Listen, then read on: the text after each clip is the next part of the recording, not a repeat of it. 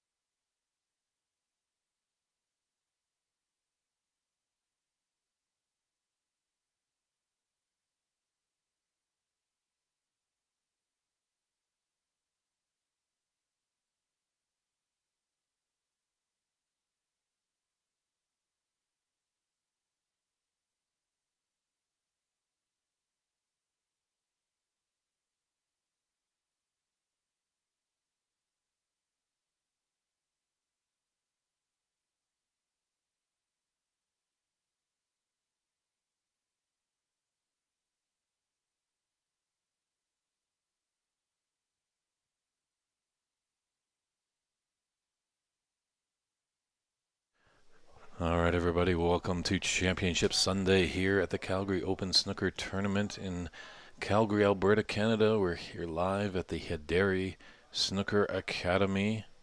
We've got a great semi-final match to get us started today. Nitin Sharma taking on Alex Pagulayan. Alex Pagulayan does have the high run of the tournament so far at a 1-3-6, so I think there's going to be a lot of fireworks here. As we saw last night, Nitin was potting at a furious pace. Almost was out of it. Had to kind of buckle down a little bit as the old then master Brady Golan gave him a run for the money and they put it to a decider. Good tournament director right there. Ramin Hederi is just ironing the table, make sure the conditions are in tip-top shape, and then he'll pass it over to our referee Randall Morrison to set it up. It's a best-of-7 semi-final match. It's David Burney in the booth. We're glad that you're tuning in. Do let us know wherever you are watching from. This game of snooker is a global sport. I'd like to hear where we reach you in planet Earth. And as well, if you have any comments or questions, we welcome that. The chat is always live and active. And if you want to put any of your support towards either the players, whether Nitin or Alex, I'm pretty sure if you fire it through on the chat, they'll hear it somewhere through the Ethernet. Stand by. We'll be starting very soon.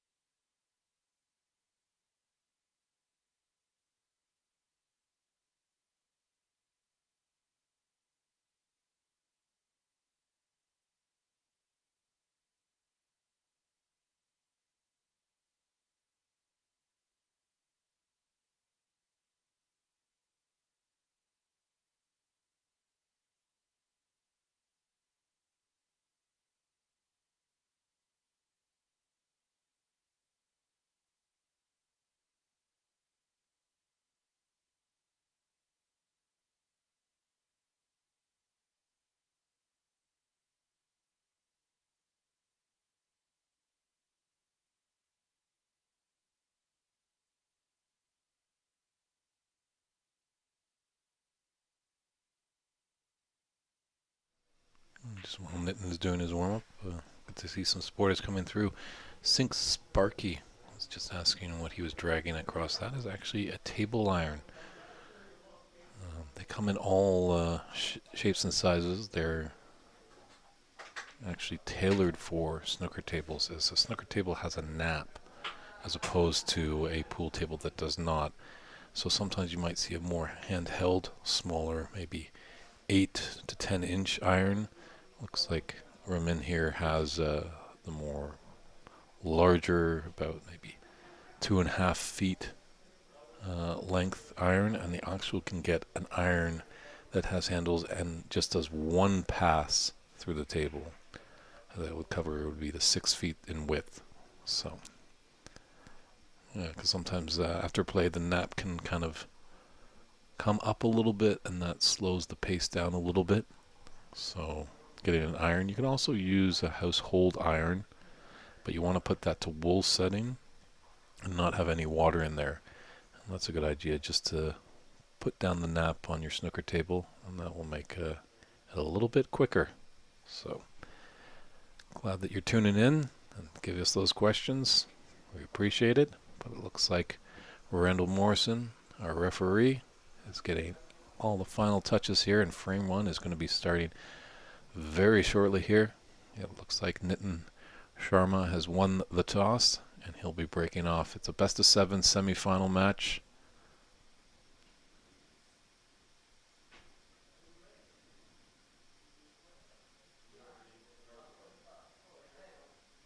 And we appreciate Ranveer Singh. Looks like he's going to be doing the scorekeeping. Looks like Nitin just wants to get a picture for this for his scrapbook.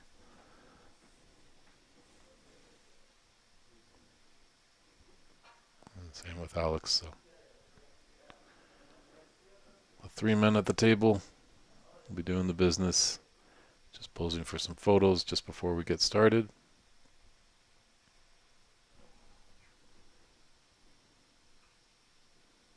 Jason Johnson tuning in, putting his support for Alex. Good to hear. Both these gentlemen come from the Toronto area. Actually, Alex originally from the Philippines. Yeah. Humorously responded once that when someone asked him, where does he live? He quickly responded, out of my suitcase.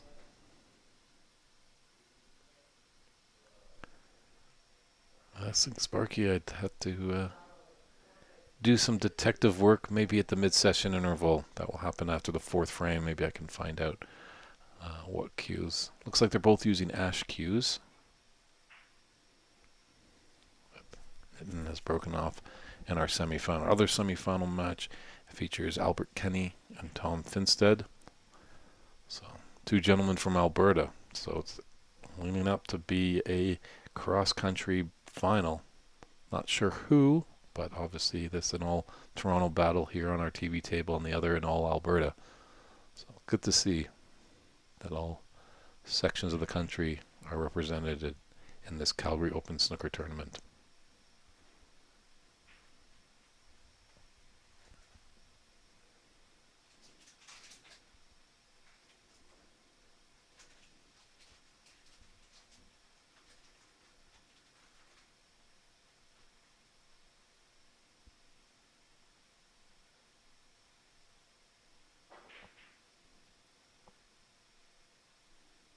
And Alex is the holder of the high break so far in the tournament.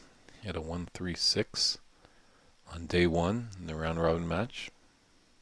Probably can go back as that was on our TV table if you want to watch that. Definitely was exciting to watch.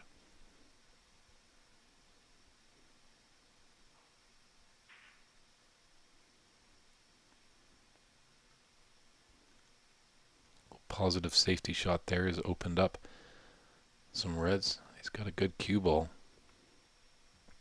Looks like Alex is in a bit of trouble. He is in the snooker.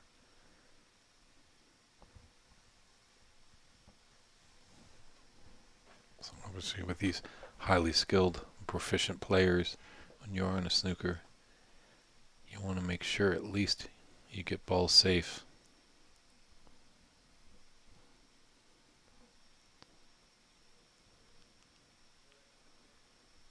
You just don't want to give an easy opener.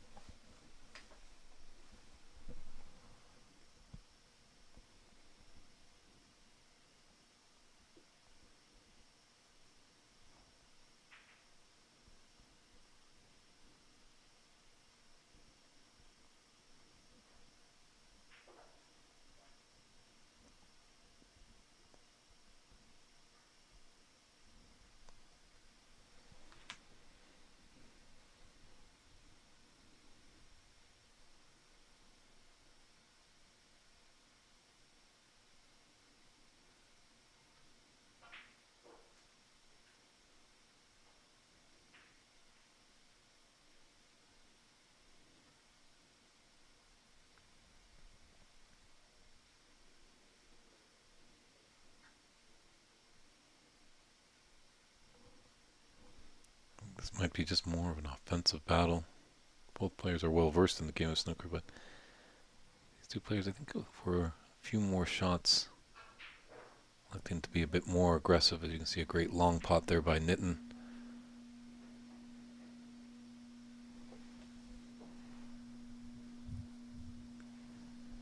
Ravi will try and work on that to zoom the camera out a little bit, just to get some breathing room around the table, so you can see a bit more of the players. Thanks for the comment, really appreciate it. This is the first tournament, big tournament that Ramin has done here, so he's definitely learning a lot. Definitely, as more tournaments continue to happen at this lovely facility, we'll be tweaking things just to get it great for the viewer experience and for the players and even for the fans that come in and watch it here live. Admission is free, so if you're in the Calgary area, definitely pay us a visit. We know it's cold outside, but it's relatively warm in here.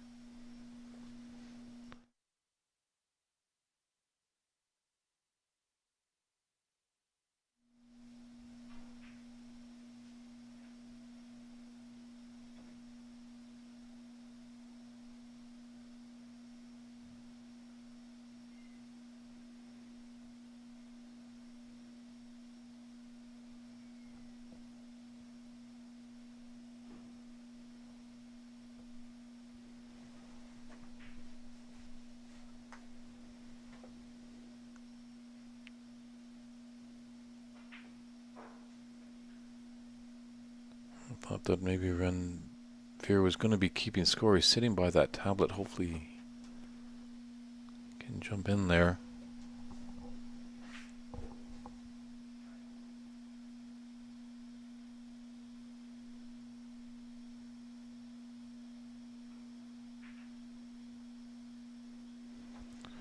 Maybe I'll just take a look and see what happens. I'll be right back, everyone.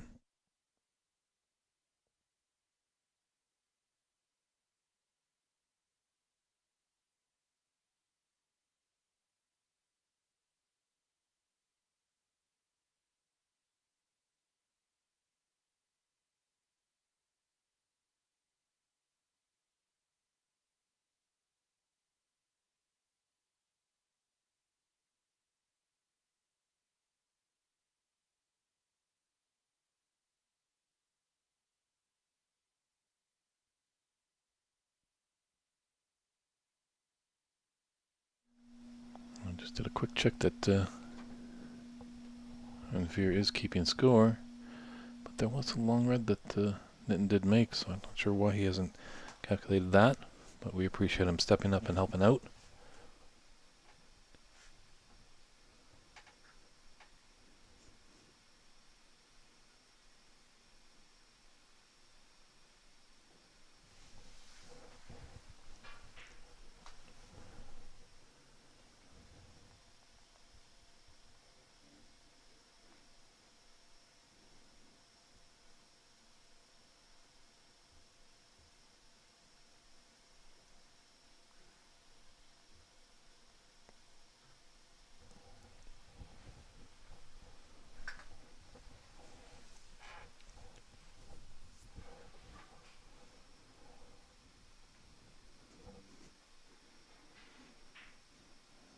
That's a great long pot there by Alex.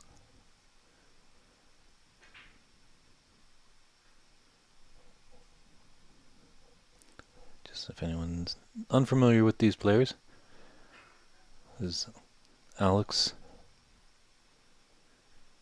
He's got the light colored shirt, and then is donning his Johnny Cash wearing all black.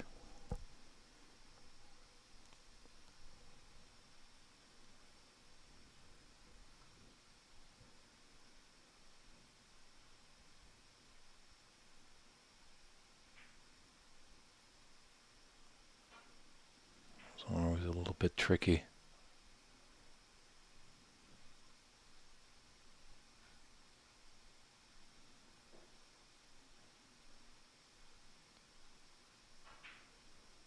Looks like there's just a little bit of an issue. Actually, it doesn't seem like our tablet is syncing up with the stream, and Veer is doing a good job. I'm just going to step aside, see if I can get our tournament director just to get that technical problem fixed, and I'll be right back.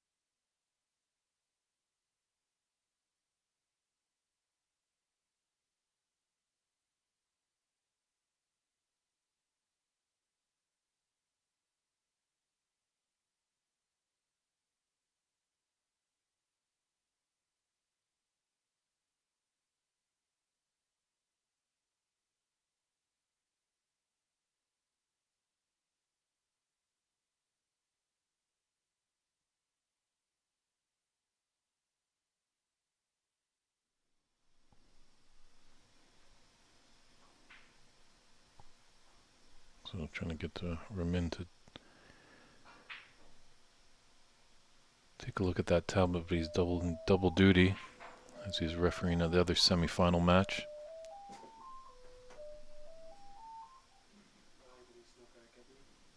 So hopefully by the second frame we can get that all fixed up. Appears that Nitin's doing quite well. So I'm just taking a look at the old-fashioned scoreboard that the players are using. It looks like he might be up by about 23 points, but that scoreboard is far away on the top of the screen that I'm looking at.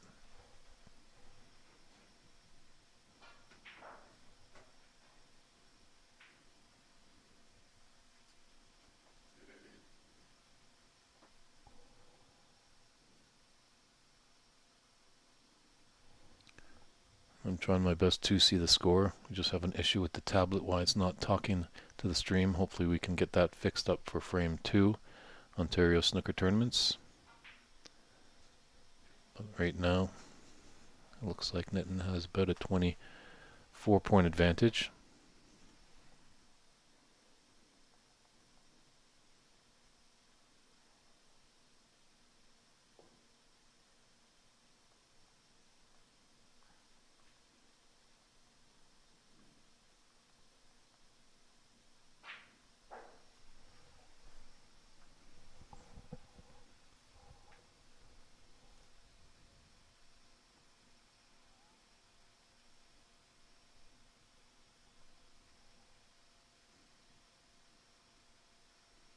So referee Morrison just taking a look just in case that cue ball needs to come back. So Alex is in a bit of bother being snookered behind that brown.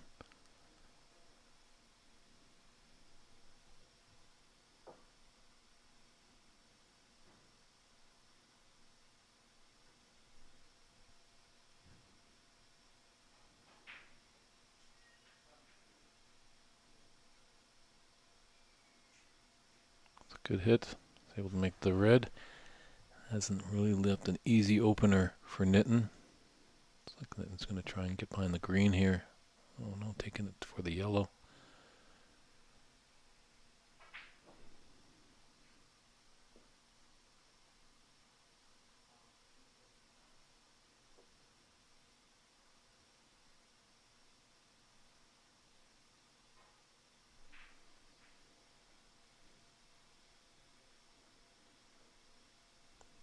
Thanks, Rob. We appreciate your work.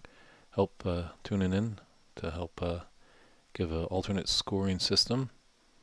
The only problem is we're just a really skeleton crew right now.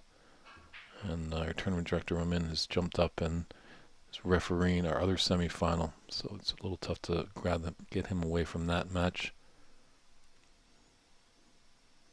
So hopefully after these first frames of the semi-final, we can get everything tuned in and aligned correctly.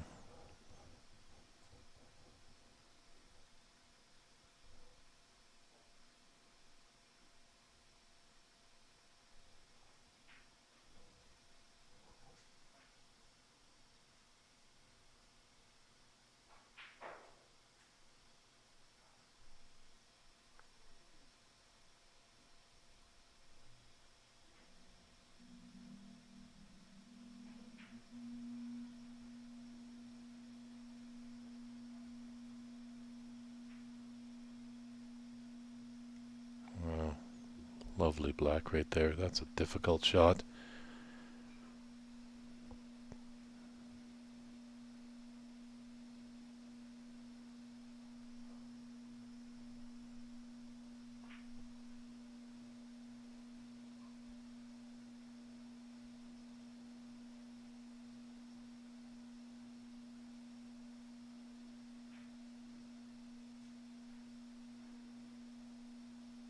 Maybe just a bit too much pace. Would have liked to have been a little lower on that pink so I could just draw it back nicely to be that red out in the open on the right side.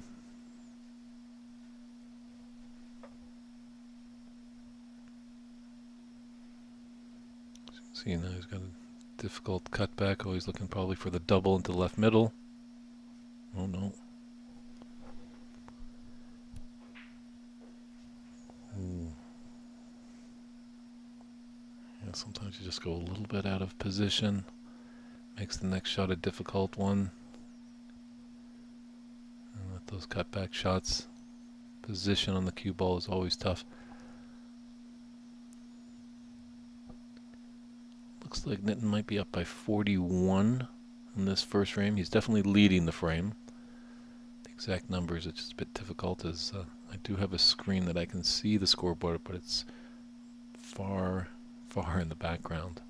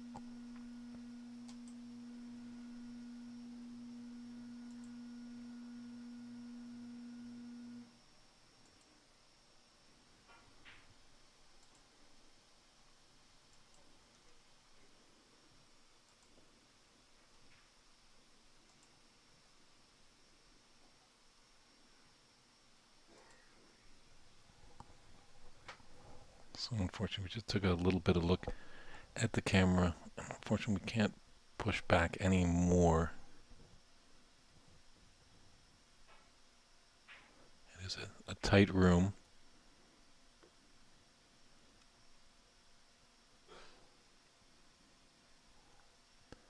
As I said, this is the first big tournament that Ramin has had here. So does have plans of expanding, as this building has a lot of room. He's looking to dial in a really marquee experience for all you viewers at home. So, baby steps, one step at a time.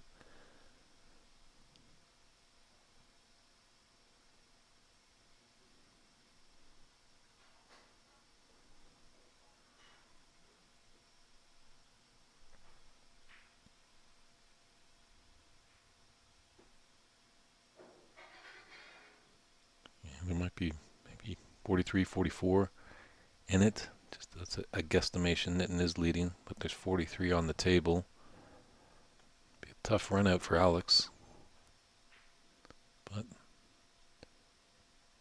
there are some colored balls that are in nice positions for snookers. That green especially, just off the cushion on the left side.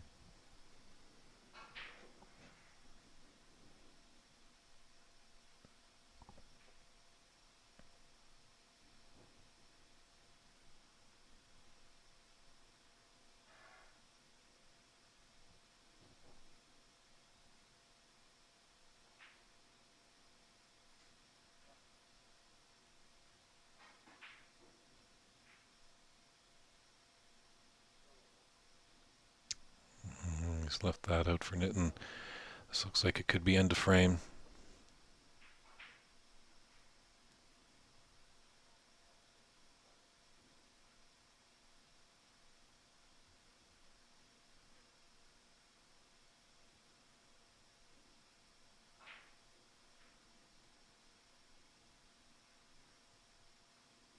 I don't think Alex is going to be coming back to the table now. We'll definitely try and get that scoring device updated. So as the score updates in real time, you at home can follow along.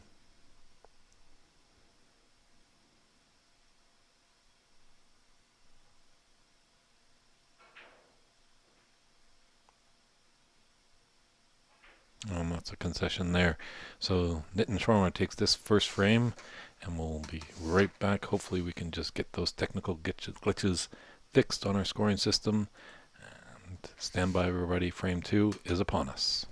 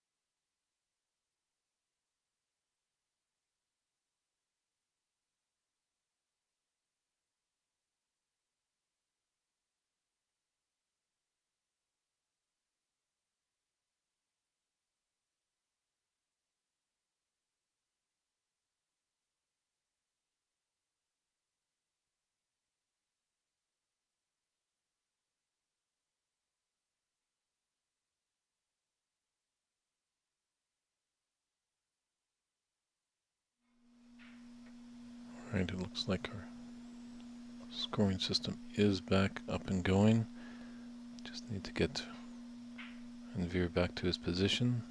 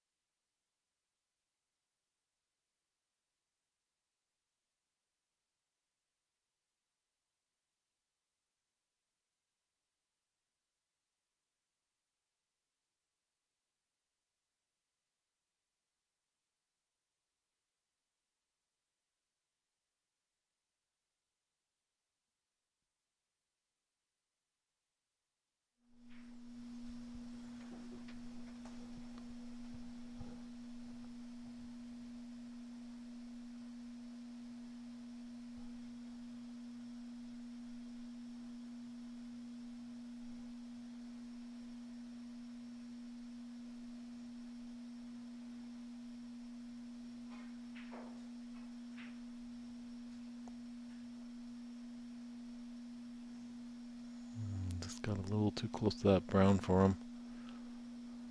Like that to pull up a little bit, be on the green, be able to take the red into the yellow pocket.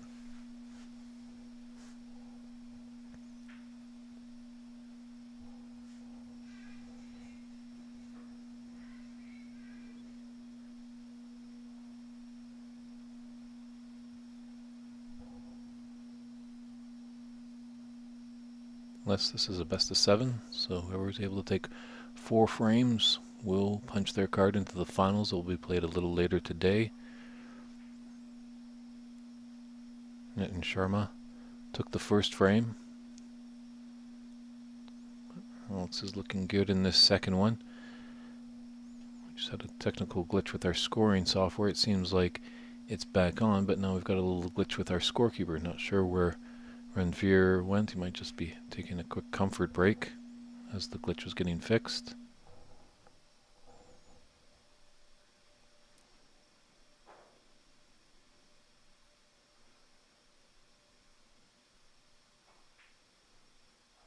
Ooh. A little lap in concentration there as he hit the blue.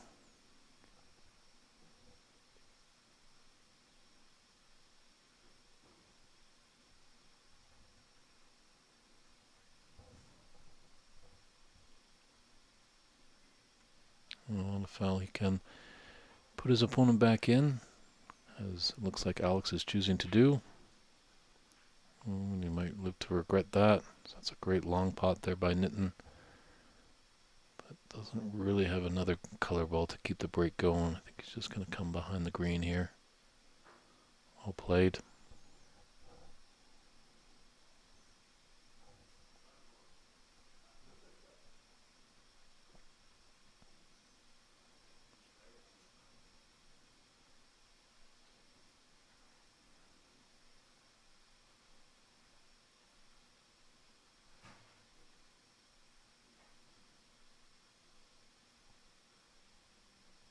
Ooh, that's Mikasi. I think he's going to put it back. It's a big 7-point foul running into that black. So, referee Morrison will do his best, but obviously he will coordinate with the players, get them in agreements.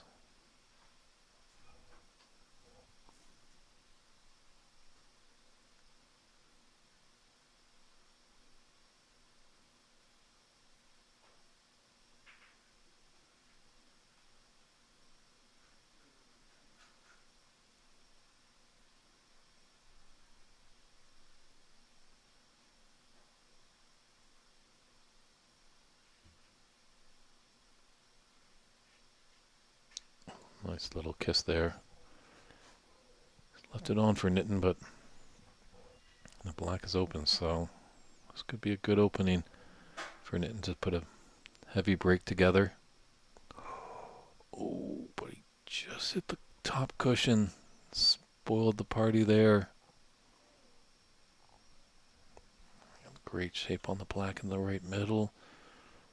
Had some open reds.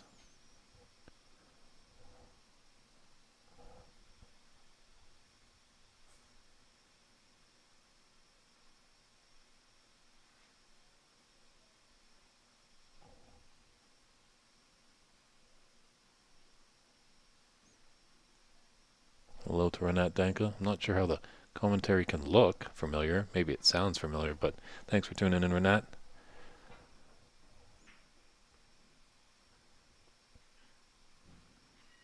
I think this was open to American players, Renat, so I'm surprised you're not up here. But it is about minus 20, so it's probably pretty cold for our American friends.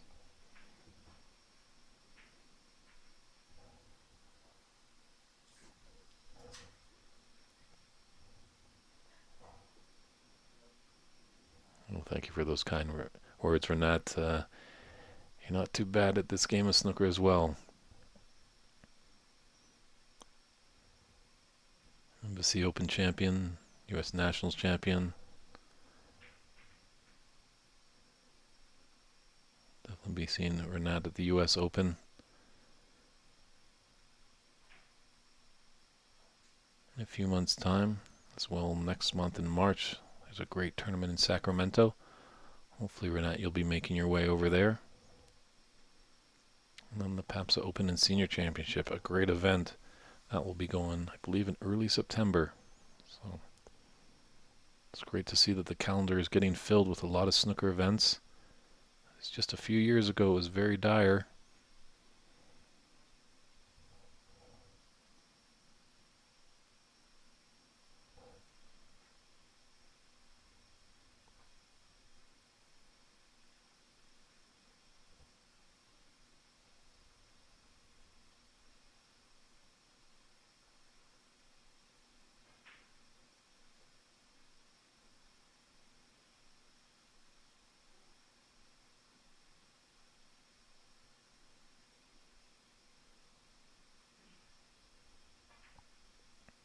Getting out a slim lead, but it might be pretty close now, as we seem to have lost our scorekeeper.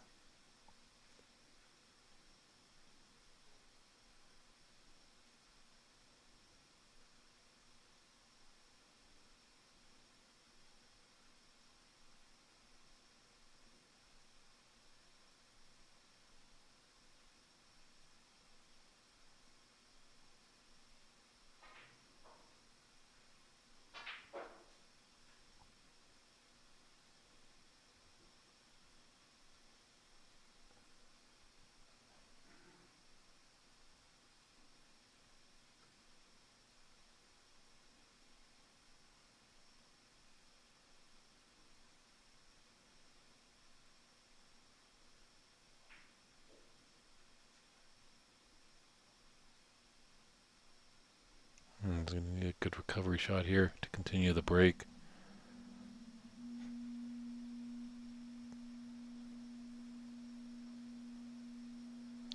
Very tricky black.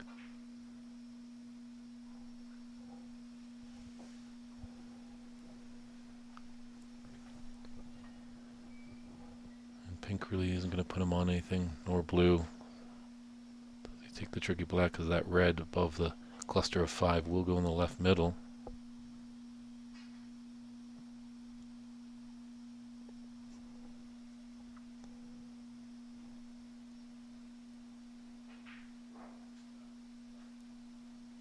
Yeah, it's a good time to be a snooker player in North America, as with the plethora of tournaments that are going on, players now have the selection of picking and choosing.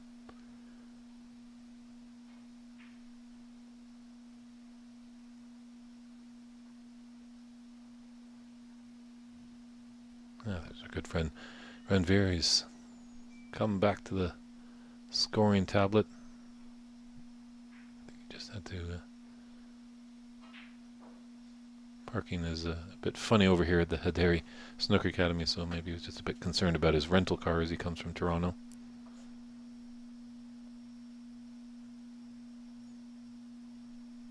Yes, Renata, will send everyone along best wishes from you. Can't wait to share a laugh with you again in the room.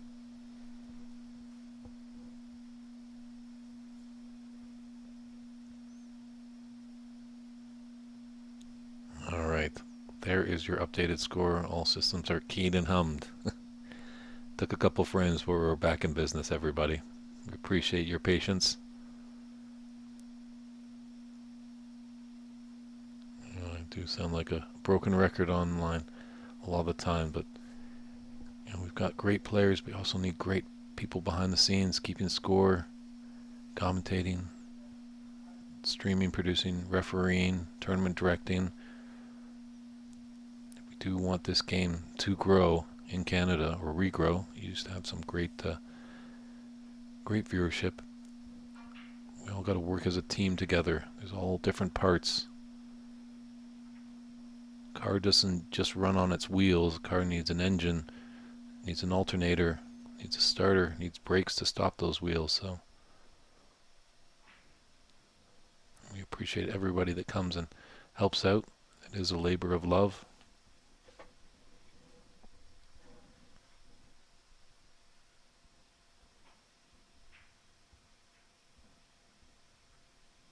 Just going to be mindful of this brown. Just going to go for the black and just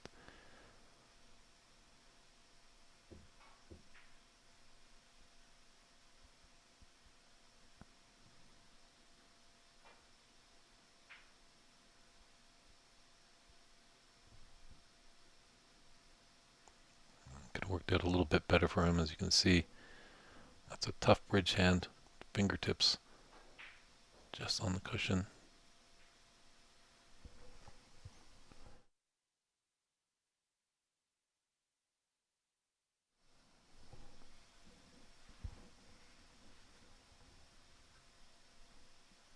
So just 4 points in it.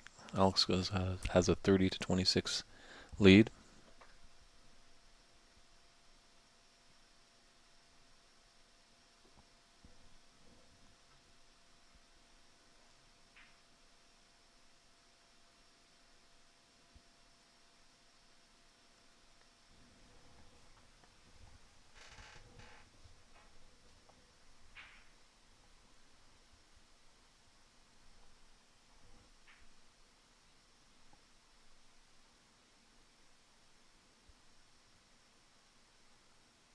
He's got a decent cue ball. Put that tight to the ball cushion.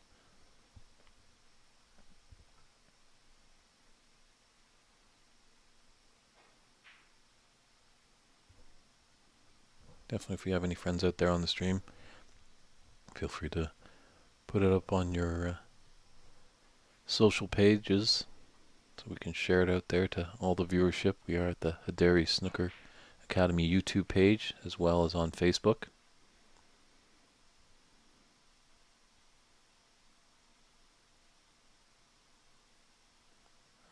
He's gifted a nice little starter there for Alex.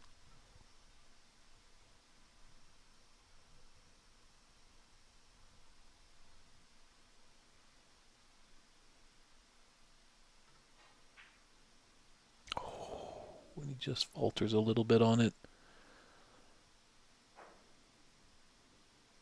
Those are tough misses in the latter stages of a tournament. It's really the cream rises to the top.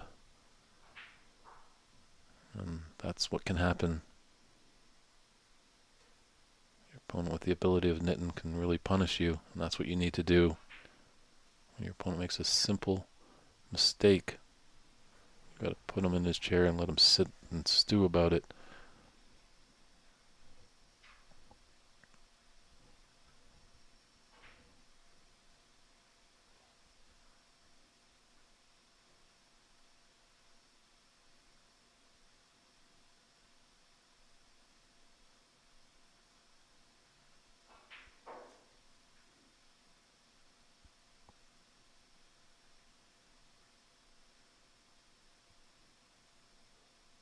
We might have a pathway for this red by the green. It's long range pot.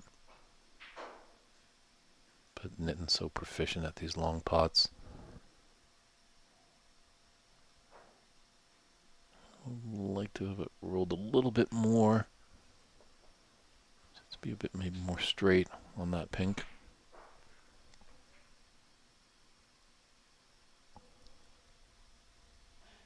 He's going to have to make another long pot, this time into the yellow pocket as that black has blocked the angle for that red closest to it. Oh.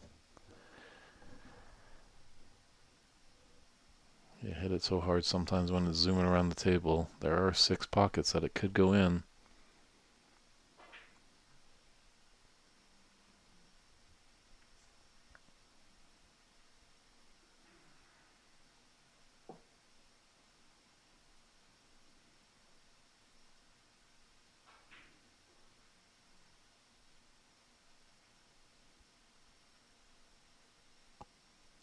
He's got some space for it to the left middle.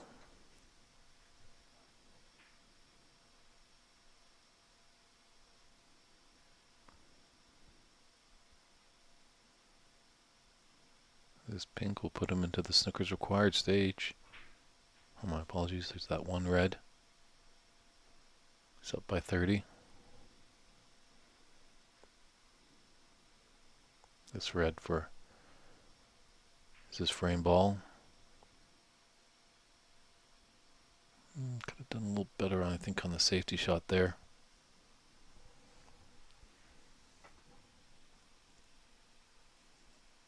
But Alex, one of our shorter players, is definitely going to need some extra equipment to go after this red.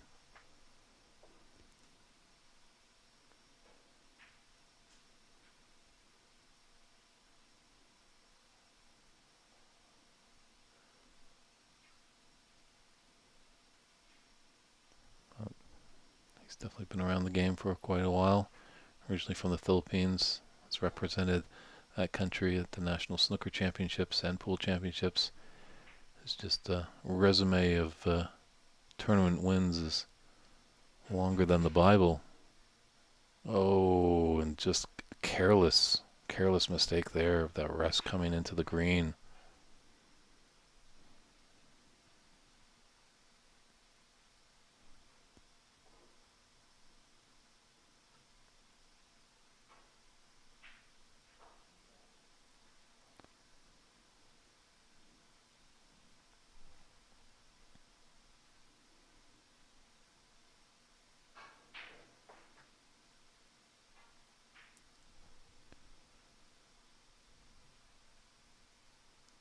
Always tough when you got an opponent that can make these long pots. Tough to leave them safe. And that's a concession there, so Nitin Sharma takes this second frame and leads this match 2 frames to none. Our scorekeeper is back. The scoring software is up. It's rocking and rolling. We're feeling good. The chat is lively. Good to see. And we'll be right back with frame 3.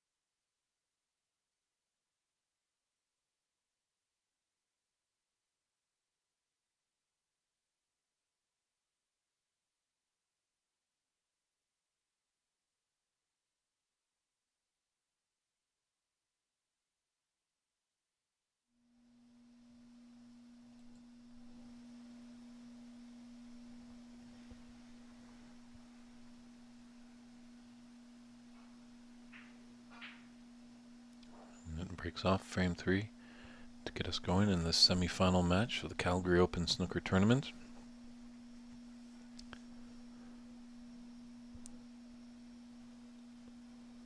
This is best of 7, so Alex is going to need to dig in.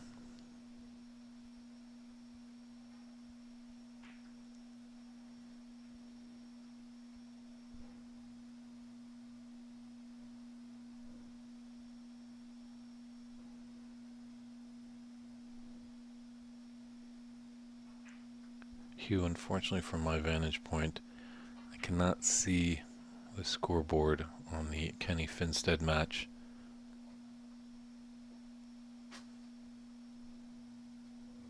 Kenny, he was asking about the score there. Not sure if you're friends at all with the great Jody Thornton, but Jody's in the room and he's watching the match. Maybe you can give him a little text.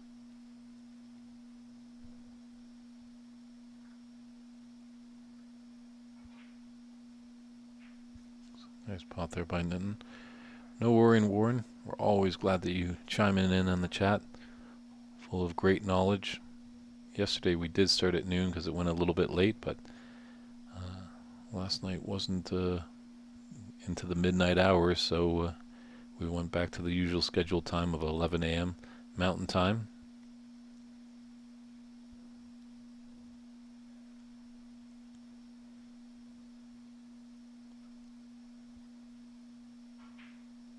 I think at the conclusion of the semi-finals match, we might have a little best of 3 third place match. Just give the 2 finalists a little time to break. And hopefully if that third place match does happen, I'll have a concrete time of when the finals will commence. Oh, Nitin was going so well. Just unfortunate little in-off on the blue.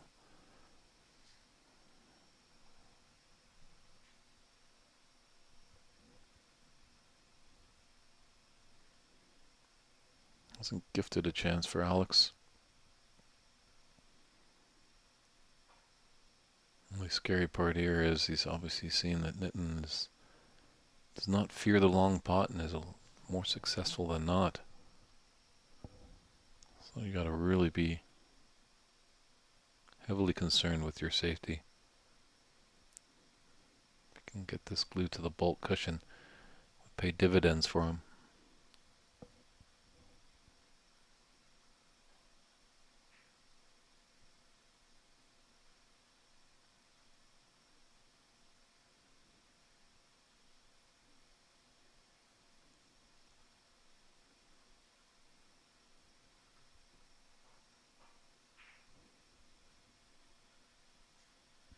A little raise of the hand there.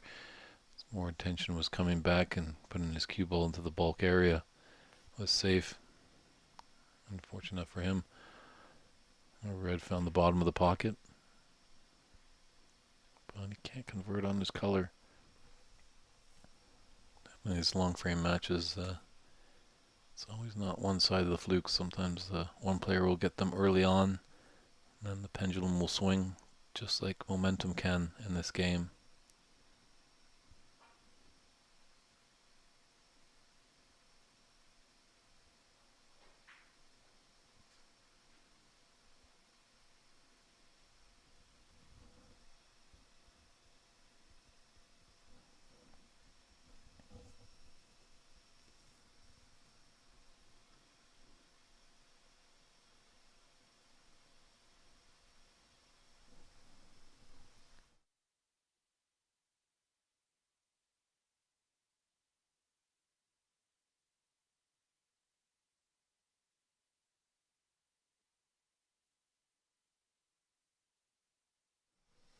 He's a nice blue there and giving himself a relatively easy red to keep the break going. The unfortunate part is the black has got really tied up on that previous shot.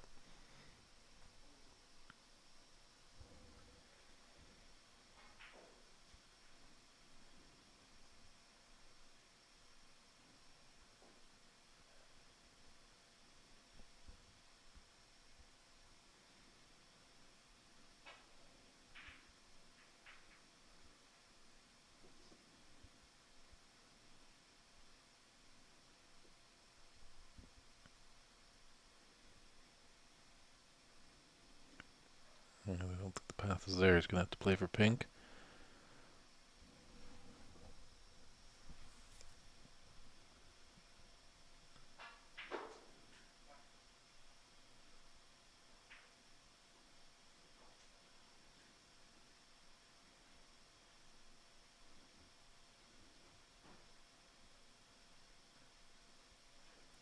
If that plant is on there, those 2 reds, there's the 3 of them on the right side of the table.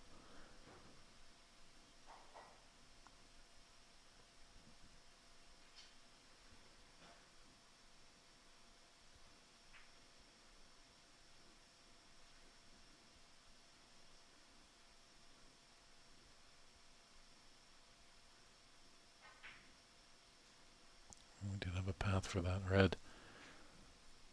Tough to tell from the camera angle if that other red below it was just blocking it, but Alex will know better than us as he's right down on the table with the best view in the house.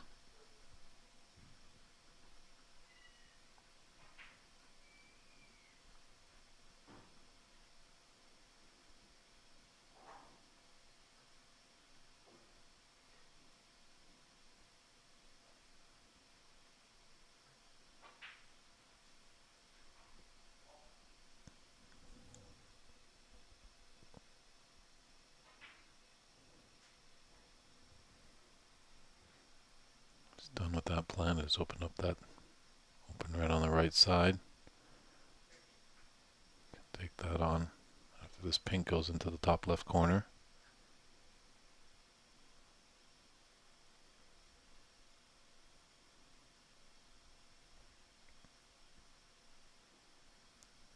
Might be thinking of running through just a little bit.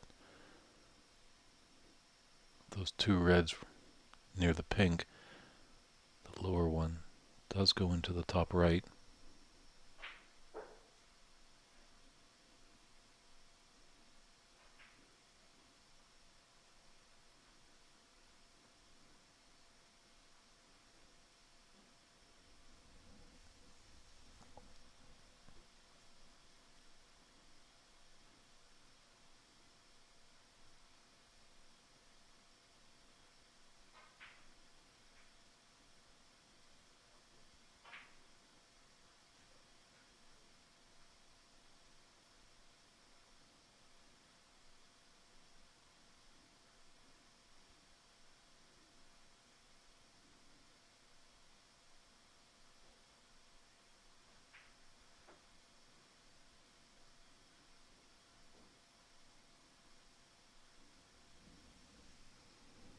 Good response from Alex. He definitely needed this.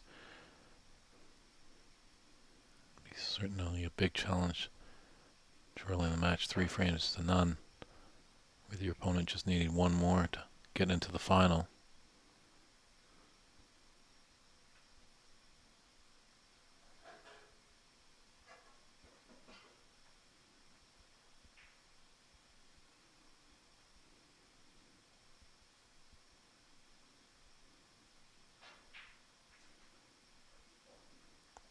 Alex is definitely a delight to have in the room. Obviously he's getting a little bit more serious as we get closer and closer to the finale of this championship, but he definitely likes to interact with the fans and chat it up a little bit at times with his opponent.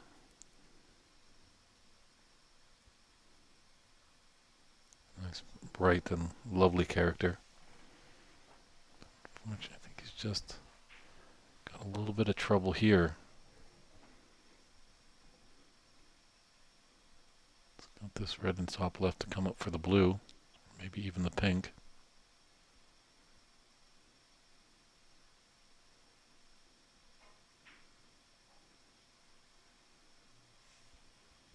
He's really zooming up there.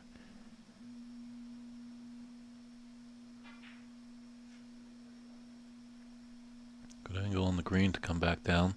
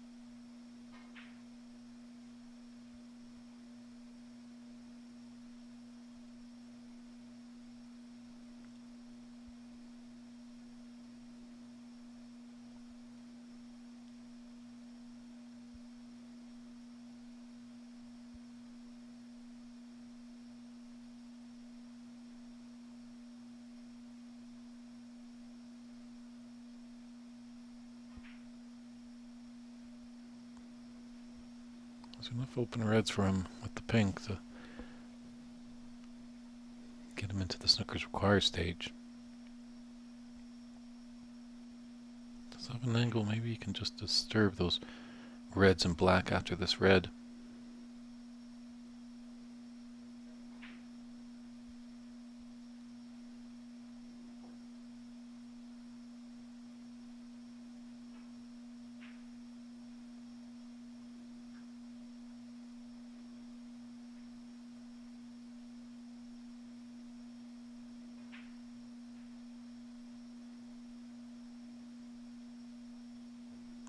Nicely played there, as that was his frame ball. He's got a 55-point advantage.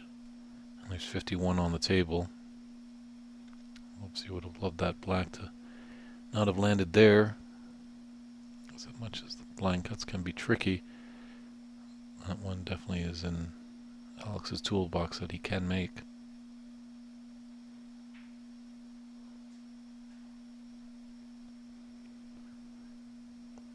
I don't think Nitten's going to be coming back to the table now.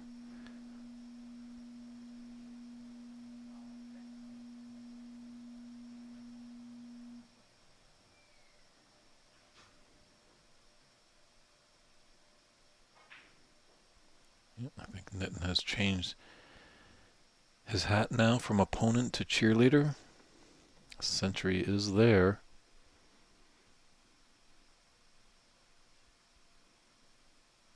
109 is a possibility.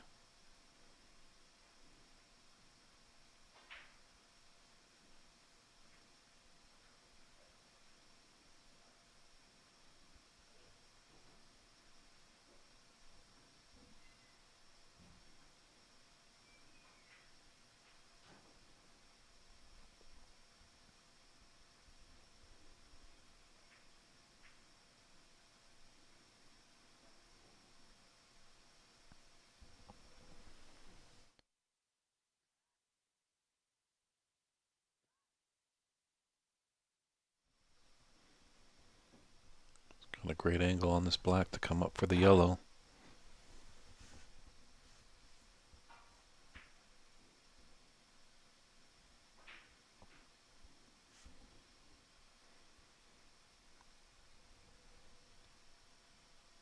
It's held up just enough.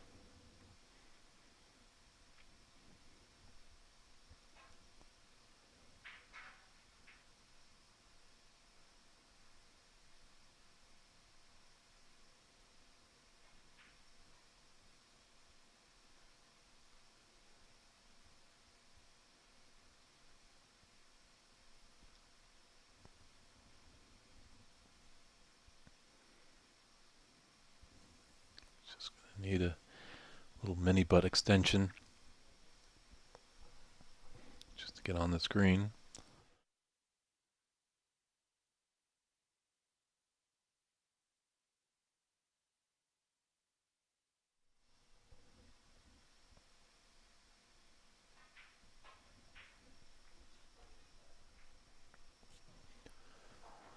As always in these runouts, big shot, brown to blue. This on the more easier side, so you can just run it through.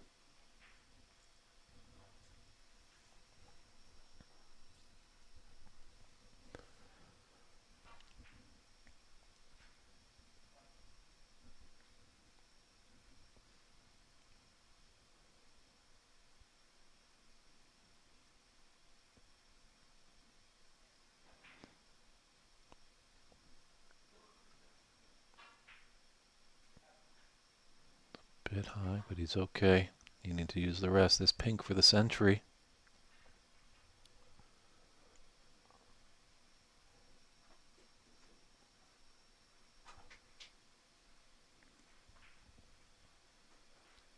Well done, Alex Bagulayan. Another 100-plus break in this tournament and a 109 to take that first frame. That's got to boost up his confidence. Well, he's not out of it yet, but it's just got to say that was just one frame. There's still a lot more frames to be played. So I'm going to step aside for a few short moments, and we'll be back with frame 3. Before I leave, yes, William, these are actually 6x12 tables. They're the big ones. So stand by, everybody, and we'll be right back.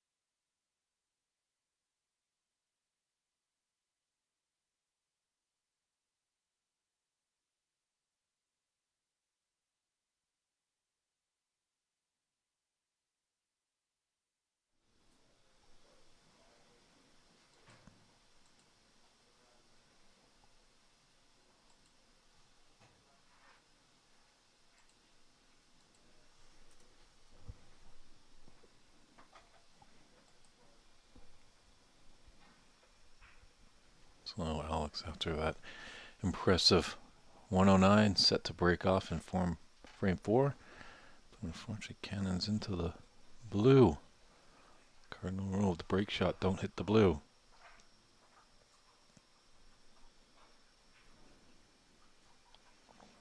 I agree, Warren. Both these players do make it look easy.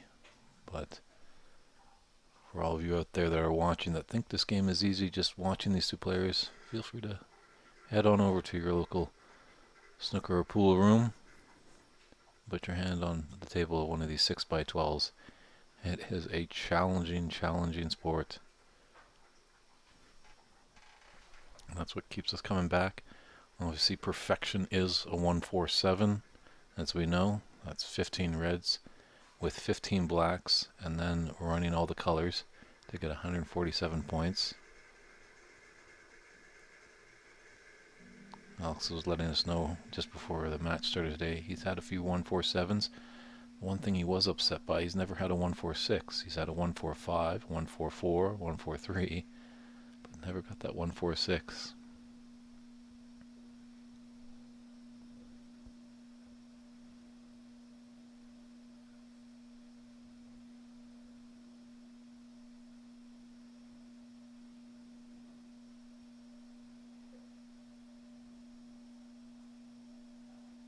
I don't think he's going to be put back here. Snitton's got a rather easy starter. Looks like he might be able to see the other angle just to run through. Beyond the black into the opposite corner.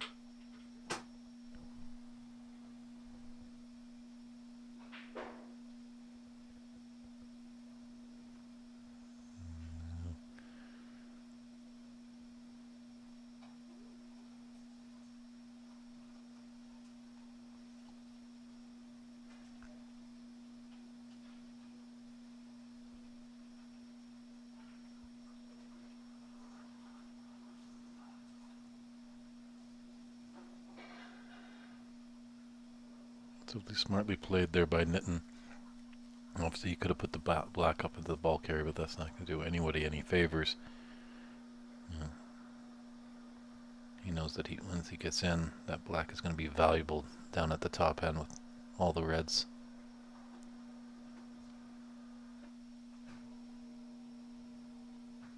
Yeah, at the conclusion of this fourth frame, we will be taking a 5-minute break, just so you're aware. The mid-session interval will be upon us. Question is, will it be 2-2, or will Nitin Sharma have a commanding 3-1 lead and only needing one frame when we come back from that break?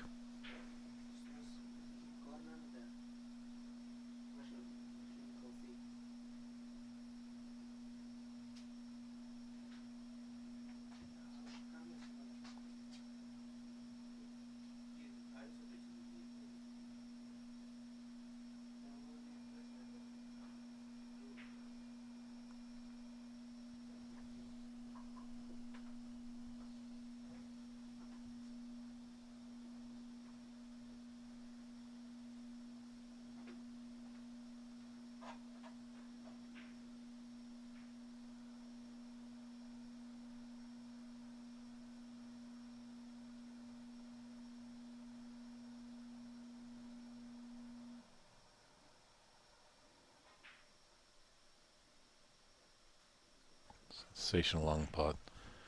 Held nicely for the black. So he could be off and running.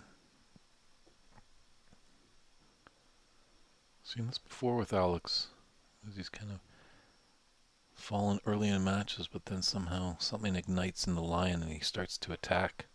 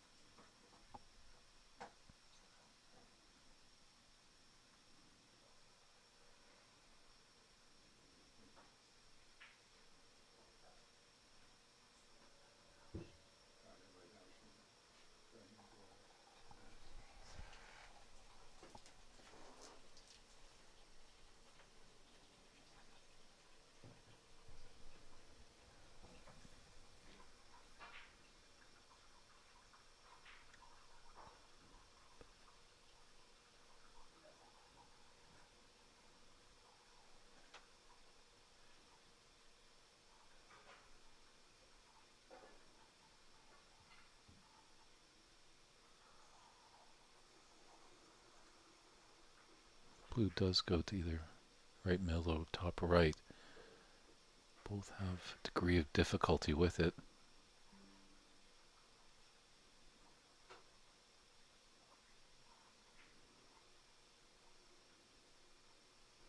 Yeah.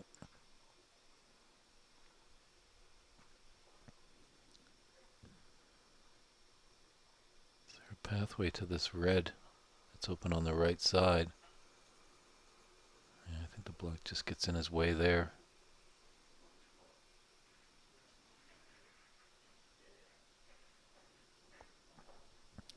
Here's a good chance for Nitten now.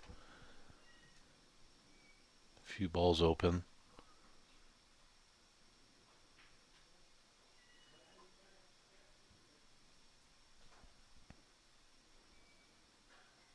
He slowly builds a break. He's going to open up some more reds.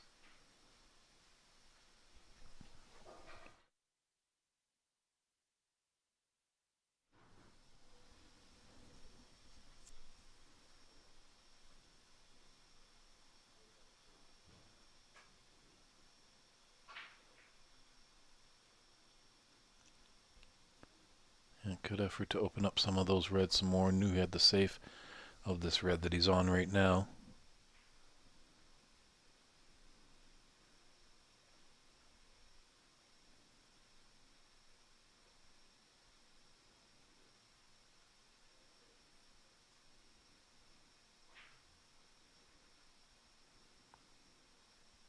Just checking to see if that pink goes by.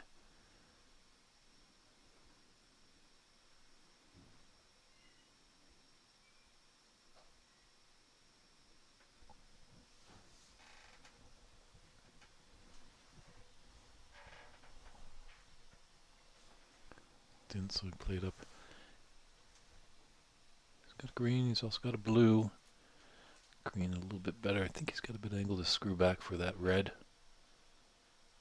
Yeah, that's by the blue.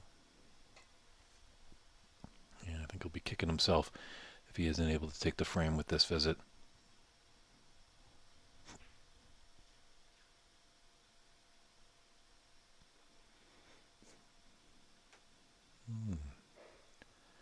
Just stopped in his path there as that bounced up a little bit more than he thought. But there's a path for the pink.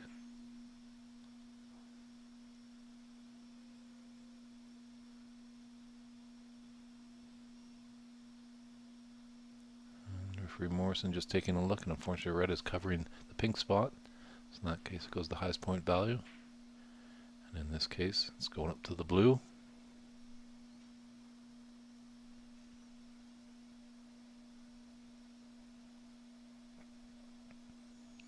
Definitely the bottom red of those three reds in the middle will go to top left corner.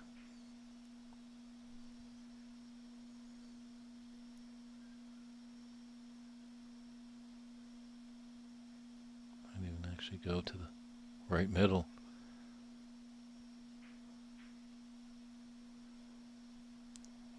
Yeah. It's a bit tougher of a shot, so kind of broke down there a little bit. A little good break to get him back in the frame, but wasn't able to take the frame there. That's a 48-9 advantage, so certainly Alex has got his work cut out for him.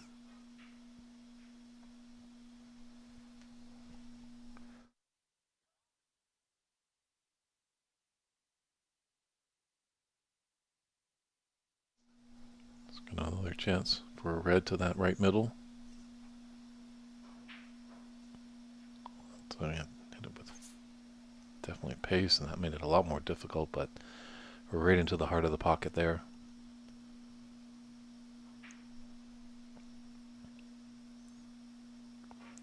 JB, the semifinals are a best of 7, and our finals will be a best of 9.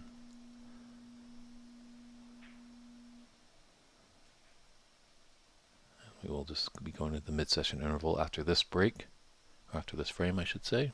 The 5-minute break. Well, Nitten would like to continue the good times rolling, as he's feeling it right now.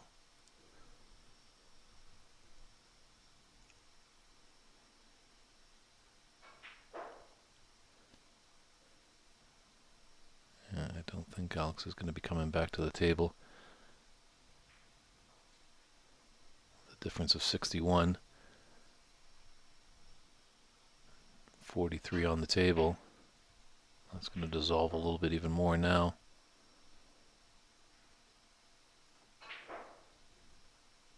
I just want to disturb that a little bit. But there's a concession there by Alex. So, Nitin with a commanding 3-1 advantage. And looks like we'll step aside for about 5 minutes or so. And we'll be right back. Can Alex Pagulayan crawl back and win 3 in a row to put himself into the semifinals? Nitin Sharma just needs one. High drama here at the Calgary Open Snooker Tournament. We'll be back in 5 minutes, everyone.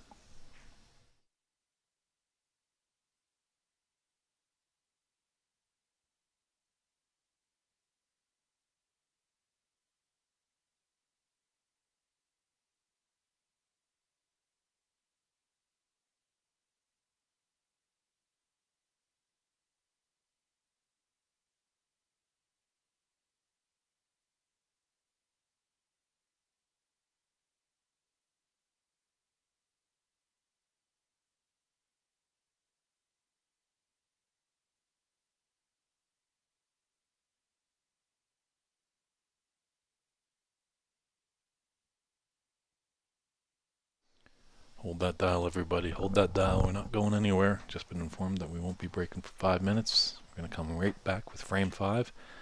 My apologies. I was informed that we were going to have a mid-session interval at the end of frame 4. Looks like that has been vetoed, and it's game on, and Nitin here, ready to break frame 5.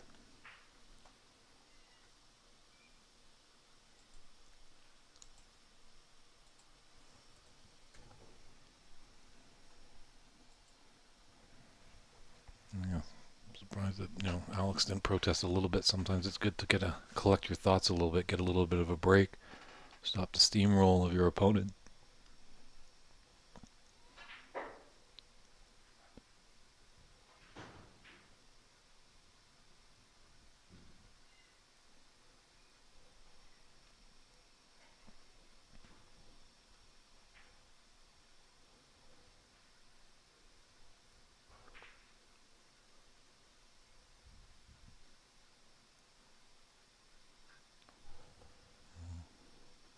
Sometimes the luck is just going your way. But that can spin sometimes on these long form matches.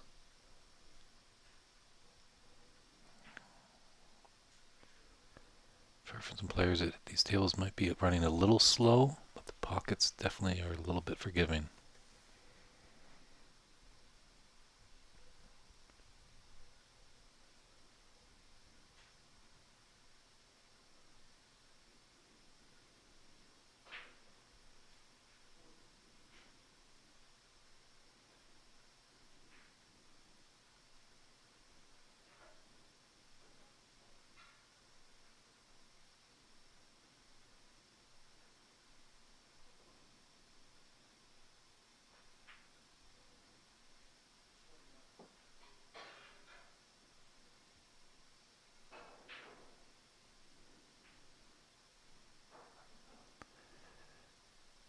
Yeah, just raise a hand. It's getting all the luck right now.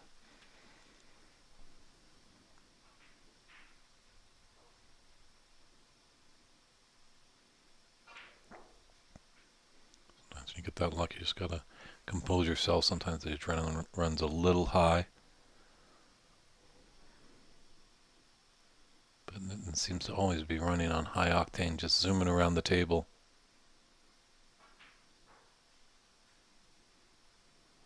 Both players, definitely a pleasure to watch.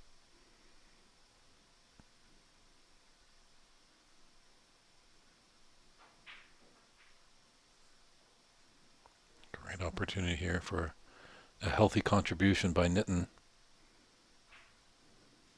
He's on the verge of putting himself into the final of this Calgary Open Snooker Tournament of 2025.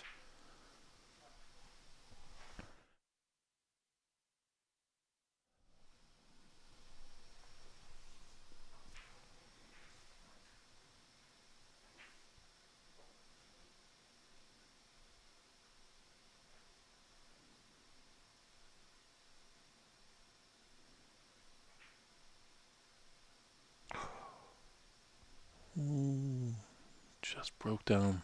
Those middle pockets from those angles, always tough. They look a little easier on the TV screen, but when you're down at the table, it can be very tricky.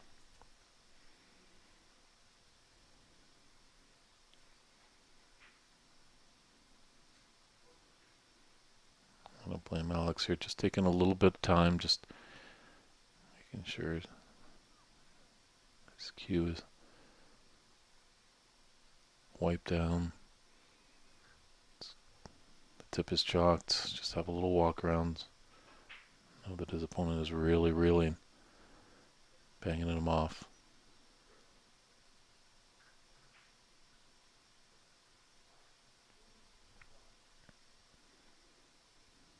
Just asking the referee to clean the cue ball.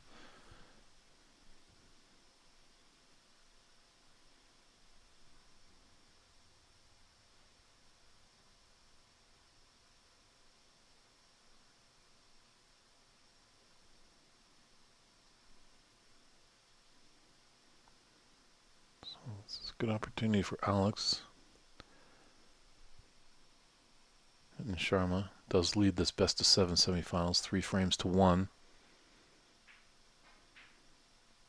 Pretty sure in Alex's illustrious career, he has been trailing in matches and has come back. And just got to hope for another chance in this frame.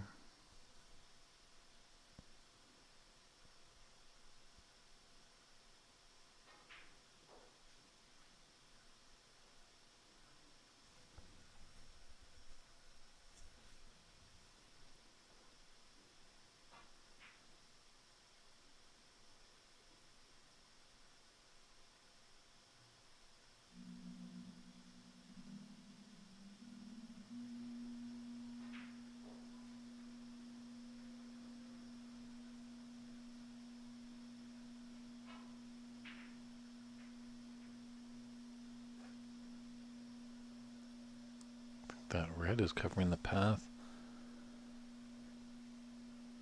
That red ball that's closest to the black to go into the top right. I think if it was automatic, he'd be down pretty quick.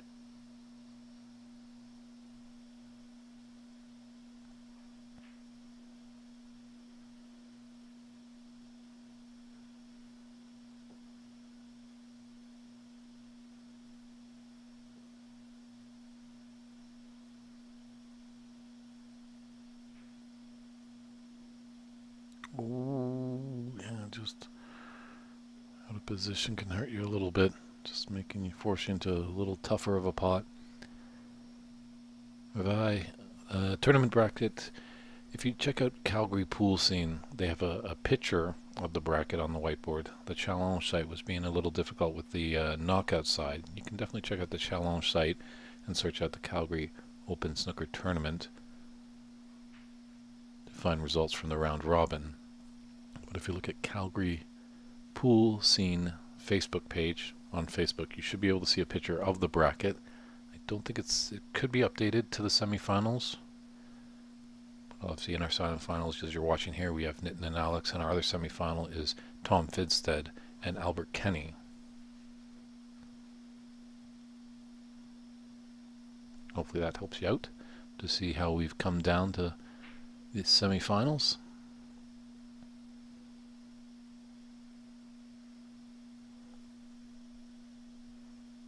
Might be just a bit straight.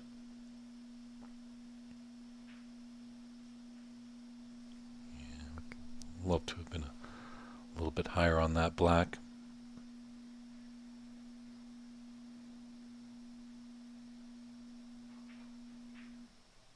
Just nicely to cannon into that red to hold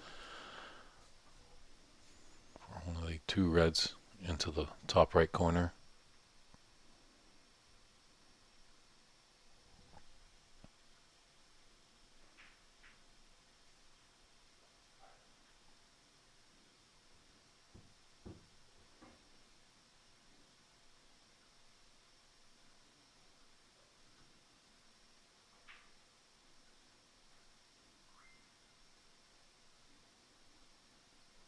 So this is looking pretty promising for Nitin. We'll have a representative from Ontario in the final, and we'll also have a representative from Alberta.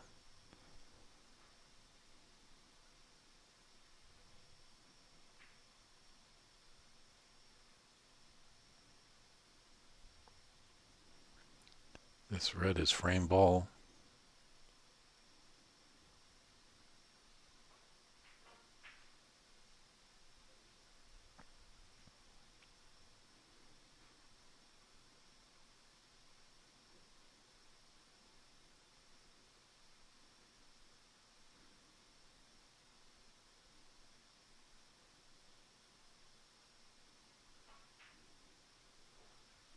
Smartly played there.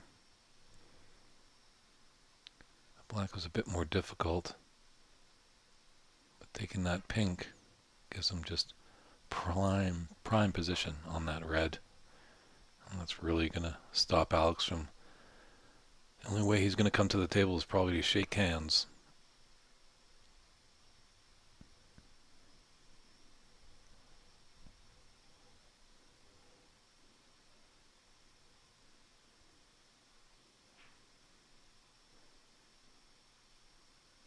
Wow, what a red that was. So Nitin Sharma, you, my friend, are going to be in the finals of the 2025 edition of the Calgary Open Snooker Tournament here at the Haderi Snooker Academy. Exact time of that match, not too sure just yet. At the conclusion of this, I'll just poke my head out and see how we're doing in our other finals, because it is scheduled to have the third place match just before the finals, and I think that's a best of 3 match.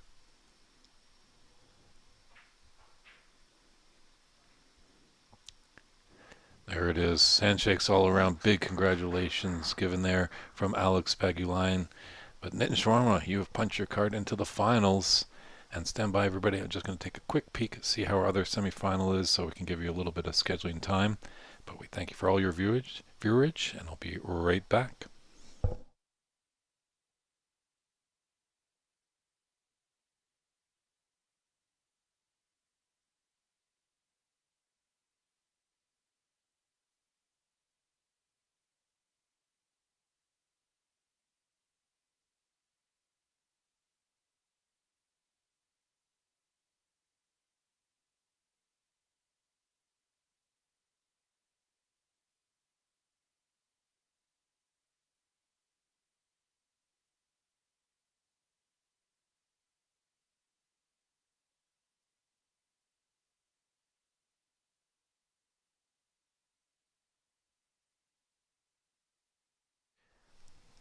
Hello, everybody. It seems like that Albert Kenny is up 2-0 in his match over Tom Finstead, and he's into the balls. I think he's just got a few more red balls in that third frame. So best bet, probably maybe check back with us in, give us about half an hour time. That could be when the third place match starts. And yeah, around 1 o'clock, feel free to tune back in. And that's when I'll come back on the air and just give you a little update of where we're standing. So we appreciate all the viewership today, but there's a lot more great snooker action happening here at the Calgary Open Snooker Tournament. It's David Burney in the booth. Glad that you're all joining, and we'll talk to you soon. Take care.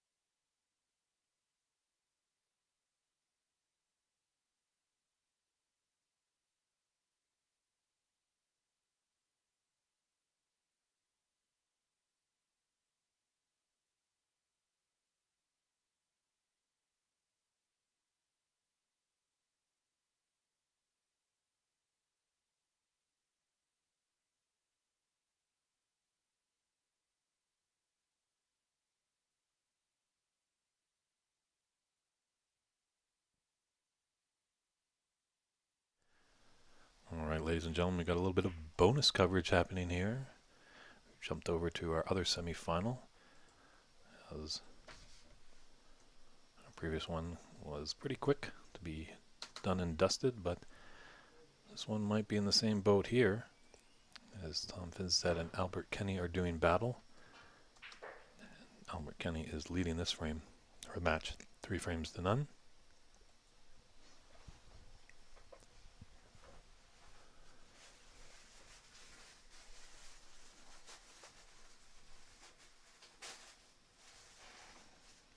Albert's had a tough go. He's had a few scares, that's for sure. It was around a 16. He was down 3-1, had to battle back in the quarters. He was down 3-2. He's showing a bit of form here. Almost had penalized for arriving a little late this morning.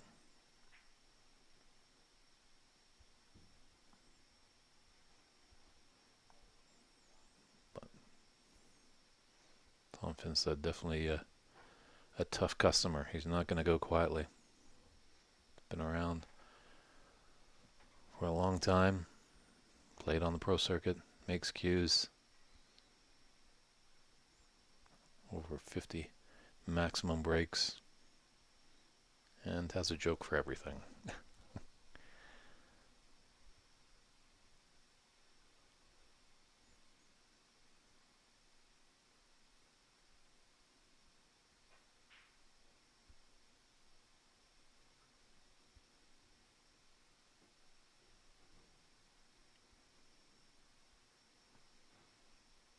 Yeah, that pocket's looking a little interesting.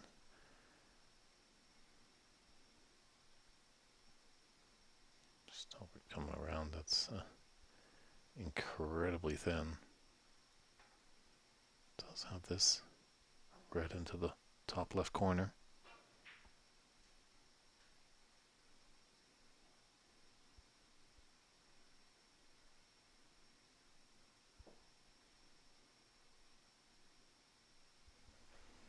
All he needs really is a color. That red down there, relatively easy.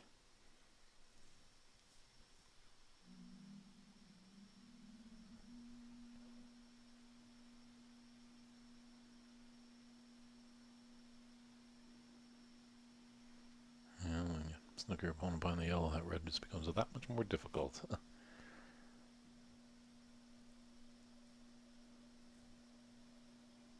Tom just wanted to roll into the bunch on the left side.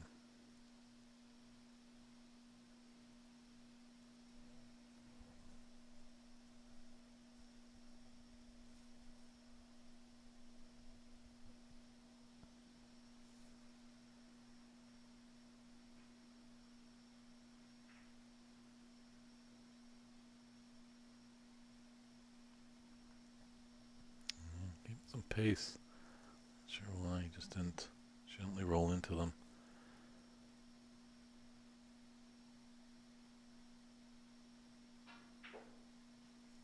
Interesting kind of match here, as Tom was the man in Alberta for many years. Obviously he was atop the mountain, the man to beat in this province. And then all of a sudden this Albert Kenny came over from Ireland. He kind of took that mantle away from Tom. It's kind of a little bit of a grudge match. But both players have high respect of both their abilities.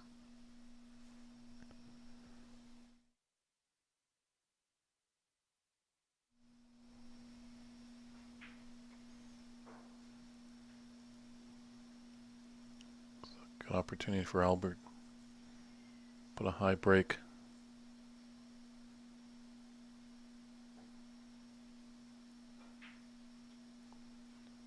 Actually, the tough part with this table is right near the entrance, so appreciative that we have kind of Jody Thornton up there, just kind of being the doorman, just to make sure people don't march in right when the player's down on a shot.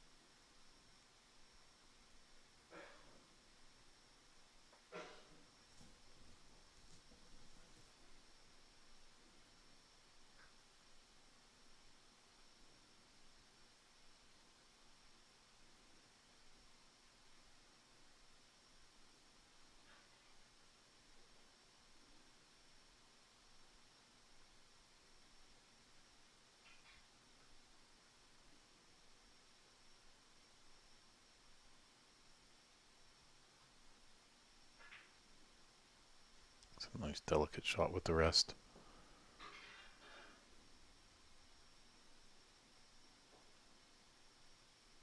Have a bit of an angle for this pink so you can at least disturb some reds afterwards.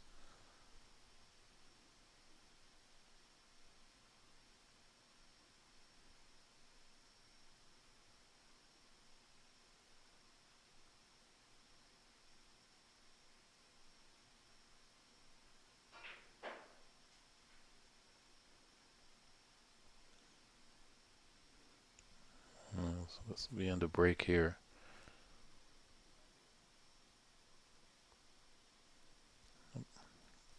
Grip off this red and hopefully get behind the green.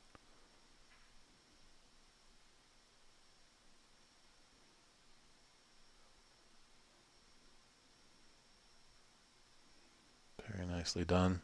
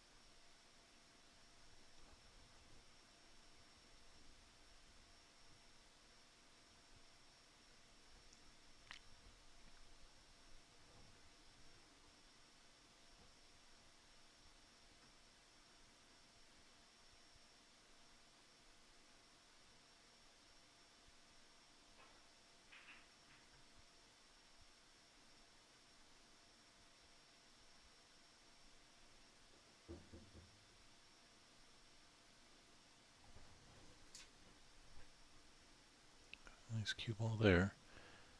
I'd like to get it tight to the bulk, but still there's a lot of distance here.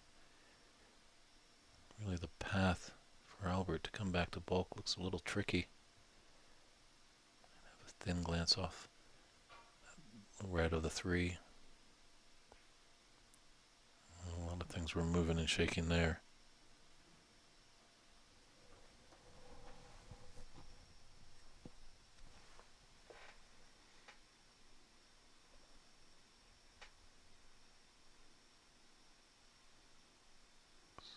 Tom has a chance.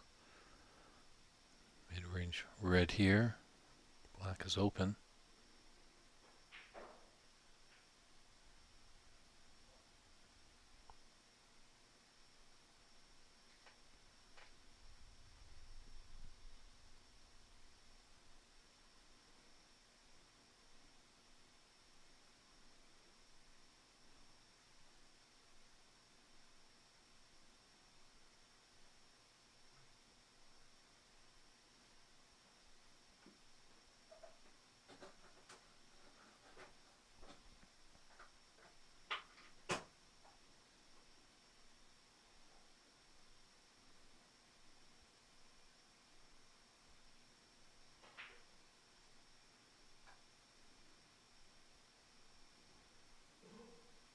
Tom kind of reminds me of Mark Allen's cue action a little bit.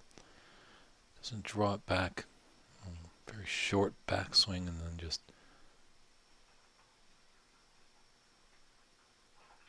accurately delivers the cue through the cue ball.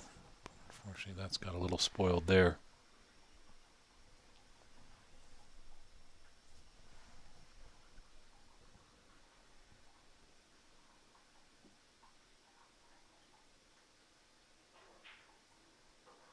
He's come back with a very nice blue.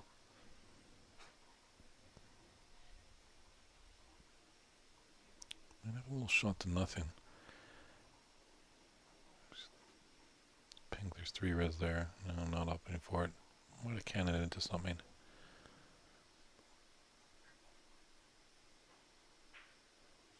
Oh, forgot about the shot to nothing. He's got a shot for something there. Great long pot by Tom to continue this break going as he climbs back in this fourth frame.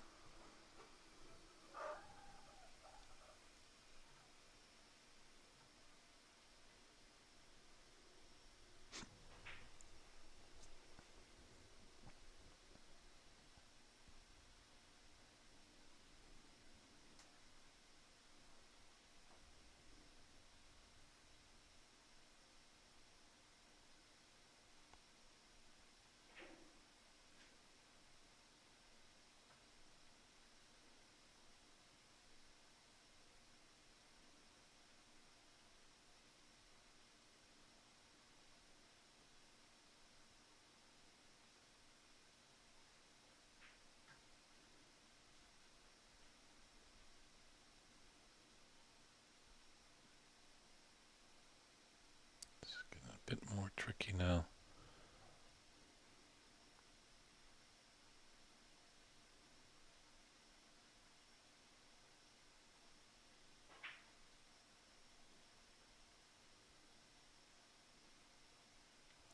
This has got a big bounce.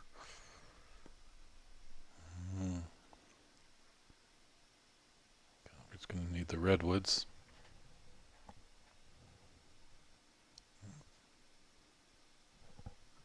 Being a right-hander, he doesn't need to get the long cue sticks.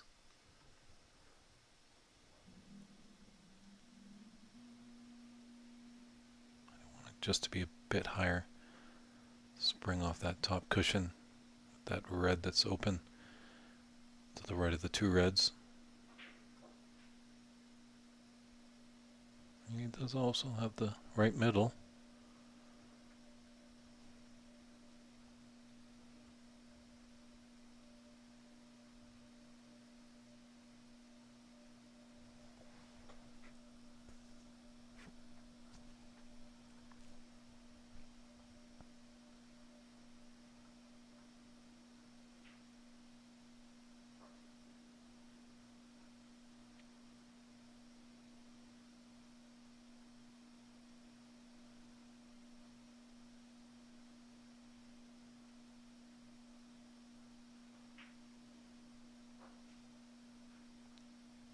Open up those nicely.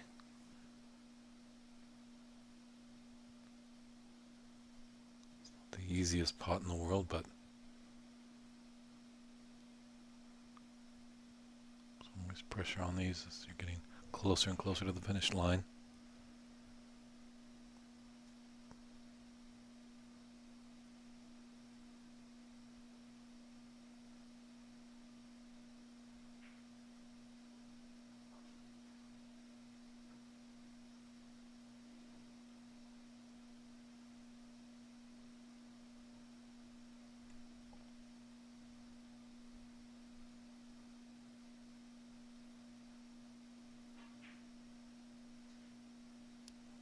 Thought about it a little bit. It's nicely low. Can come up for that red by the green pocket.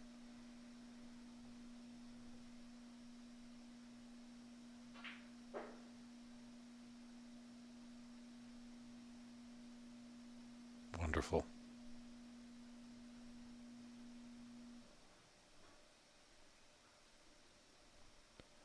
This is his frame and match ball here.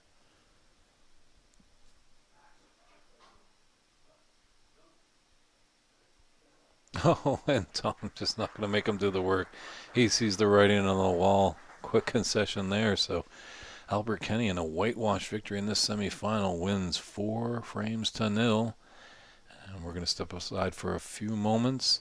I believe there is going to be a third place match, which will be a best of 3. So keep that stream rolling in the background, but maybe a good time just to make a cup of coffee or get a cool drink or pop some popcorn.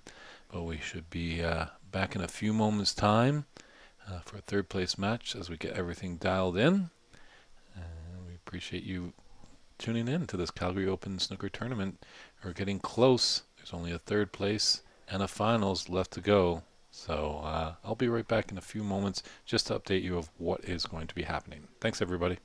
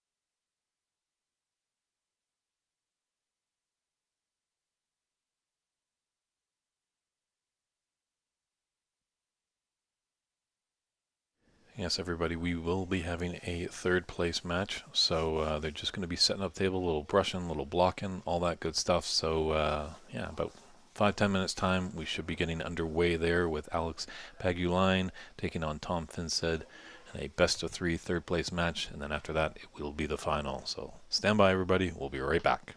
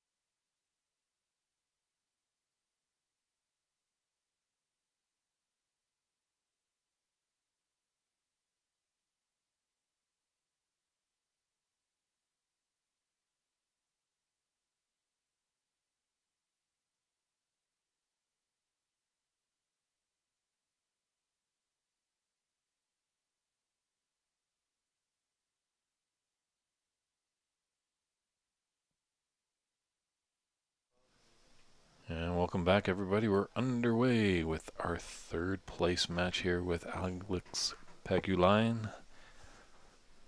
My apologies, Alex. Taking on Tom Fidstead. Man at the table, the referee Randall Morrison taking charge. Now this is a best of three.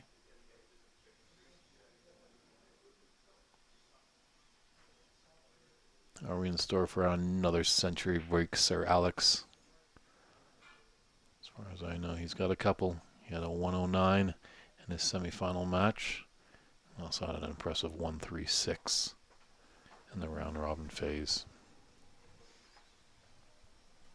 That's a good way to start off. He's got a path for the black.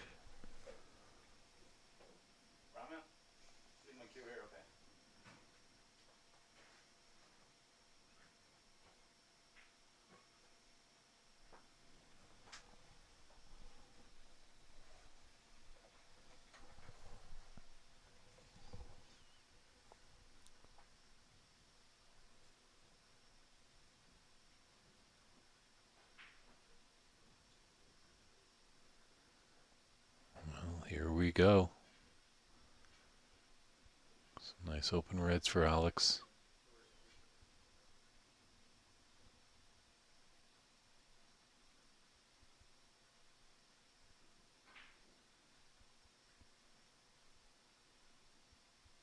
Nice little flick off that red. It might be a bit straight. Love to be a little low just to draw back for that red right beside the black into the same pocket. We did have enough angle.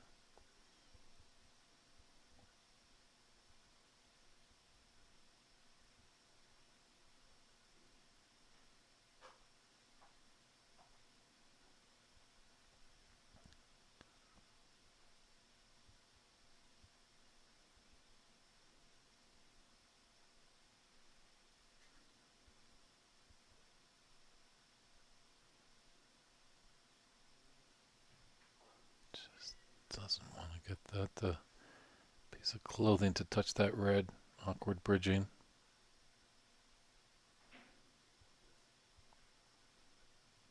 I couldn't hold for the black. I was looking at the table. If he was able to hold for the black, I'm not going to curse him on anything there, but it was looking promising. But fortunately, not going to happen there.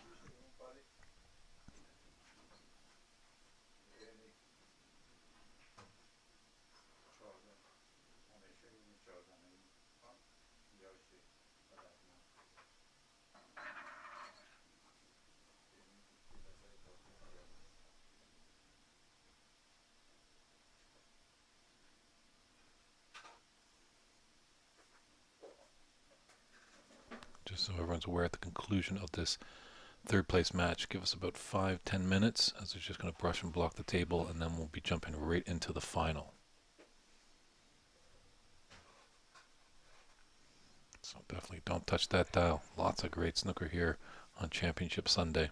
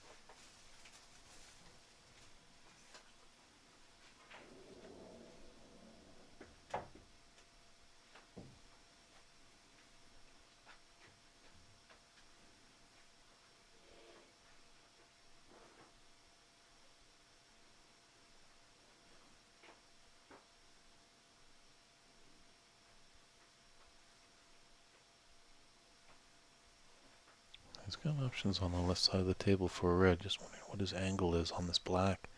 It looks straight on our TV screens.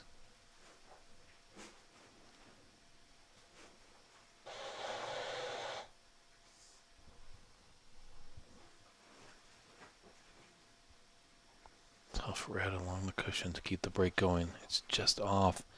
If it was glued to the cushion, it'd be a lot easier. Yeah, just that space. Obviously, when a object ball is glued to the cushion, if you use your cue ball to hit object ball and cushion at the exact same time, it will just hug along the cushion.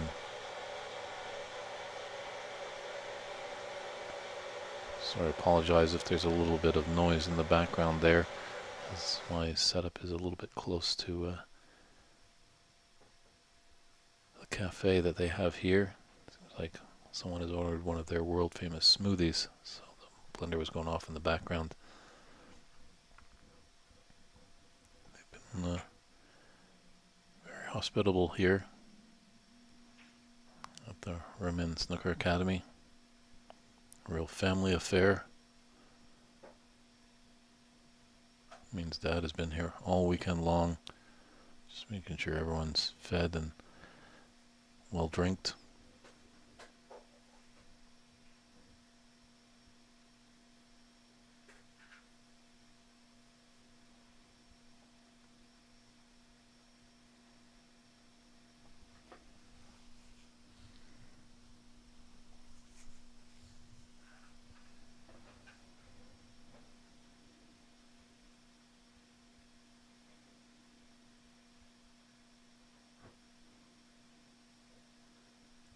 So got a little shot to nothing with this bottom red of the cluster of 5.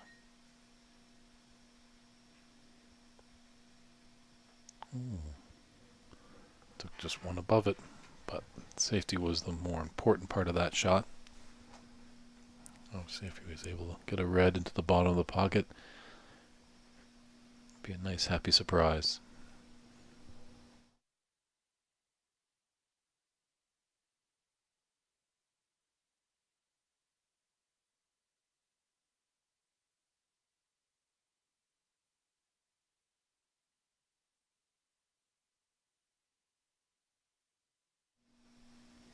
Guess Tom was listening to me as he took the one I thought Alex was going to take on. The shot to nothing.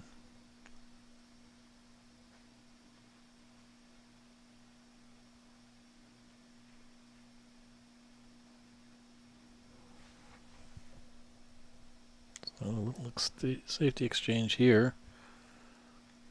You're going to be pushing a lot of the reds to the right side. Looks like he's going to have the advantage here if he can pull off a good safety shot. Well, he's not going to take that red on the left side that's out in the open.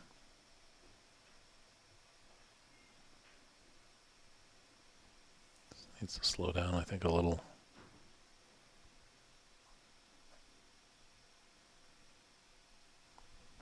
I think given a path, those 3 reds in a row, right of the pink.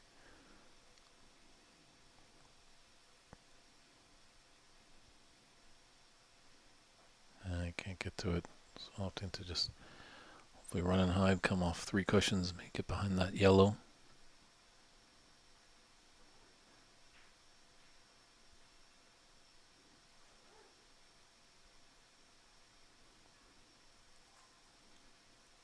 And that little flick has opened up a red to the right top corner.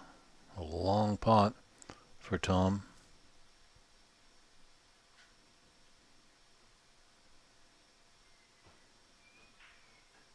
Well, the lenses seem to be working.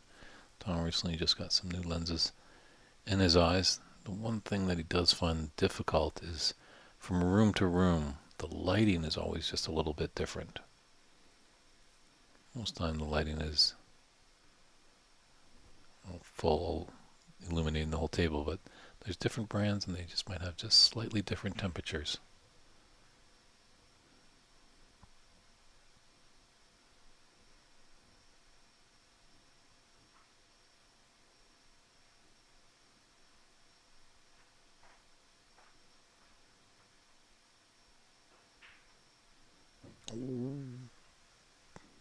Tom can't believe it. He's getting up and ready to walk, take on his black. The red just not able to find home in that pocket.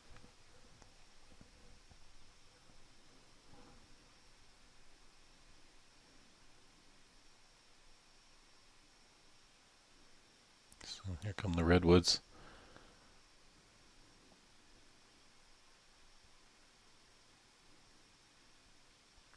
If you're enjoying this great snooker action, definitely tune in.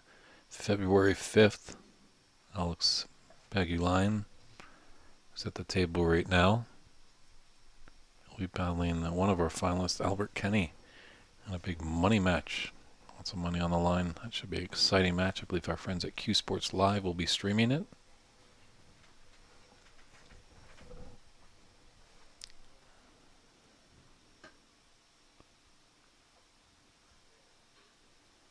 He's fortunate he's playing a Q mechanic. Alex is. Tom helping him out, just making sure everything is secure. So what's great about the sport, it's always fair play. You know, we've definitely seen a few players call fouls on themselves.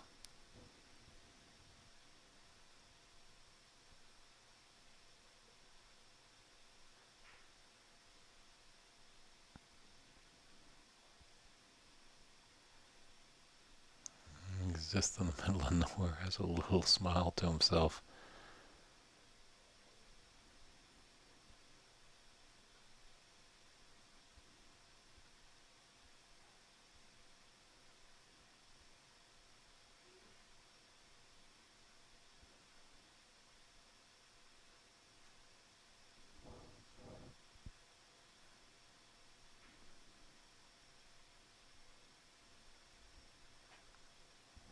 This puts Tom in a snooker there. Lots of reds to hit. But what is of paramount importance to Tom, he doesn't gift a chance to Alex to get back in easily.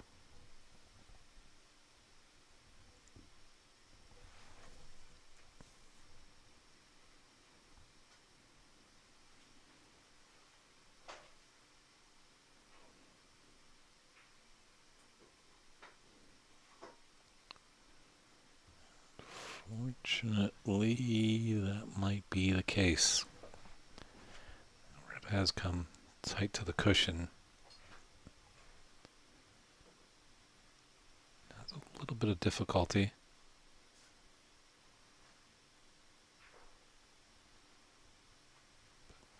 Not a problem for Alex, and he's got very nice shape on this black.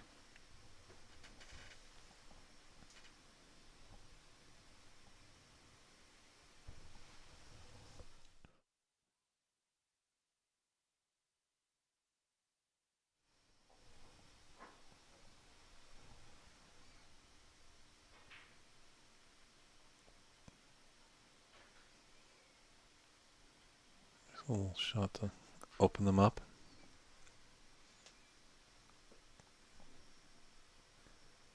This third place match is best of three. So just 2 frames needed to get a spot on that podium.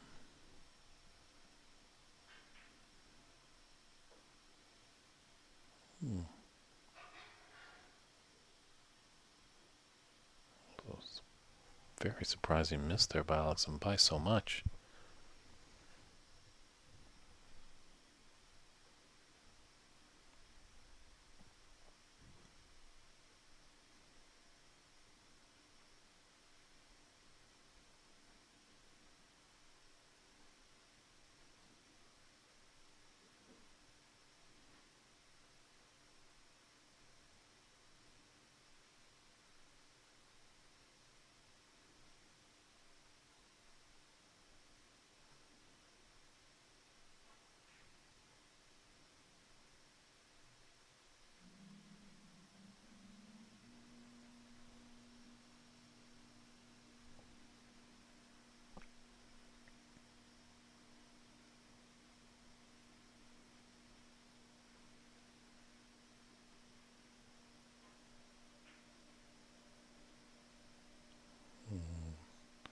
Started the end off with that cue ball.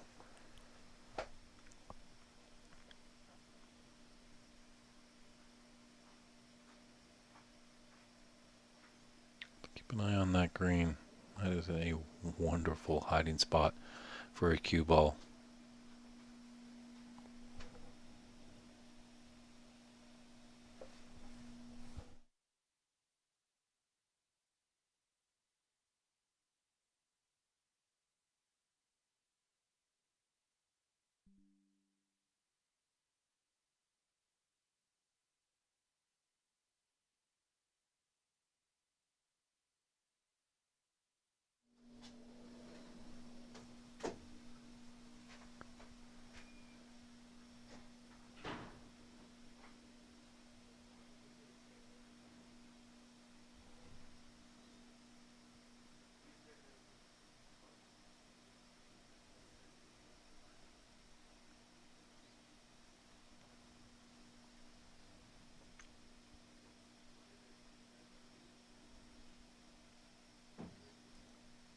Randall doing a great job as referee.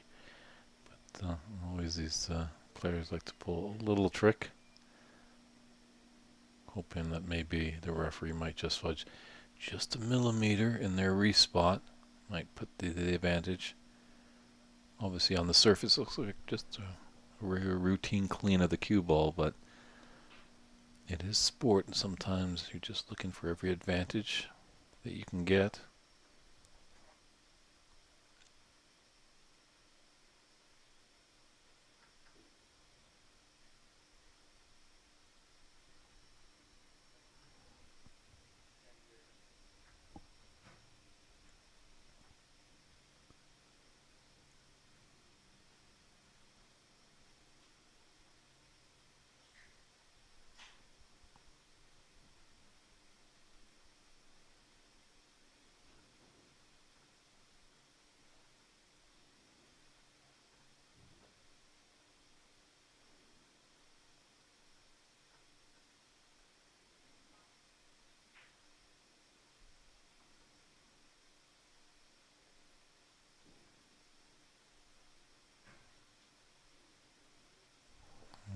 Giving Tom a chance for a long red in the top left corner.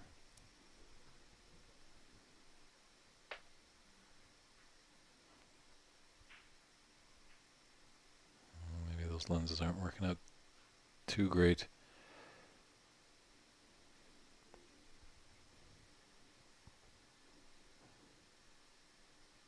Obviously that's the one tough part in this game. As we get older, the eyesight does go. But a lot of these players that have been around the game for many, many years kind of just go back to the muscle memory. We do see a lot of players pulling out those glasses. Definitely famed by the great 1985 world champion Dennis Taylor.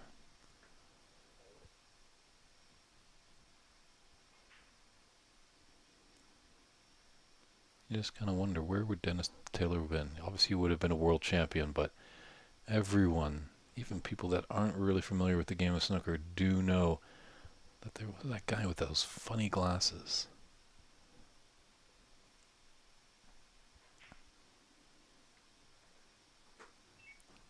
Dennis, definitely a real treat to hang around with. I've had the fortunate time to catch up with him a few times over in Sheffield, England.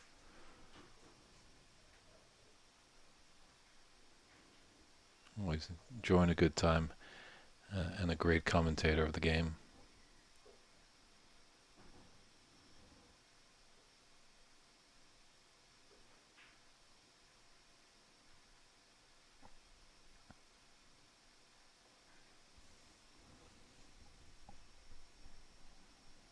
He's got one more open red, and then he's got to do something with these bottom three. Doesn't have an angle to do with anything right now.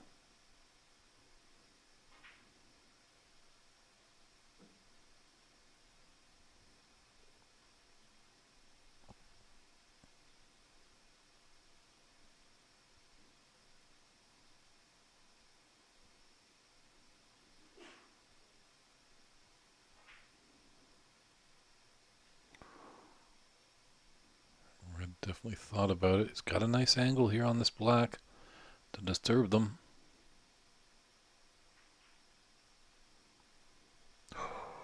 But he didn't get the black, but he's covered the pocket, so he's got a 41 point advantage, 51 on the table.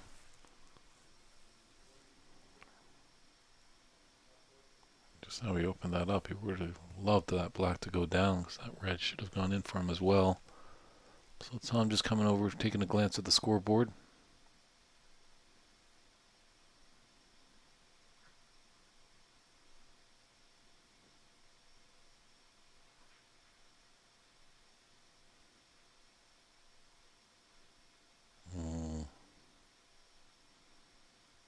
It's made things a little ugly over there.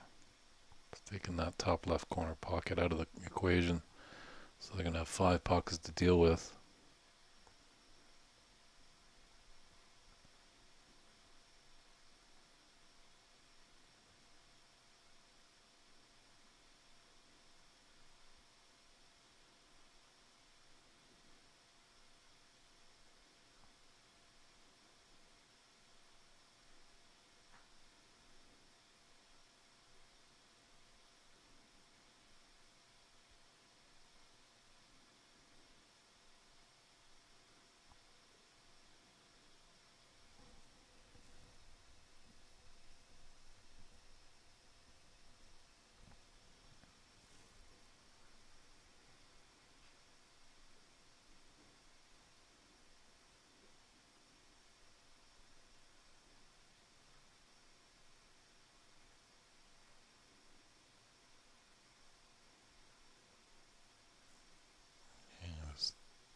It's getting a little nasty now.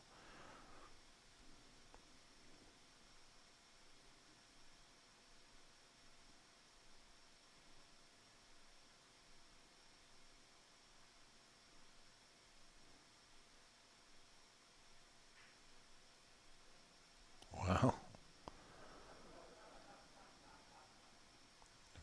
Everyone has a good chuckle there. Definitely a lot of danger on that shot, but did well not to drop that black into the pocket.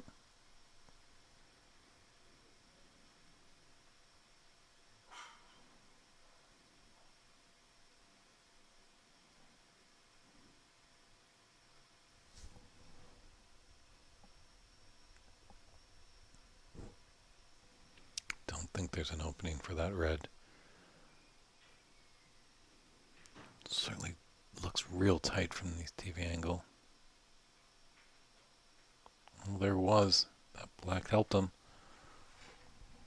So thought we were going to be here for maybe a bit longer as that top left corner got a bit messed up, but both players kind of cleared it up.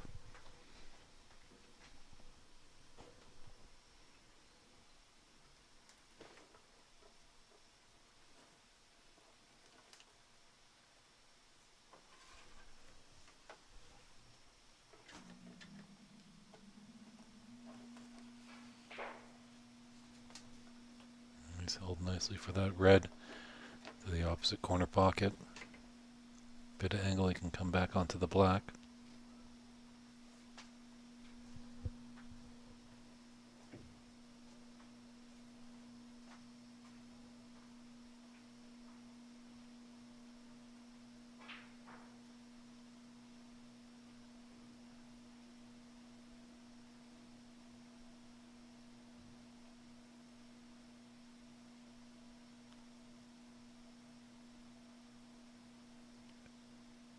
Does need this black, as right now he's trailing by 40.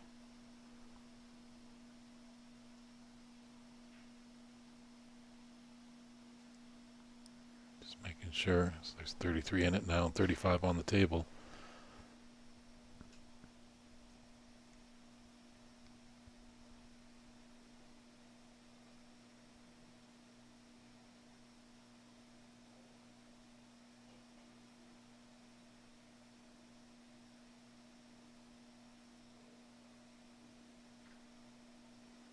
So I'm just curious what the score is. Asking referee Morrison. 61-28 in favor of Alex Pagulayan.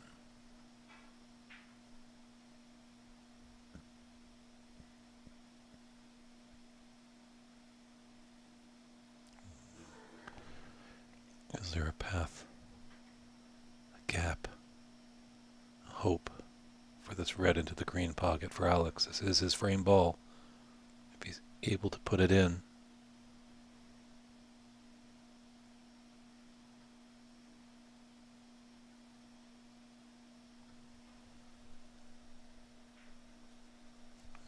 Got a little creative there, trying to come off cushion first.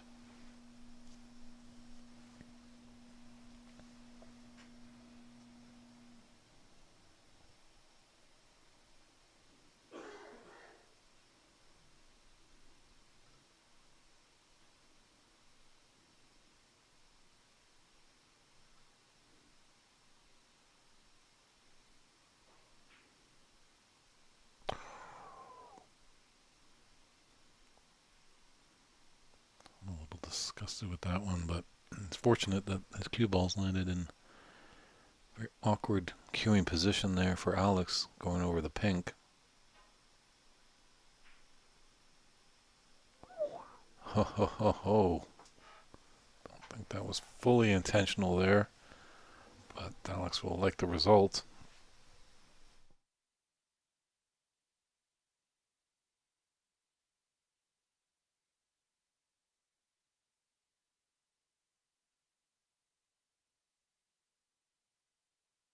What a hit there by Tom. Fantastic escape. It's just years of experience there.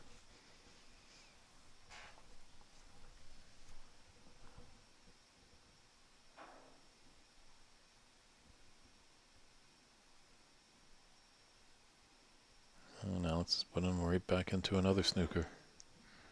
Shouldn't be difficult for Tom, and Tom might be able to get behind the black here. No, just...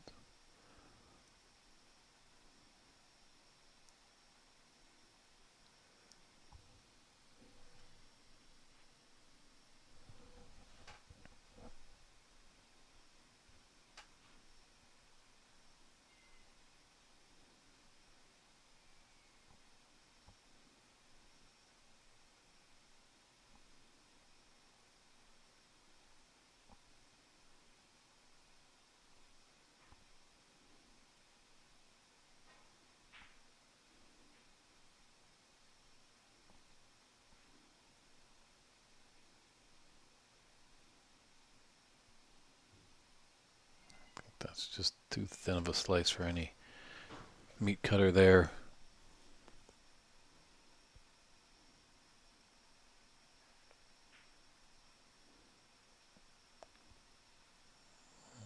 Get the pace. Looking to Albert Kenny just after his semifinal match, was really in love with the table he played on. So this feature table might just be a little bit slower, may not be as reactive with the cushions.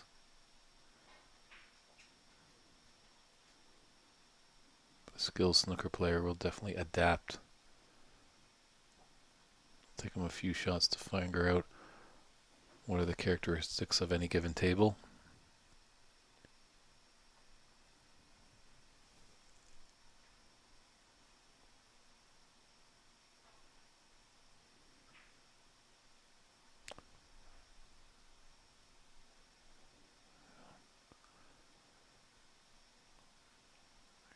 The snooker's required stage.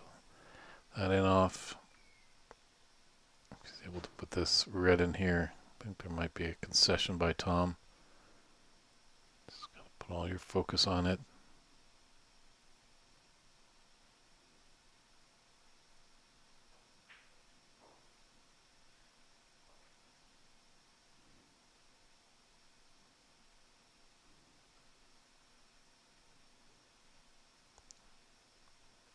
And it's a concession there. I wonder what Alex was doing there first, but verbally there was a concession there. So Alex Bagulayan takes the first frame of this best of three third place match. He's got one more to achieve a spot on the podium, but will the feisty and fighting Tom Finstead roar back and try and get us into a decider? We'll see what happens when we come back with frame two.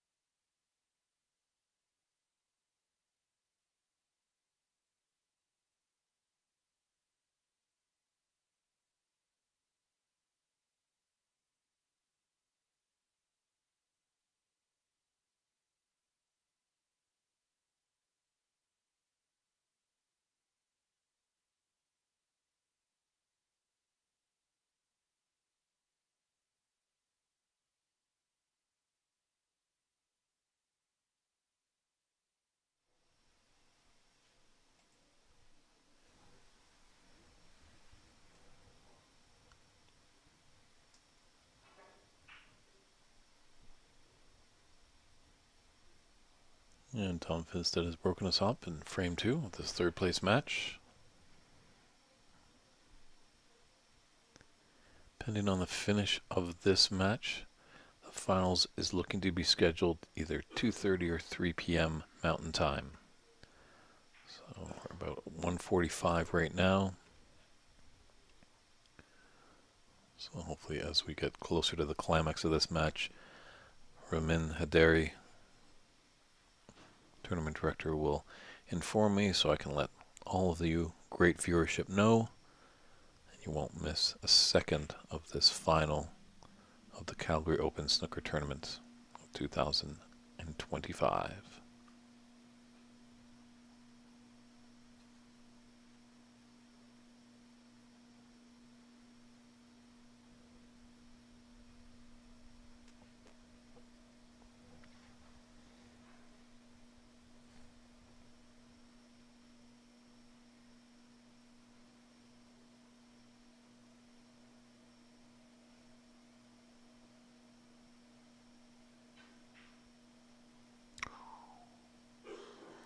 little bit more difficult when you're adding some extensions to your cue. It's unfortunate the cue ball has gone tight to the cushion.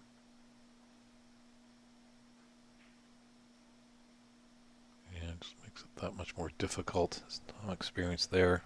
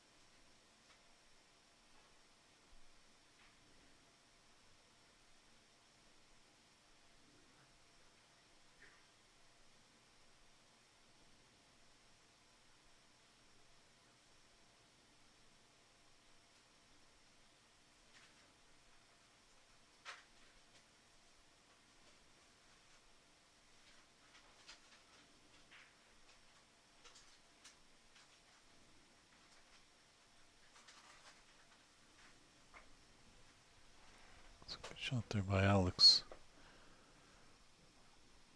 I think Tom can get off a couple cushions and come back to bulk. Got to be mindful of the in-off. Yeah, that was the one thing that could hiccup that shot.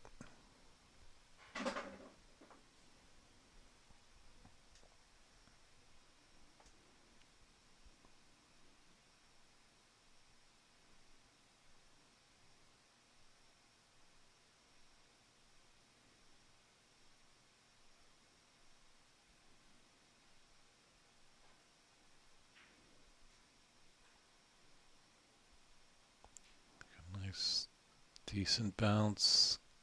He's got an angle on the green.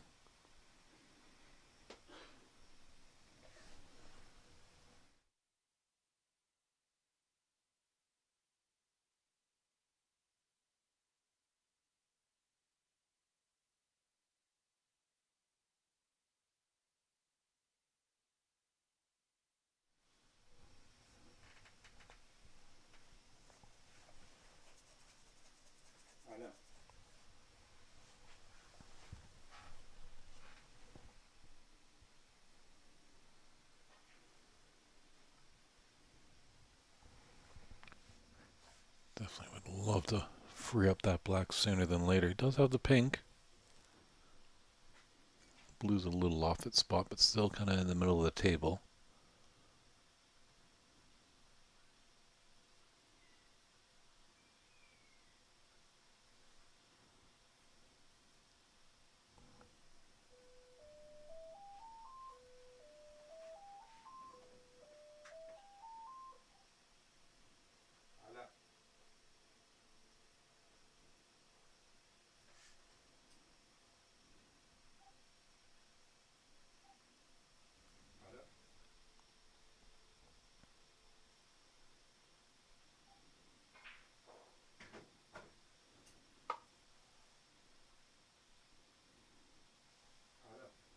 It's a little tough to tell where the pink spot is on the TV screen. Obviously, we know it's rather in the middle of the table there, Balkan, but I'm just wondering if there's a red that's covering it.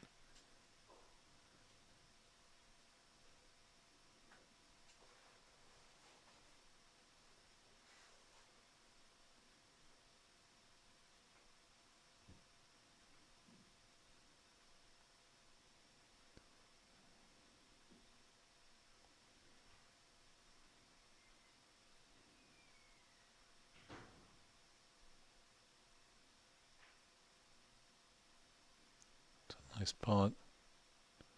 Needs to pull up a little. Looks like he's got a good angle on the yellow. Bring him back down to the top end of the table.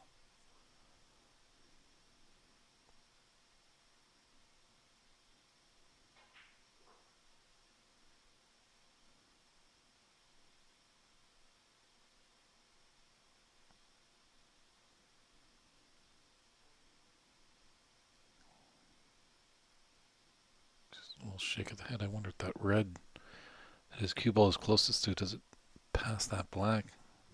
This Bartlanger's not. No, it's not going to. So, tricky shot along the top cushion here.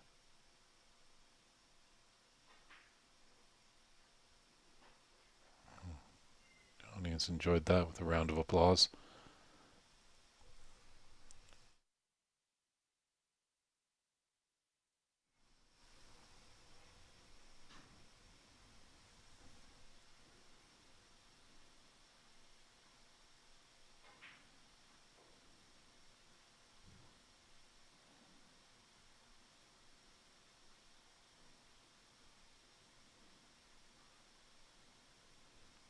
So not your ideal break. Obviously, he's running in and out of bulk a lot.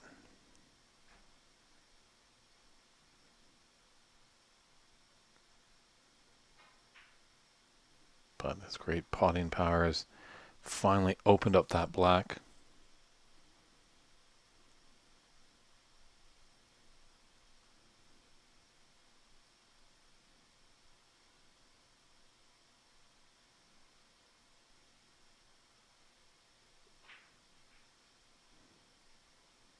It's nicely developed some more reds. The pink is out in the open as well. Maybe just, he's got the straight angle, maybe just draw it back just a little or a lot. A little for the pink in the right, a lot for black in the top left.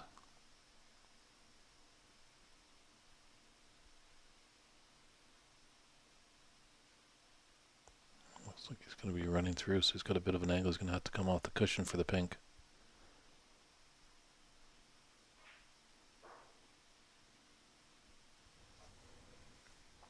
Nicely cued.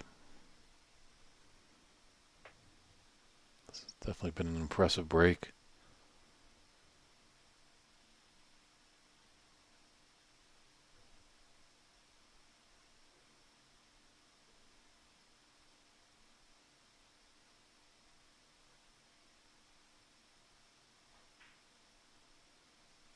This is what these great players do. They make their opportunities.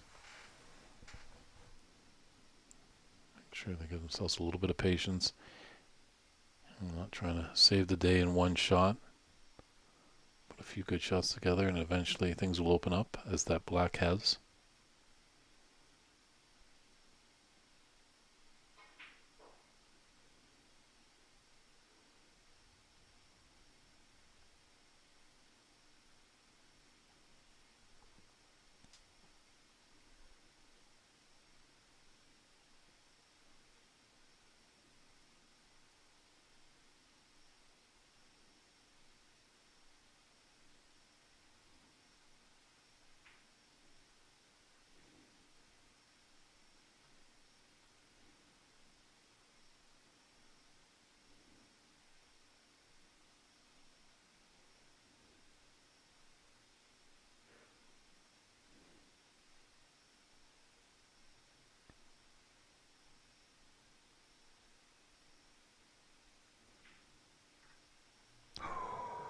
Oh, Alex. Things are going so well for him. Just broke down, but an impressive 45 break. Had to go up and get some bulk colors from time to time. It wasn't elementary, but as he opened the door, how will Tom respond here? Just maybe a bit too much.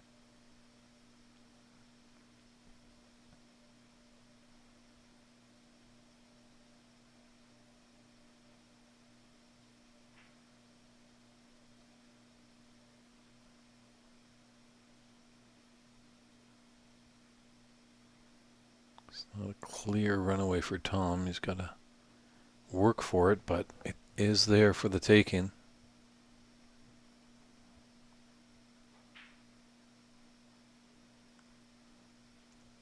Loaded that down nicely for that to be on the black.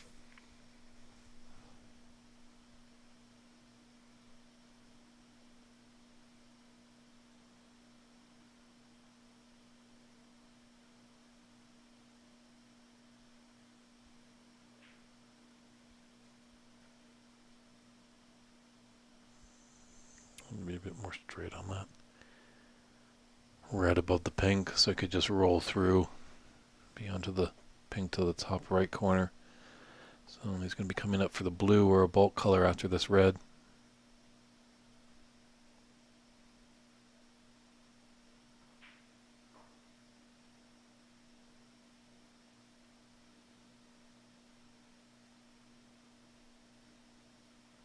A bit more distance to travel, so this could go wrong.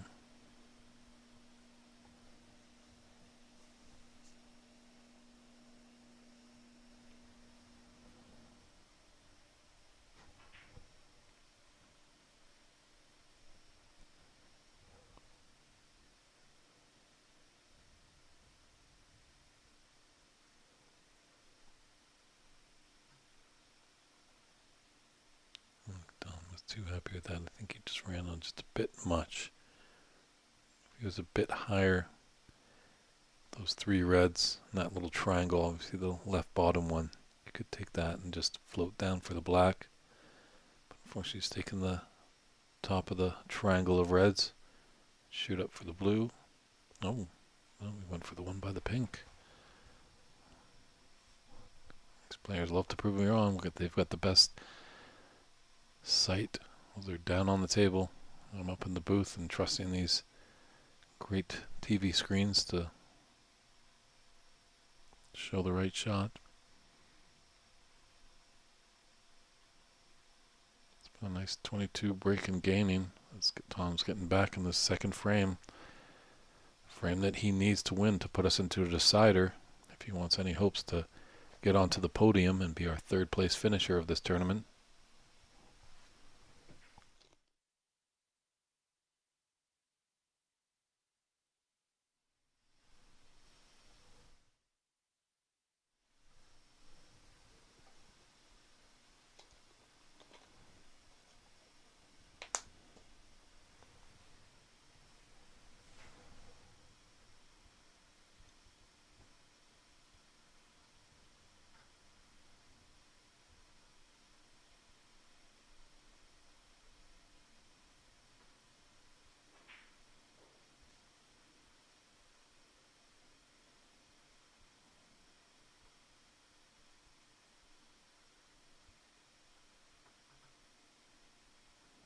This might be into break. Yeah, I'll have the black into the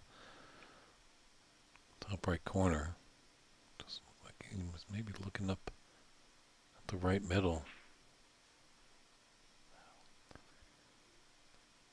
Go with your first instinct, but that's a wonderful shot there.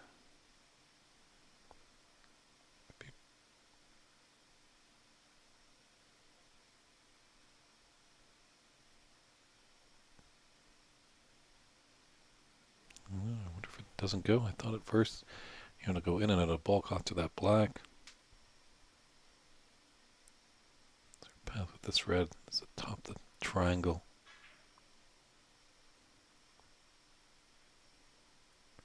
Ooh.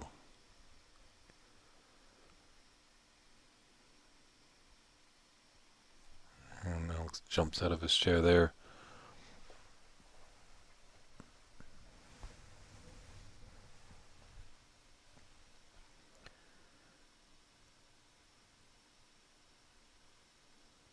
Alex does have a 10-point lead, 45 to 35 in this second frame.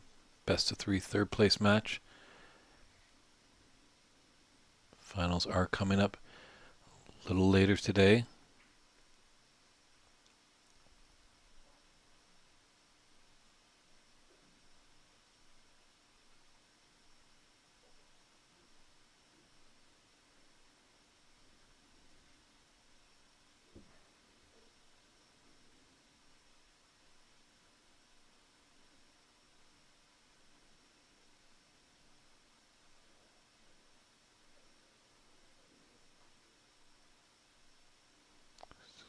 the spider.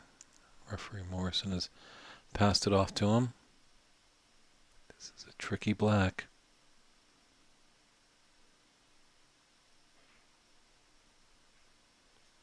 Cued beautifully.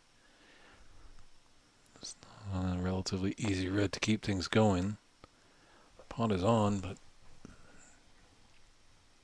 just checking to see if that red passes the blue on its way to the green pocket. It appears like it has.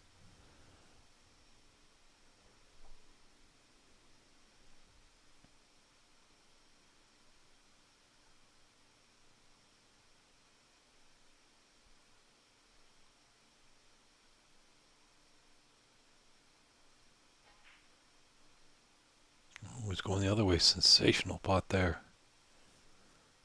Interesting with Alex, he doesn't feather a lot too. These short little ones, maybe one or two.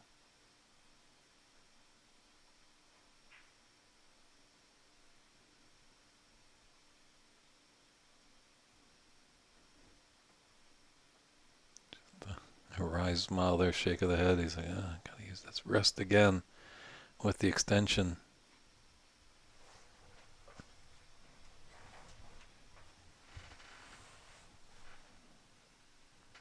This in the red is his frame ball.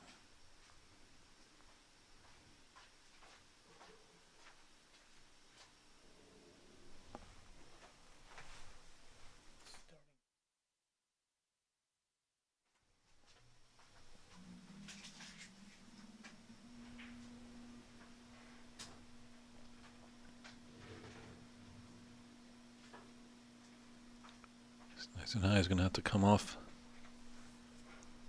the cushion on this black. This black is this frame and match ball, puts us into the snooker's required stage.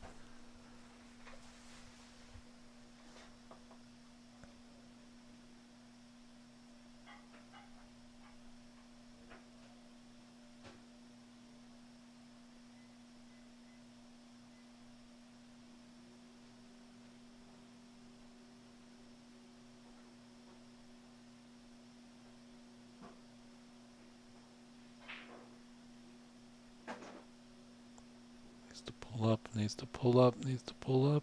Ooh, it's okay. It's thin. Would have liked to pull up a few more inches before, but it's now on the snooker's required stage. Tom needs two. Tom needs a few more. So this could be handshakes.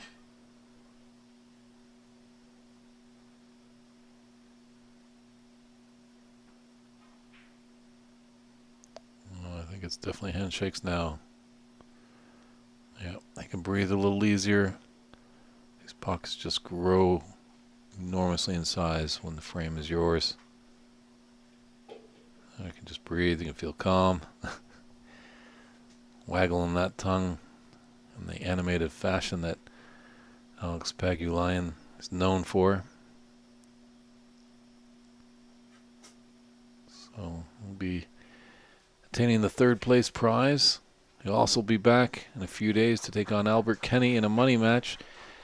But well done. Congratulations, Alex Pagulayan. You are third place. Commiserations to Tom Finstead. He won't get on the podium, but still a good run for the veteran Finstead. And everybody has just been updated that 2:30 p.m. Mountain Time. 2:30 is when the final with Nitin Sharma and Albert Kenny will commence. That's a best of 9. So 2:30. You are warned. Go get some lunch, coffee, popcorn, cool drink. But we'll be back in 2:30 time at this Calgary Open Snooker Tournament Championship here at the Haderi Snooker Academy in Calgary, Alberta. It's David Burney saying we'll see you in about 25 minutes. Thanks, everybody.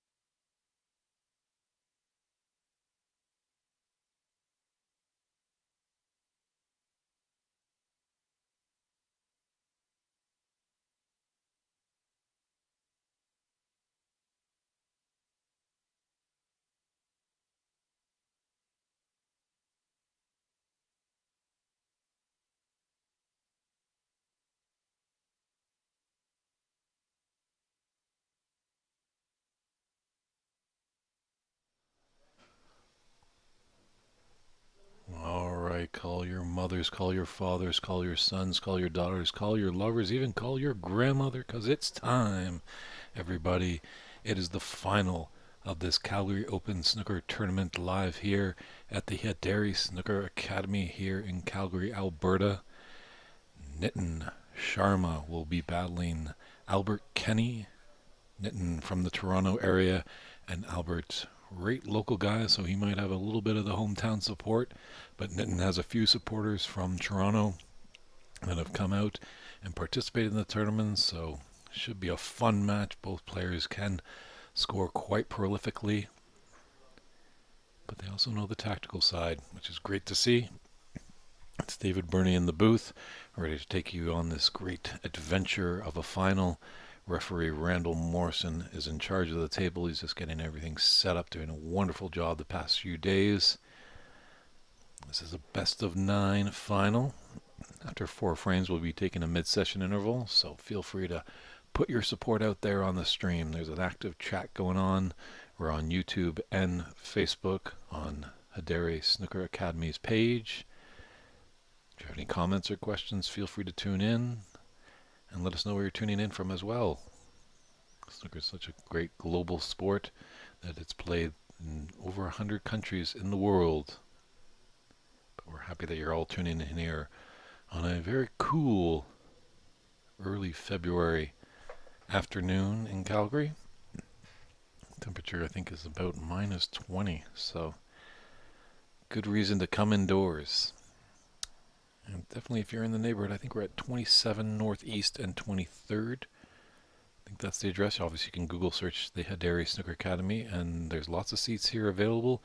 Admission is free. So great to see the sport. And just as we're getting started, big shout out all the way across the Atlantic Ocean in Ireland. The Kenny clan is watching. Hoping to cheer on their boy Albert, so hope you enjoy the match, and we'll see how Albert does against quite a fireball of opponent here in Nitin. So the toss is done. Nitin has won. He's elected to break off, and we're underway in this final.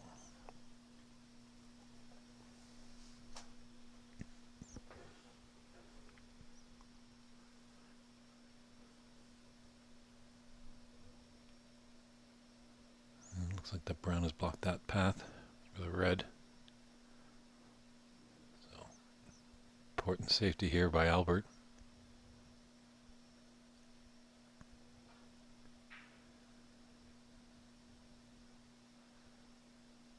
Those are the best of 9s. You might see the players open up a little bit in the beginning, maybe go for a few more shots. But as we get closer to a climax, might tighten down, play a bit more tactful.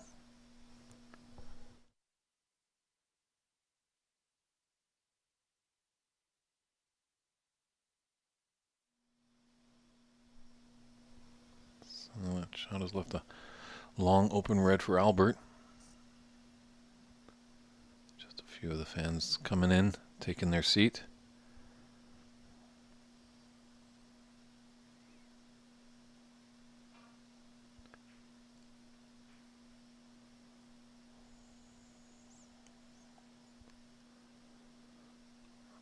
Careless miss. It's early on, maybe first frame jitters.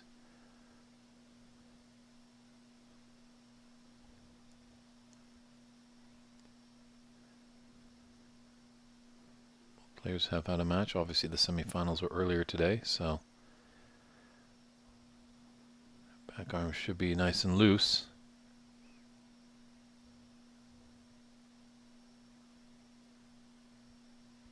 Both have been in high number of finals, so obviously probably a little nerves at the beginning, but soon that will taper off. As long as you can get that first frame on the board early, then you really feel like you're in the match. As well, when you get into the balls like Nitin is doing right now. The pink is up table. Black only really available to the top right corner.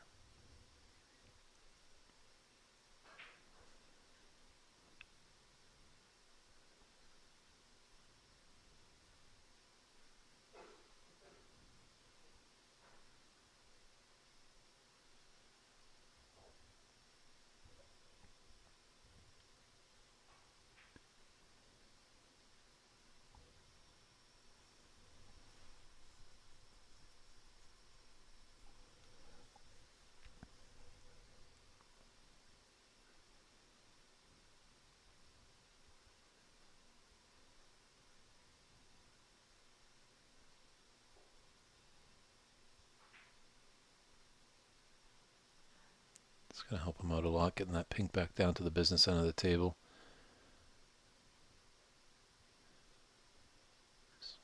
Really only got one pocket to go with, but get down there, things can get developed nicely, so it's good to have as an option.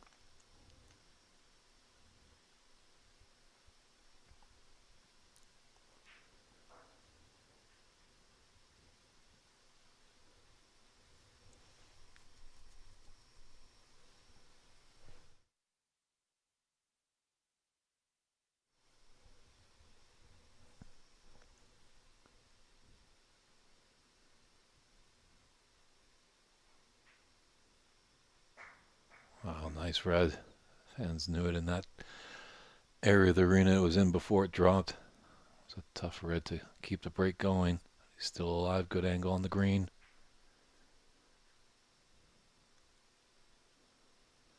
Well, he's left him a long pot, but this is seeming to be Nitten's expertise.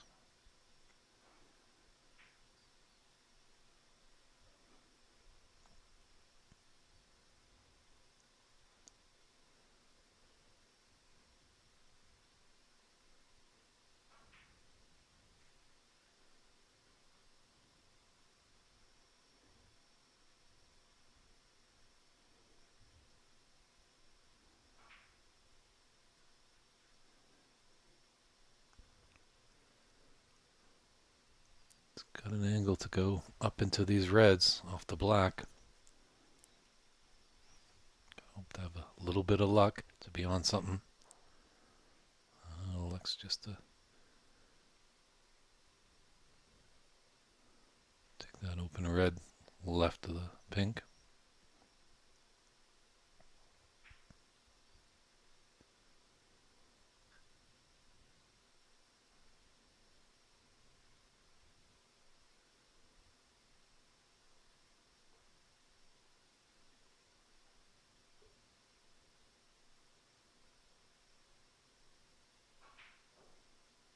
Ooh. Falters on the black. Very uncharacteristic. He was in form there. Now, can Albert punish his opponent on that gifted opportunity?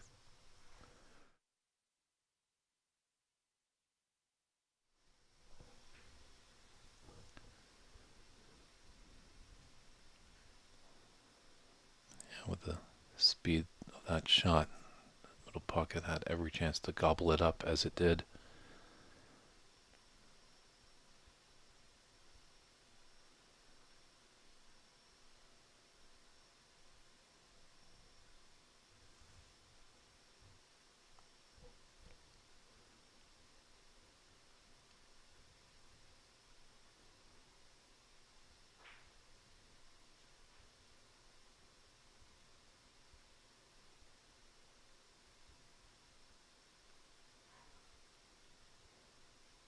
I think this will be end of break here.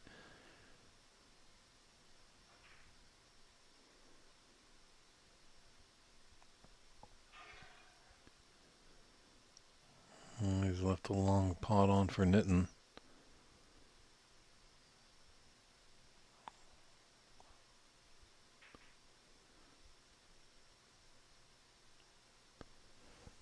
I didn't try it. Don't fully blame him, it's the final, but frame one does have a 39-point advantage.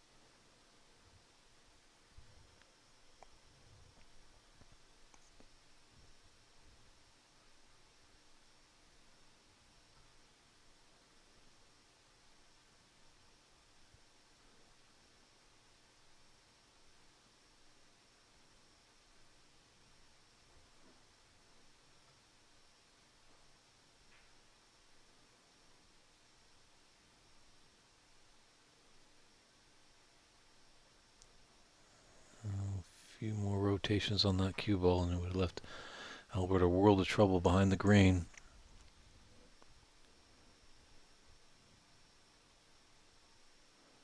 This table has been a little unlucky to Albert in his previous matches. He's been up against it for sure and has had to fight back.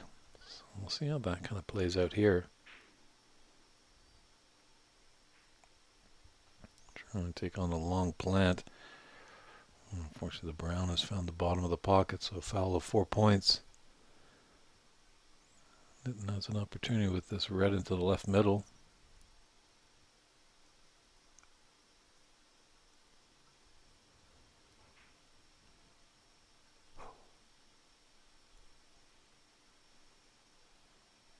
Oh, red would have probably assured him the first frame, but it wasn't to be.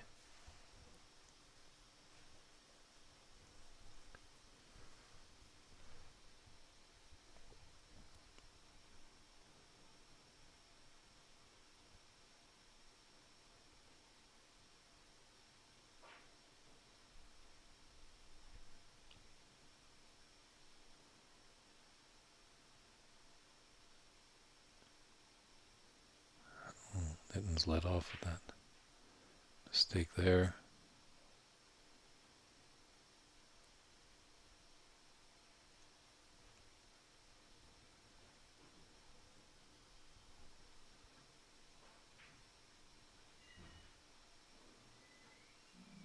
This looks like very promising to look like the first frame will go the way of the man from the Toronto area.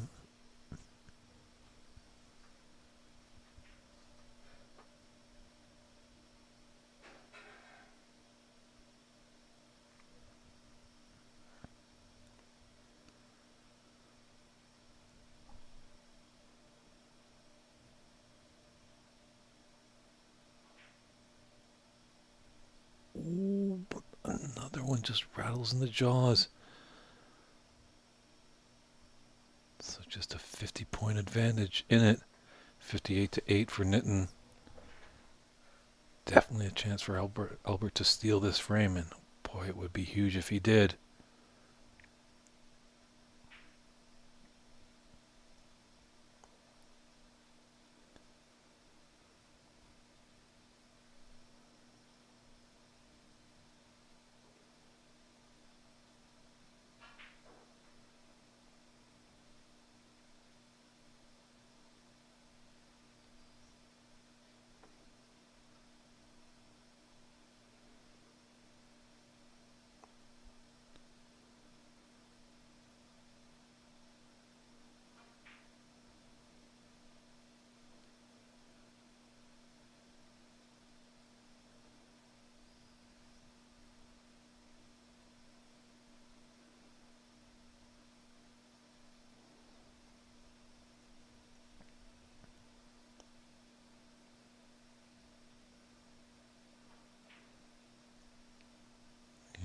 Just left him a tough shot there. It was a tall order to steal. Definitely always a possibility.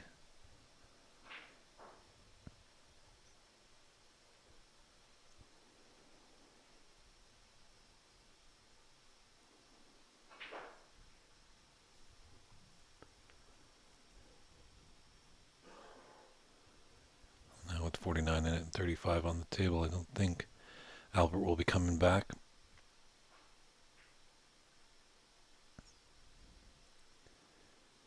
Yeah, he's just sitting in his chair, so the first frame of this final goes the way of Nitin Sharma. It's fast and quick. We're hoping you enjoy it all, and we'll come back for frame 2 right after this.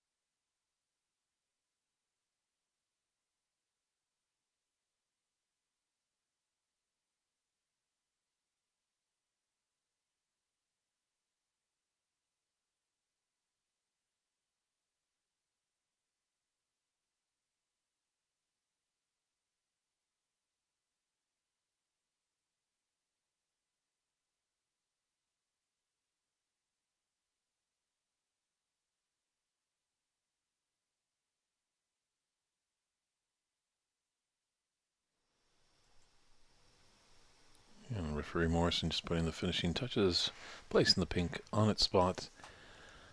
And the Calgarian coming all the way from Ireland, Albert Kenny, set to break off in frame 2 of this final of the Calgary Open Snooker Tournament.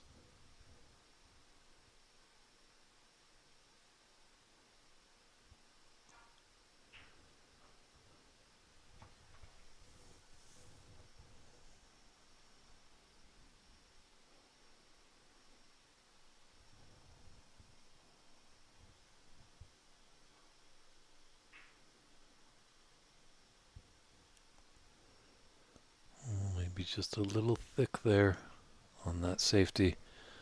Wanted his cue ball to run up into the bulk area, and unfortunately it's found home in the middle of the table, leaving Albert a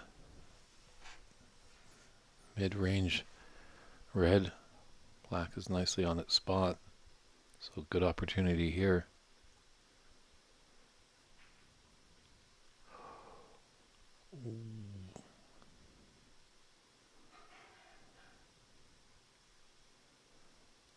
Definitely thought that's a shot that Albert makes more often than not.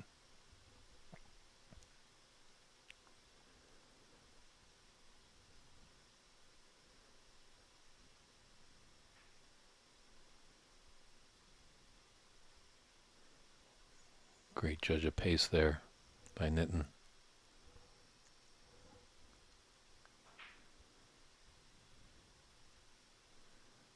So this is a great opportunity for him.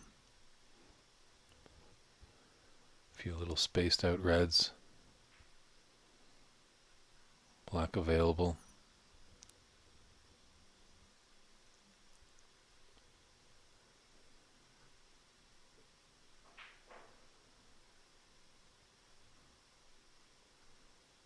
Wanted to come up just, I think, just a bit higher on that red. So now he's got to take this other one and come back up for the blue. Or even a bulk color. So let's get it up there quite a lot.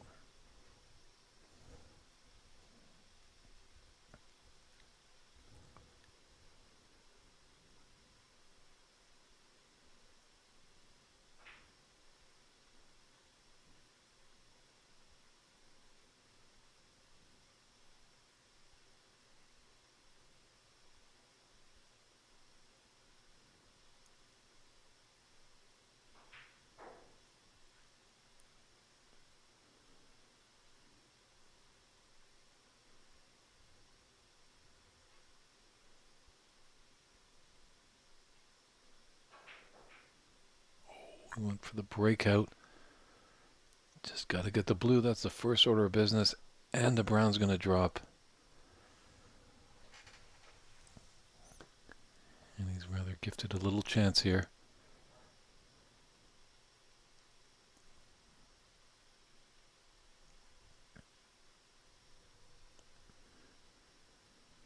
And it didn't seem like he was off and running off that uncharacteristic mess from Albert, but now he's got a chance. Mr. Kenny. Ooh, that really ran up on him. I was hoping that would pull up a lot more. So, not a chance, but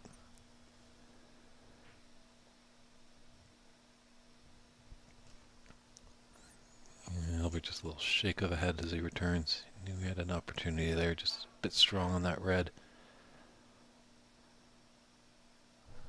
Nitin's definitely not weak on any shot, that's for sure. Just unfortunate couldn't get the stun on his cue ball, and so it followed the red into the pocket.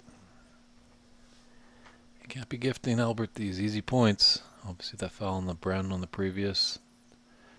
Follow through there, putting his cue ball in the pocket. That's 8 penalty points.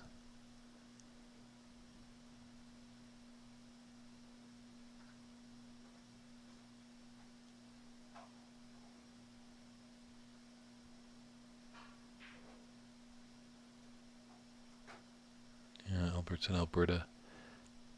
is an Albertan champion. He's also a 2-time BC Open champion. Unfortunately, we haven't seen him come down to Seattle. Trying to Get the old Pacific Rim hat trick.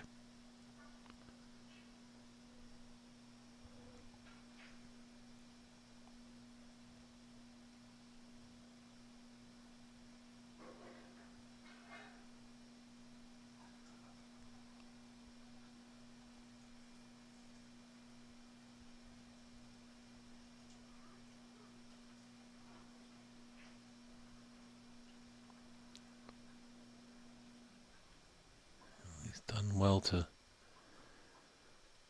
get back to the bulk end, but very powerful shot that he's gone in and out of bulk.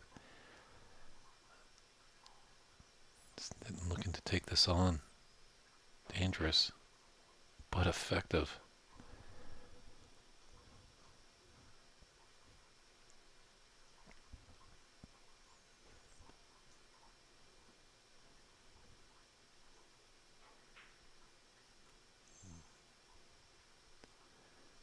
There's been a lot of matches, and memory might be going a little way, but I'm just trying to remember if Nitin has really been tied up by any opponent.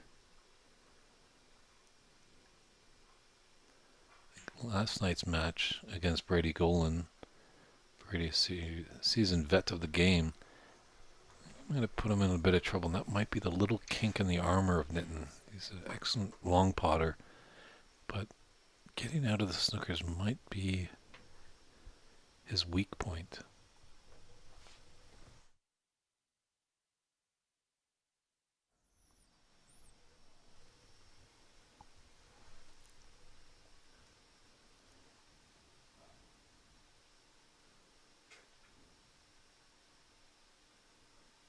Just got to be mindful of the reds that he's queuing over.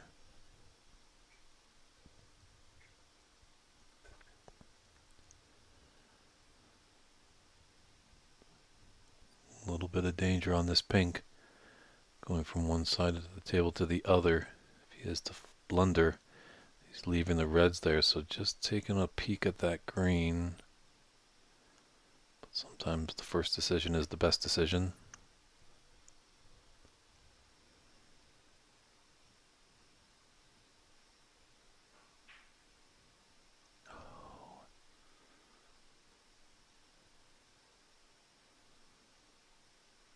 Maybe was he just had the green in the back of his head maybe when he was down on that? Can't let that happen. Got to be completely committed to the shot you're taking on.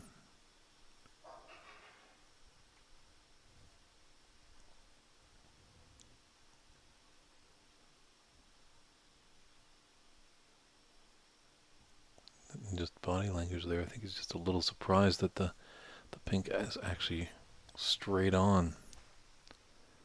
So no real angle to get back down.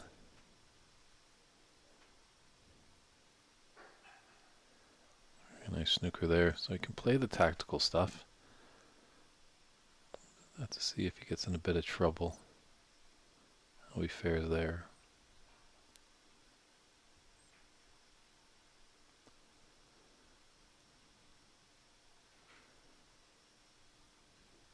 To anyone else, Albert had done well there, but Nitin's long potting is just so amazing that he just nails them in all the time. Where can you leave this man safe? Once again, he just looks to the heavens, as I think pink has just been a nuisance again. So it's going to come off the blue and just get behind the pink now. Need a bit more pace though.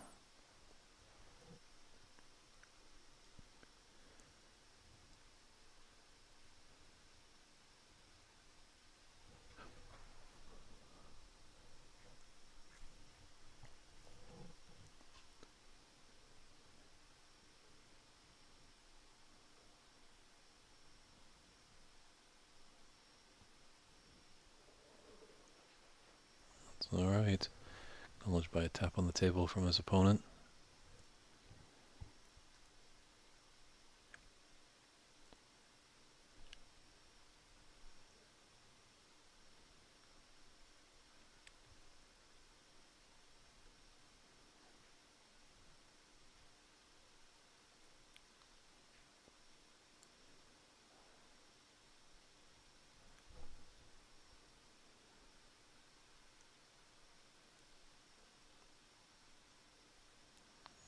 pretty risky.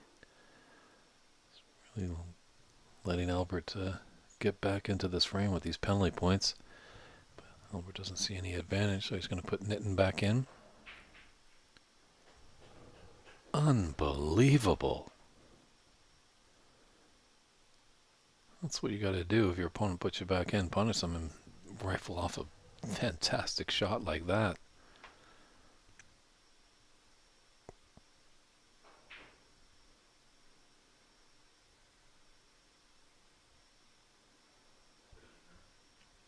Well, he's not punished too severely. It's just the one red. Give Albert a chance with that red just right of the pink going into the left middle.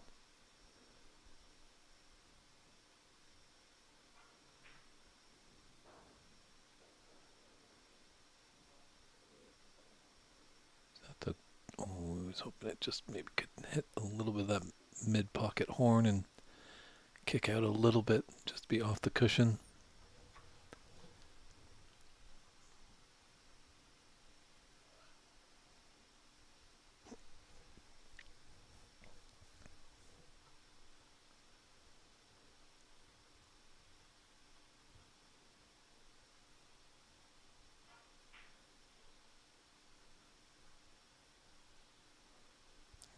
Just always so tough when you're putting your bridge hand onto the rail. Just a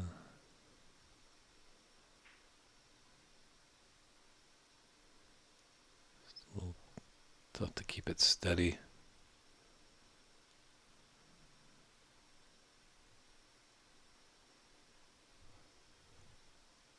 I don't think the round goes. I think the red's in the way there.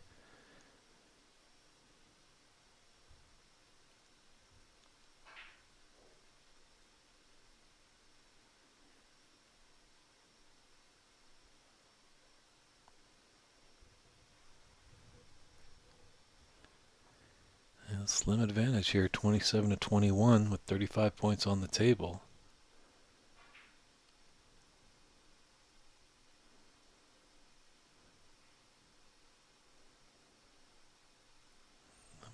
That's squeaked out just a bit too much, given a chance for Nitin to put this into the yellow pocket.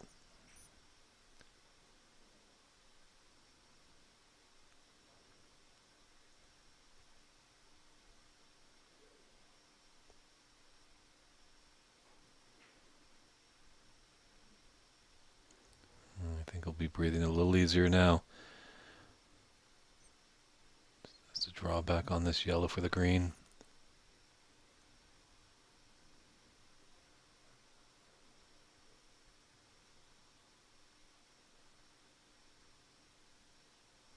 Does need the blue, as the green and brown would only put him 18 points ahead with 18 on the table. So he doesn't have the frame just yet.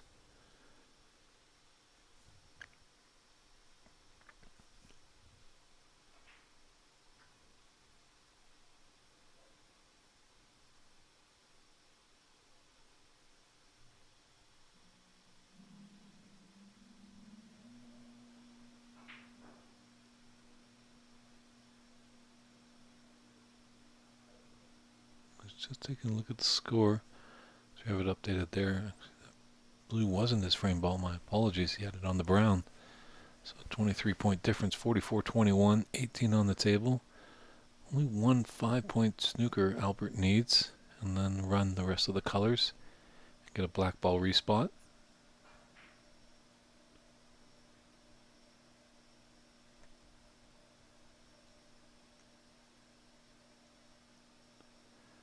Just didn't just roll that blue over the pocket. Now he's trying to take it in with authority. It might come in the other corner pocket. Oh my goodness, can you believe it?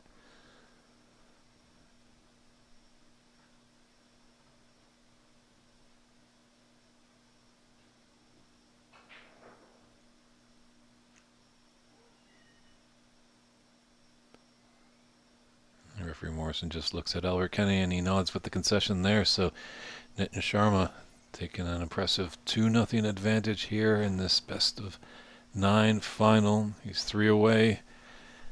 Albert Kenny needs to wake up if he wants to make this an interesting final. Let's hear you, Kenny Clan, out there all the way in Ireland. We can barely hear you over the Atlantic Ocean. Let's get that cheering going for Albert. But he has been down before at this very table in yesterday's matches on the TV table, so he can definitely roar back at a moment's notice, and we'll see what happens in an important frame 3 coming up next.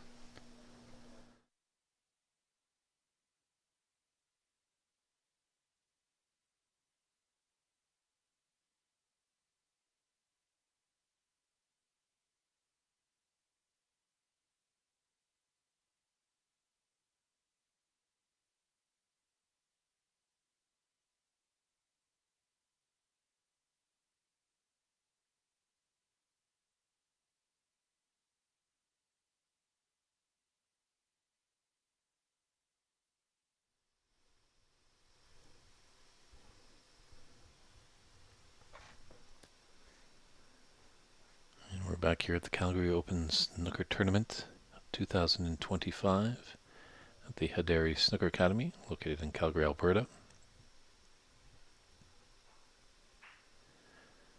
Nitten breaking off, and we're underway in frame 3. Let's see how Albert can respond. Definitely Nitten gave Albert a few penalty points, a few opportunities, but Albert gave Nitten some opportunities. But Nitten's long potting has just been sensational pretty much all tournament long.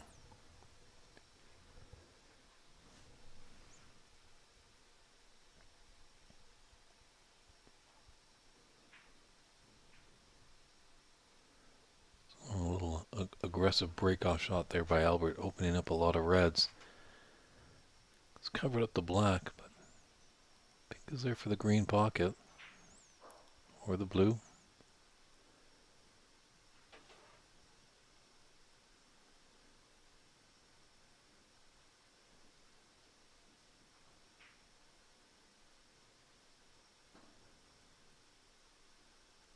Yeah, I'd love to get the pink back on its spot, but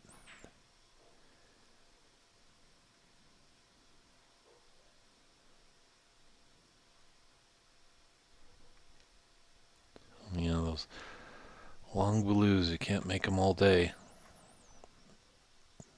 Eventually you are going to falter a little bit.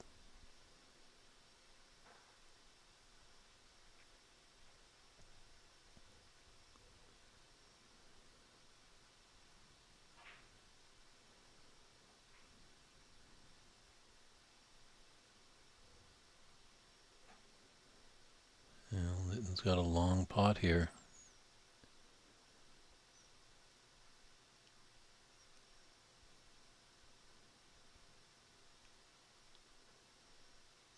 I think he's second guessing himself. Looking like he's maybe just going to have to worry about that red that's on the top cushion. Did well to avoid it. Cannon in the pink though. Wanted his cue ball into the bulk area.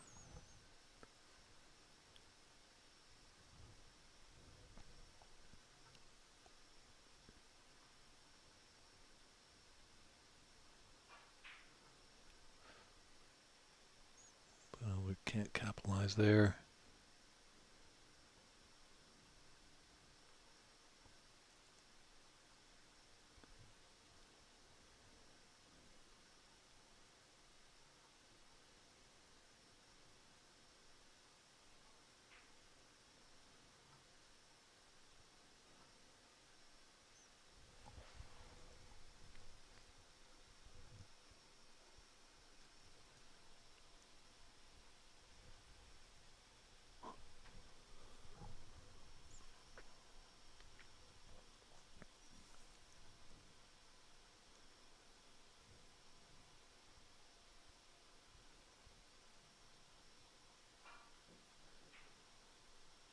Nice long pot there by Albert.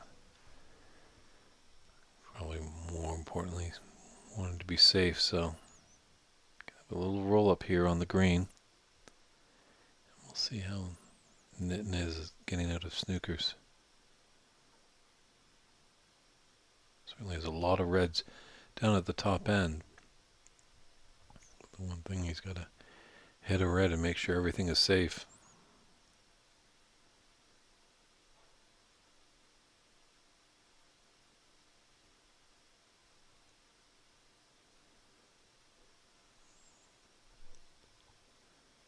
Well, he flicked a red and didn't gift Albert an easy opener. As much as these ones on the top cushion look close, they're definitely very dangerous.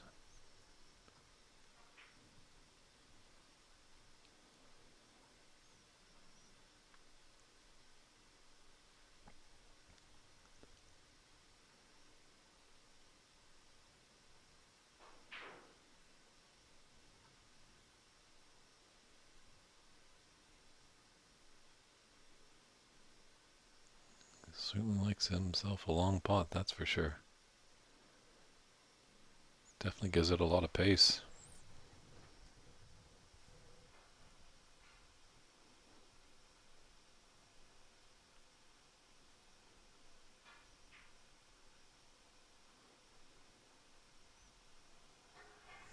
And this might just pop out and be in Nitton's wheelhouse.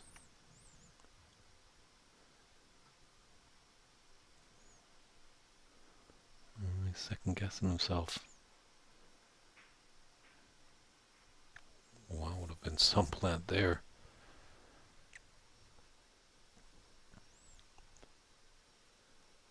Which part for either players?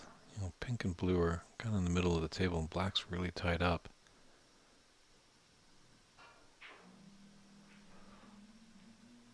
So yeah, you're gonna have to really do something wonderful to get a red. Now the pink even gone further up. Black is now near the top cushion, so it's available to at least one of the corner pockets.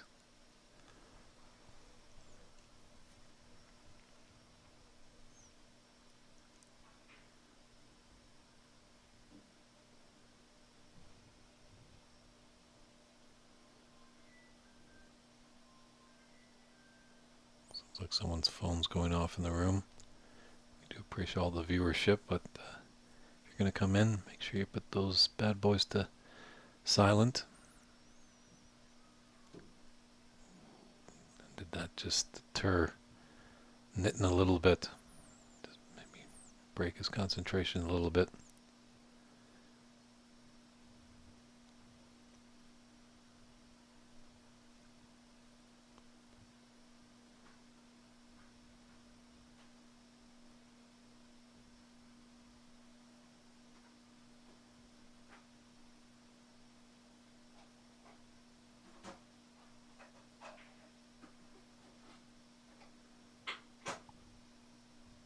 I have to admit, it is a nice treat to see these two players. They really know what to do. They're not pacing around the tables, racking up long shot times. They really just get down and know what to do. See the shot, take the shot, and execute the shot. We know snooker is not the quickest game. It's more of a slow burn. But sometimes we see some matches that really drag on that just don't need to be that long. So it's nice and refreshing where there's two players that know how to play the game. Obviously they're not rushing. They're taking the right amount of care in each shot.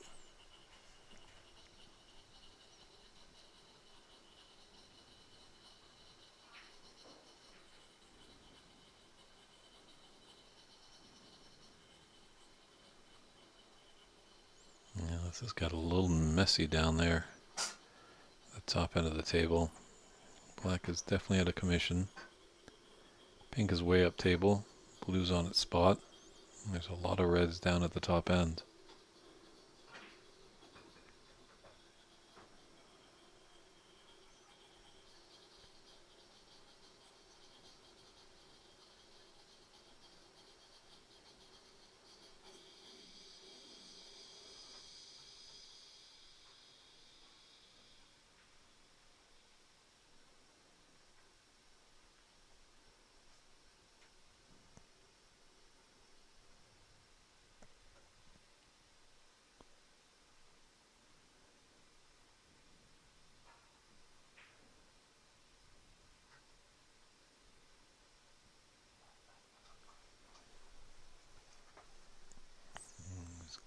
chance here. And would love to get that pink back down to the table on its spot.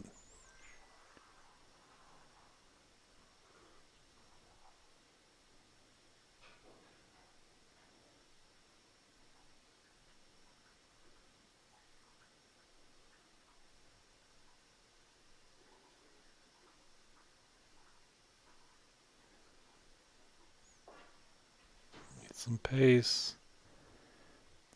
Gonna make it.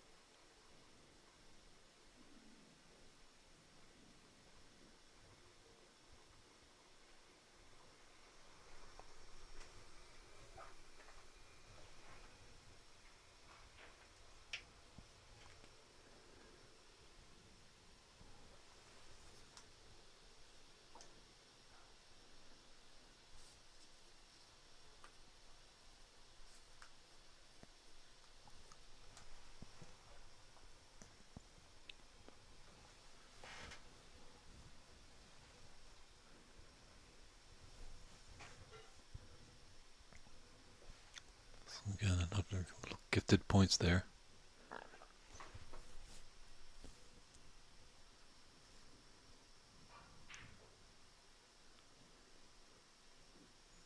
For that double kiss is fortunate enough. So Nitin Sharma leading this third frame, leading the match 2-0. It's a best of 9 final.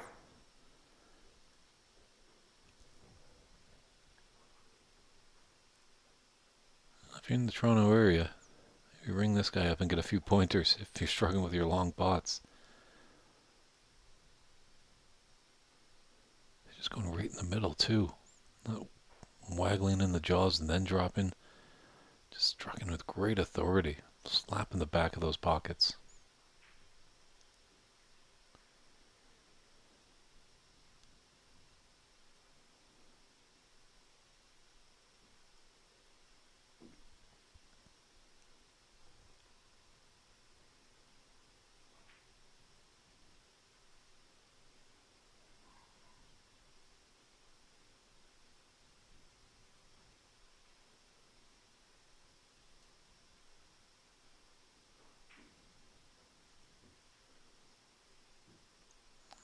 Albert has got his paperwork.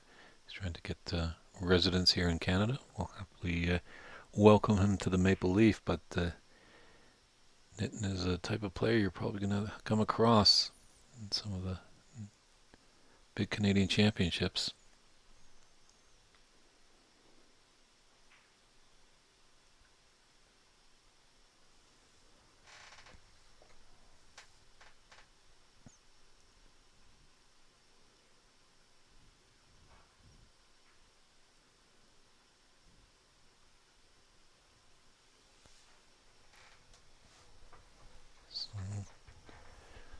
Break stops there, but he's got a 22 advantage with 43-21. Obviously, we're not close to the end of this frame, just how the black and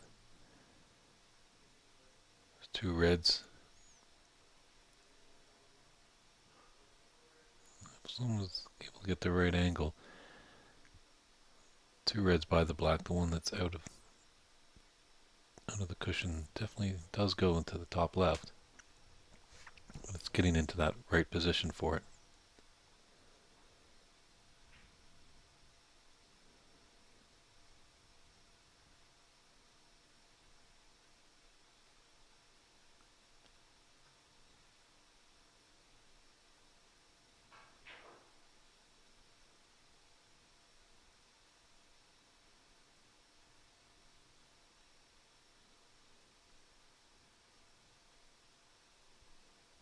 Slowed down just enough.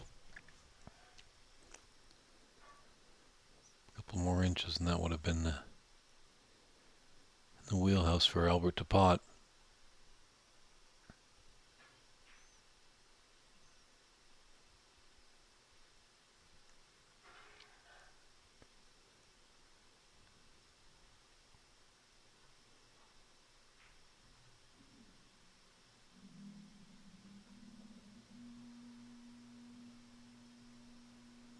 nicely played.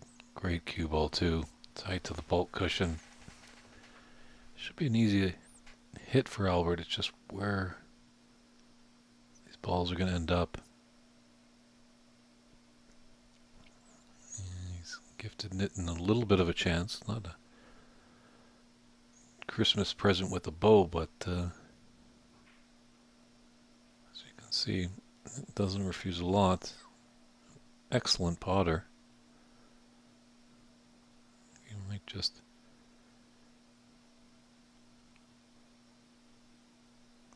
glance off the brown to get behind the yellow and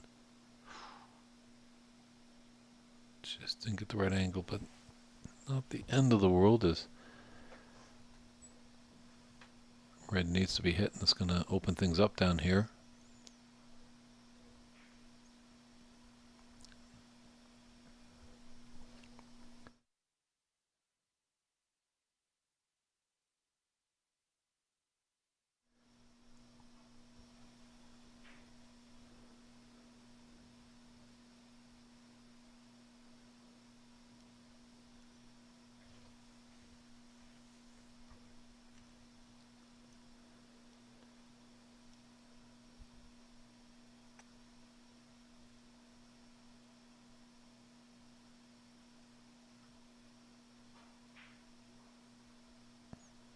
Nice long red there for Albert. Always nice to get those ones. They just give you a little bit of confidence. He's got the angle on the blue to float down for this red on the top cushion. Black is obviously there, but a little trickier of a pot.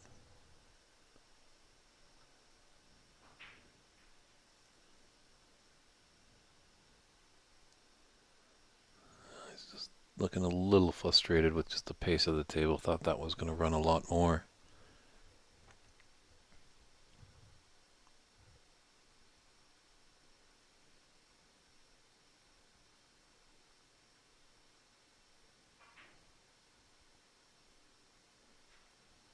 I wasn't going to try anything fancy, but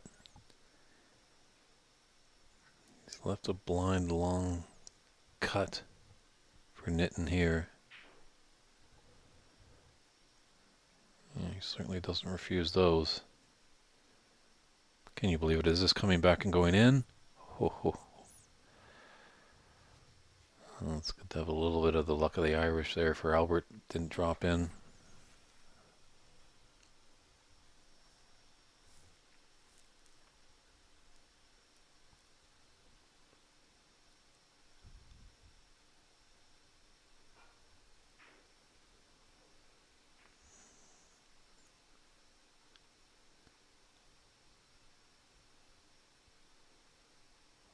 That to pull up a little bit, because this is definitely a potential pot for Nitin. Does that a lot, actually. You've seen it really work out to his advantage last night against Brady Golan, as he took on a red and he knocked it so hard into the pocket that it actually jumped off the table. So that red, rulings are, reds do not come back on the table if they come off. Color balls obviously would come back onto their spots. But going back to last night's match with Nitin, Brady was in alright position. It was a decent advantage that Nitin had, but hitting that red, trying to pocket it, and then it flew off the table. The red didn't come up. The foul was there, and then they were in a snooker's required stage. So it was kind of more to the advantage that Nitin took off that red.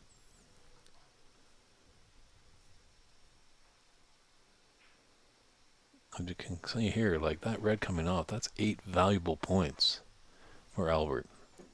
With just the difference being 25, all Nitin needs now is just the yellow. He's in the snooker's required stage.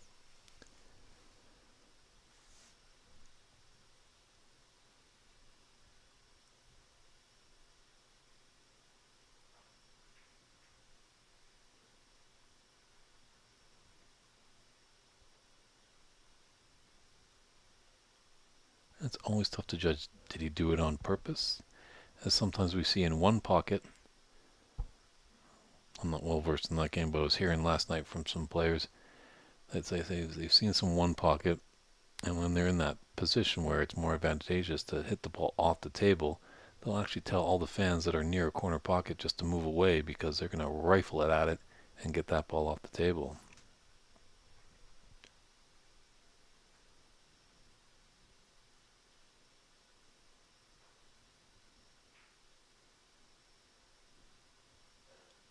I did ask Nitin last night, and he said he was honestly going for those reds, so it's obviously a tough thing to decipher if he's doing on purpose, but as we see, Nitin's definitely, he does like to hit the ball with authority. You need all shots to be effective in snooker. Tough, delicate shots like this by Albert. Sometimes you need a lot of cue power on your shots, like Nitin has possessed.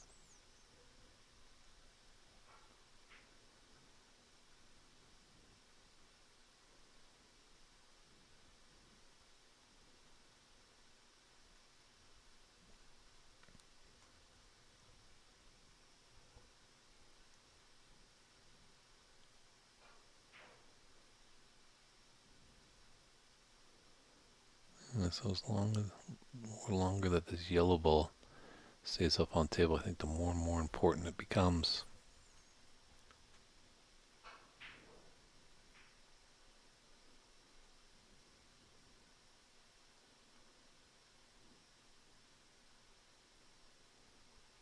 Now the brown's kind of gotten a little safe, so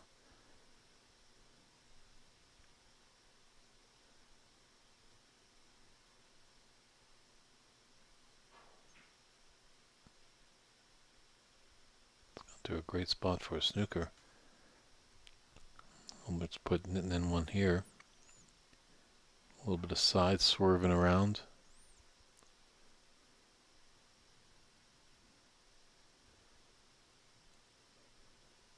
It's done well that yellow ball's not come off the cushion so much that given Albert a relatively easy pot, because that is extremely thin. Doesn't look much on the TV screen, but down at the table, oh, that is a thin, thin cut.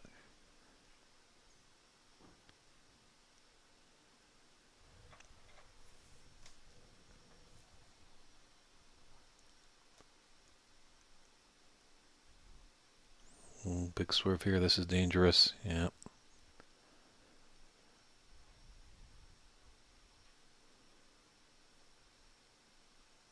He's not going to put him back. It's brown. It's the big important ball of this frame now.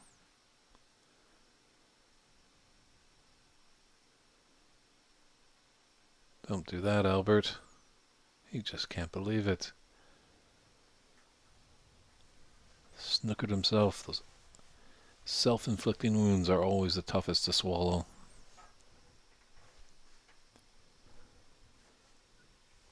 If his opponent put him in there, it's part of the game, he'll have to take it, but when you do it yourself, oh.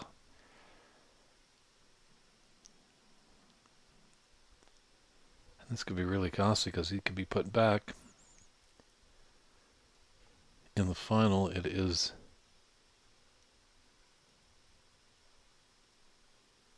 as many misses as possible until we get to the snooker's required stage. So a lot of points could be accumulated here for Nitin.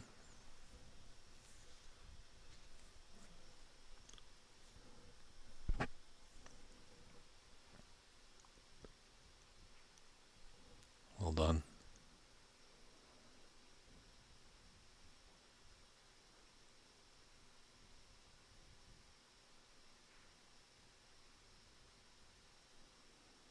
Nitin looks to the heavens there. He knew he missed a trick there.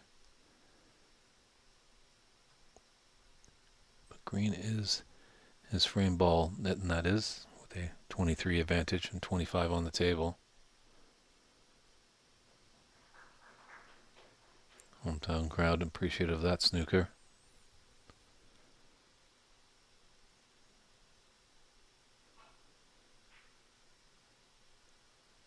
Good hit by Nitin. What has he got here?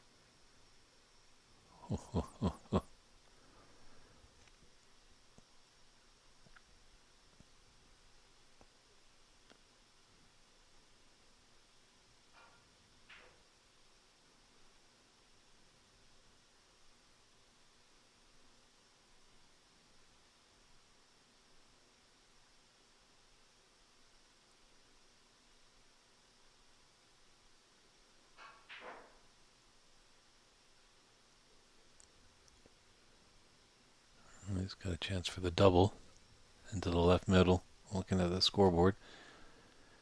Knows that Albert needs a snooker right now. Just kind of asking the scorekeeper to double check. Scoreline is 57-31 for Nitin. This third frame. So the first tournament that Ramin Haderi has done, so I'm pretty sure he's learning lots here. Hopefully come next tournament he has here, that scoreboard with the scorekeeper can be put up on a screen.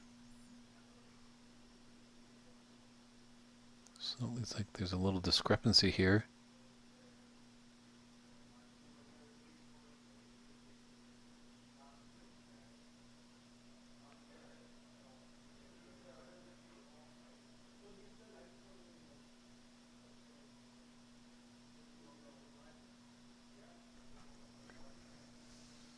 I always hate to sound like a broken record, but that's always that we need, great people behind the scenes helping out.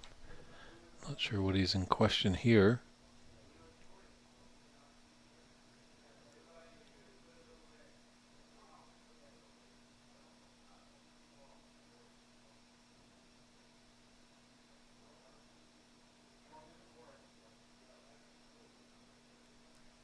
Yeah, there's a little disagreement here. Maybe at the intermission we can find out what the issue is there, but obviously the scorekeeper, I believe that is Ramin keeping score, and he's watching intently.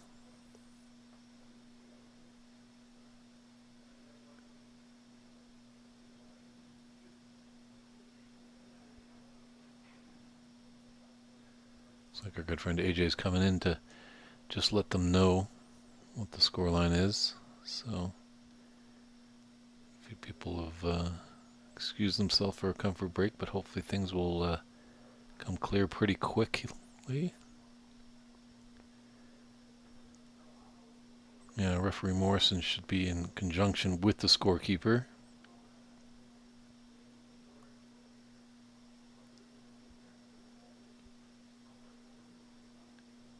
If Nitin just thinks he should be up by more, or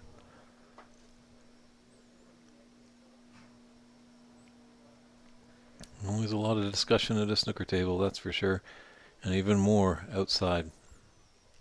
There are many great stories. Here's one for my friends in Qatar, if they're listening. I heard that sometimes we get some great viewership in Qatar. They're big fans of the Bill Werbeniuk stories that I parlay in the broadcast. Bill might be the trailblazer that nobody has realized.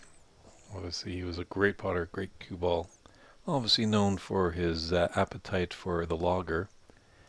But actually, the problem that Bill had, he did have a little shake in his backhand that he actually needed to use that lager to calm down, and also use some beta blockers to calm it down, and that eventually was his downfall from the Pro Tour, as he did get suspended heavily for using those, as they were on the IOC banned substances list.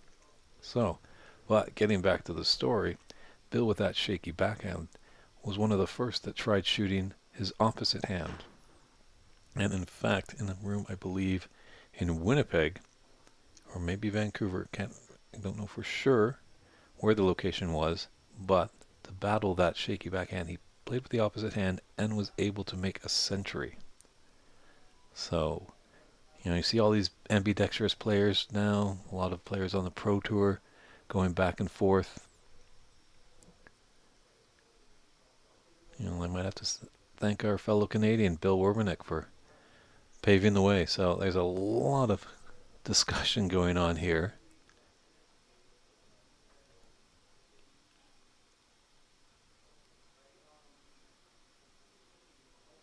It's a bit unfortunate that there's really just put a grinding halt to this final. Oysolanyami, he does have the tablet there to showing the score. As we have the score listed here, 57-31, 26-point differential.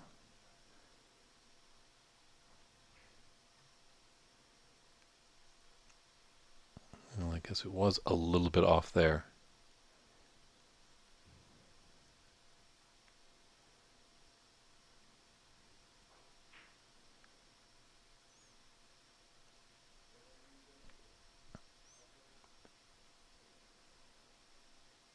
So the tablet's going to be a little hicked up there.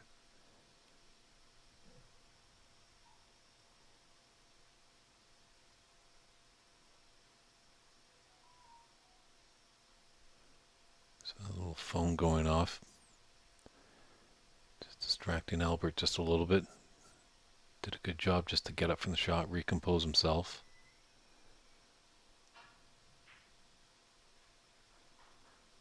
Nice long blue there. So unfortunately, a little hiccup with our tablet. I'm not exactly sure what the scoreline is.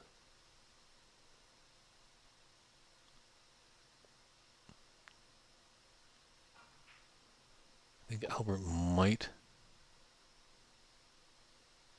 be down by 18. Or not. Okay, there's a concession there. So a funny little end of that third frame there, but Albert's able to crawl back and get his first frame on the board. So now he's definitely feeling like he's in the match. That's good to hear. And I just clarify, everyone gets on the same way. Oh, my apologies. Very interesting there. That the black was there. And, oh my goodness. A little strange there. As I guess with that black, Nitin gave it to Albert. He didn't pot it.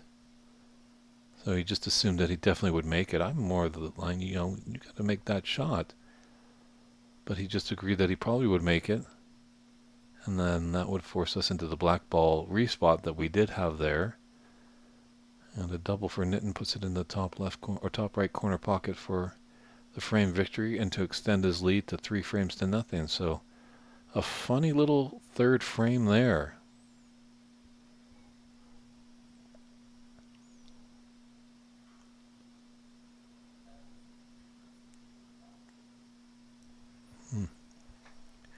Sometimes you think you see it all on the snooker table, but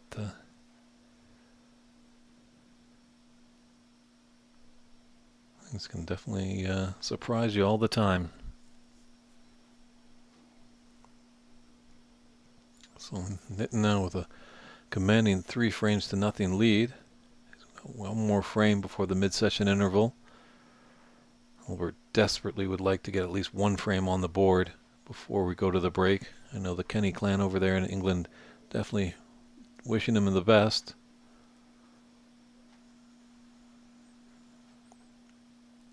And hopefully in the little break that we have after this frame, we'll hopefully do a little bit of investigative work and come back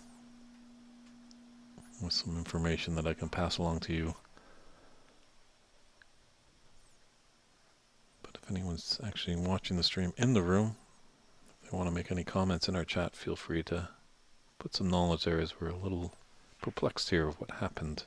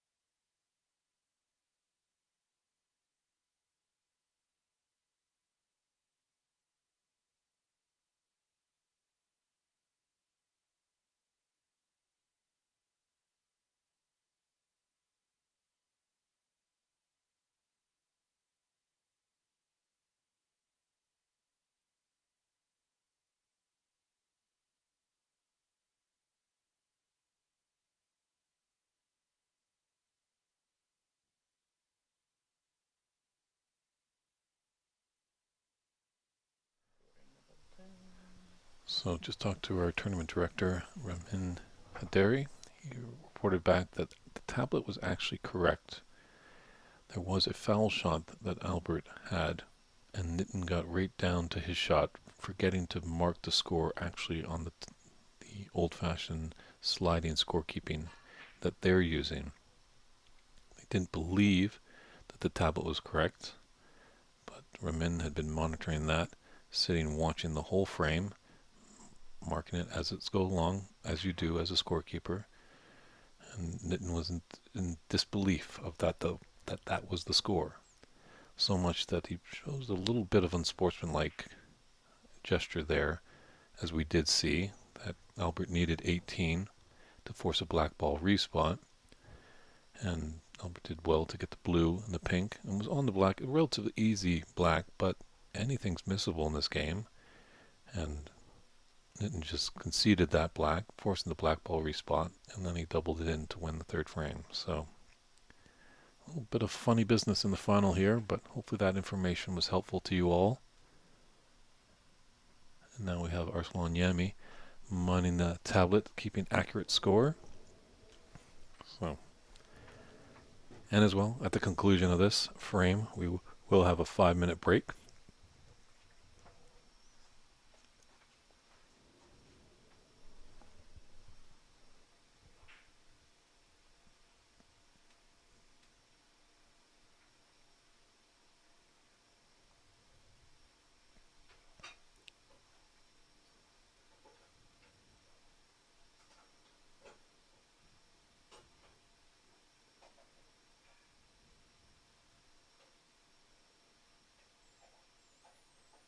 It's just unfortunate when kind of frames of snooker get a little ugly like that.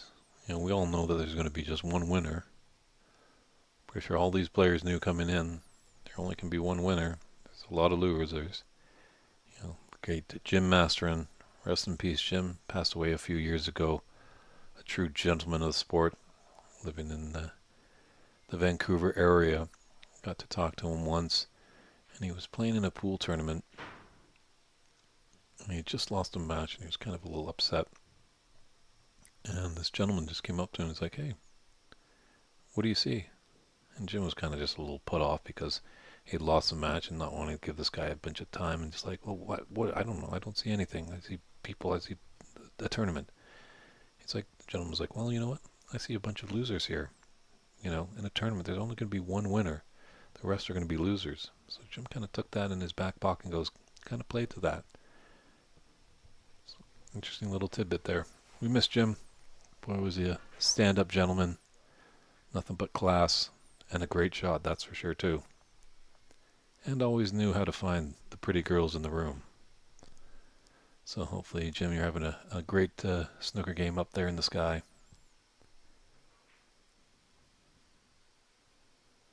But hopefully, everyone's cooled down a little bit. Can't let your emotions get in here. You have the mind of the goldfish. Flush them away.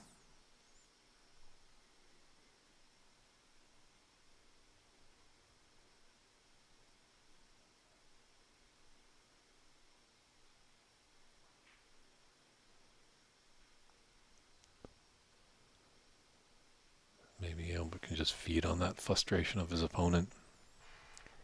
It's just a little too high.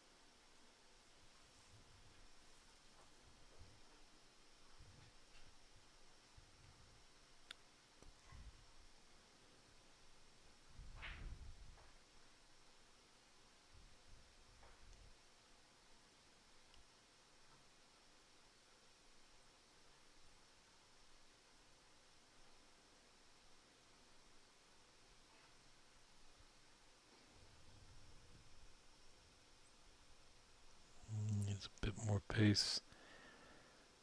Might have just come off that bulk cushion and got behind the brown. Tough to see from our vantage point if the line was there or line going right into the pocket. If it was, then he's fortunate and then scoot along anymore with his cue ball.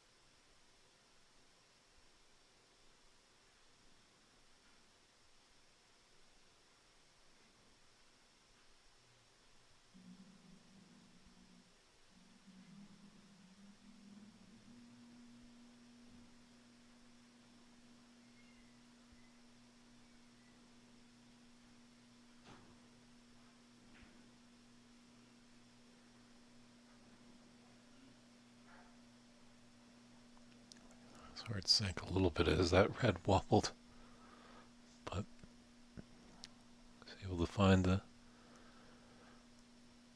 bottom of the pocket.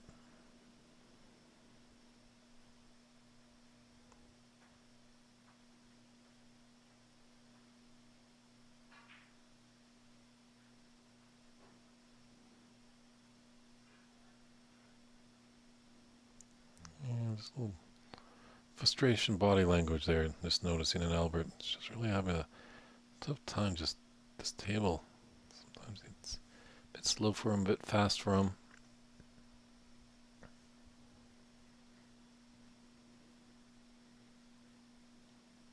He did have a great turnaround victory yesterday in the round of 16. He was trailing Sahil Nair 3-1. That could have been a final quite easily. And Albert found something to win 3 on the spin and win it 4-3.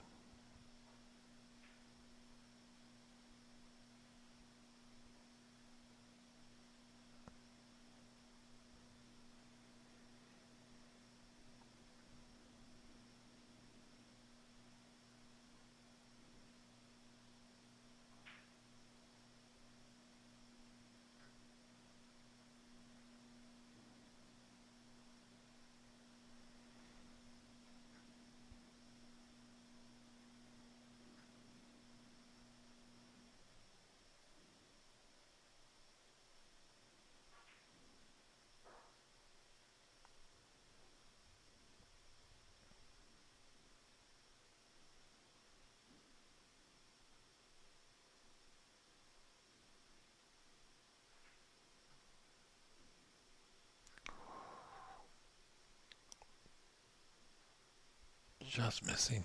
It's a game of millimeters. Unfortunate, rather sitter of a red for Nitin. Black just over the pocket, so an easy 8 points here.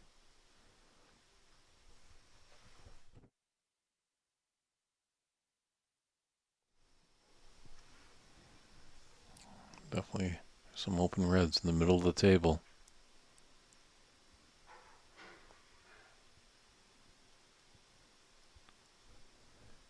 And these mid-range shots should be a piece of cake for the Toronto native.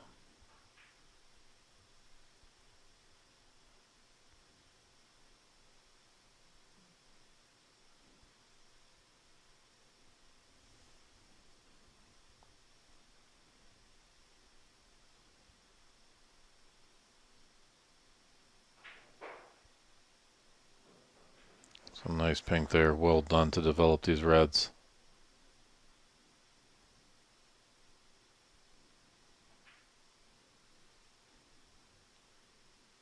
He'd love to keep the party going. He's definitely finding some form, but always going to have a good talk with him in this mid-session interval.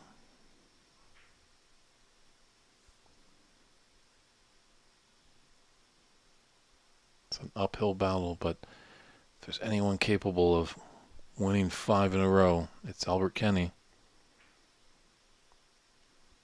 It was only a best of 5 match in our semifinal a couple of years ago in the BC Open, but it was a wonderful match that he played against Charlie Brown. Charlie, who took a 2-1 advantage, looked streaming along in the fourth, but just blundered a little bit.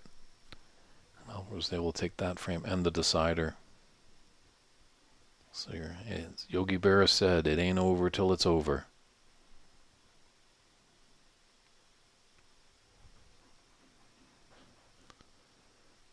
So 62-27 for Nitin Sharma. 35-point differential and 35 on the table.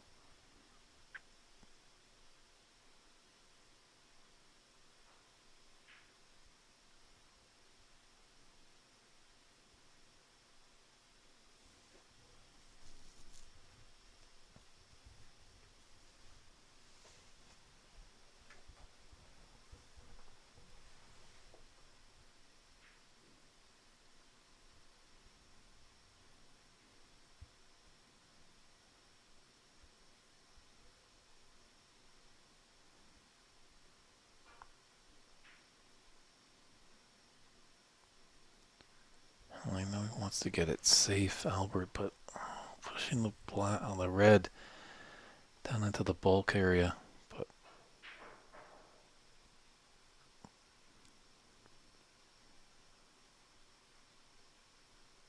oh my, that's what can happen when you put a tremendous amount of pace. He almost knocked that red off the table again. But with the pace on that red came back up table and just glanced into the brown, and free ball is here.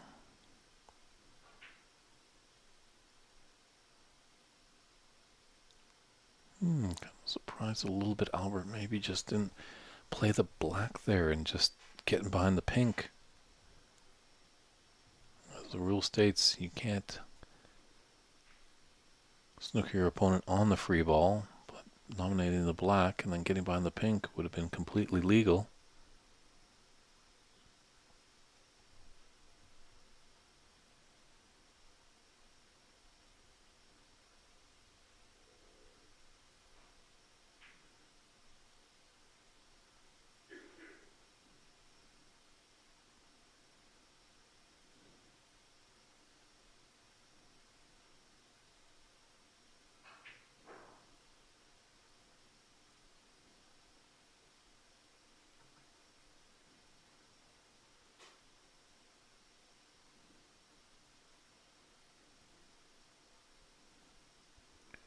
Shouldn't be a free ball, obviously, because the cue ball, when it goes into the pocket, can go anywhere in the D. It can happen, possibly a free ball, when you get that white ball back into the D and put it anywhere, but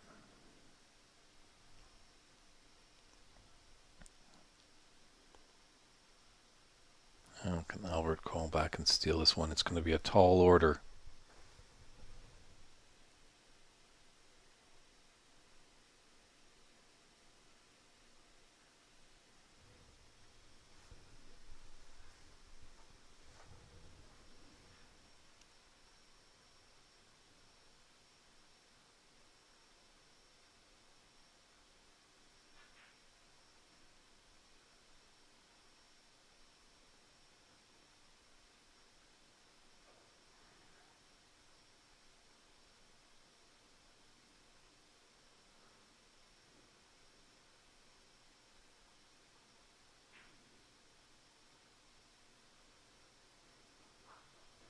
Nice snooker there.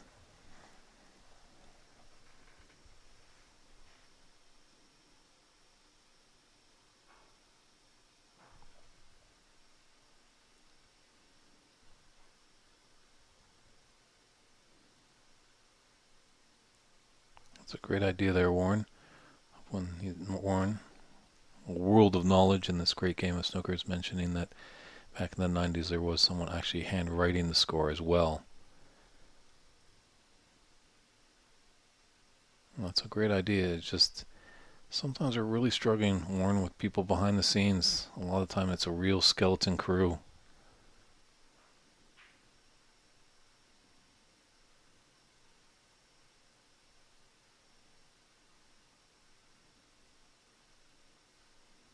think sometimes maybe just the officiators behind the scenes just have to be like the tablet. That's the scoring device.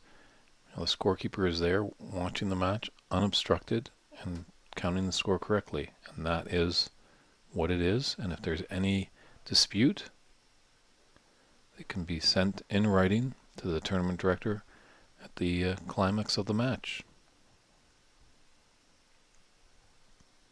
Because obviously we're all human here. We're not getting everything perfect all the time. I think that's why we do enjoy watching humans play sports rather than robots, or it'd be quite repetitive.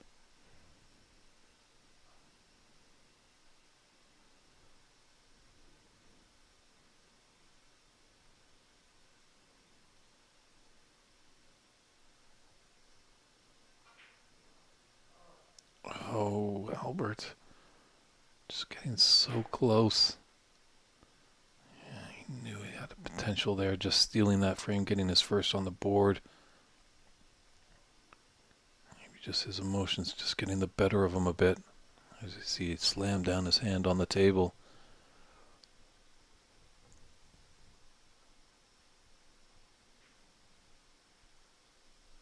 Oh, what a miss by Nitin. A reprieve. I think there is a passway by this pink.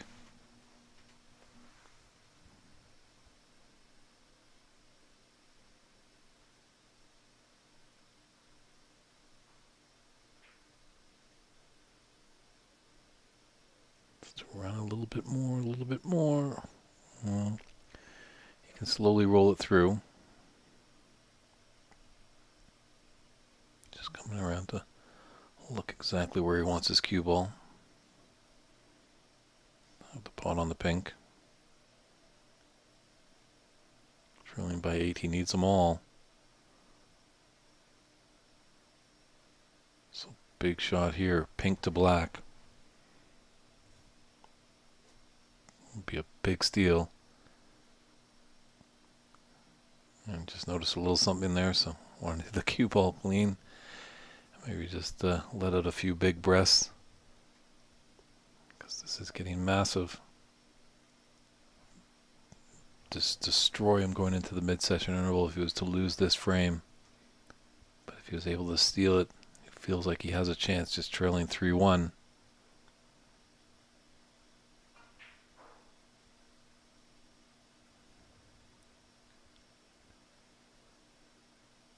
He's done nicely there. Is a bit high. Practice game, they're pretty easy. Final of a big tournament, lots of pressure.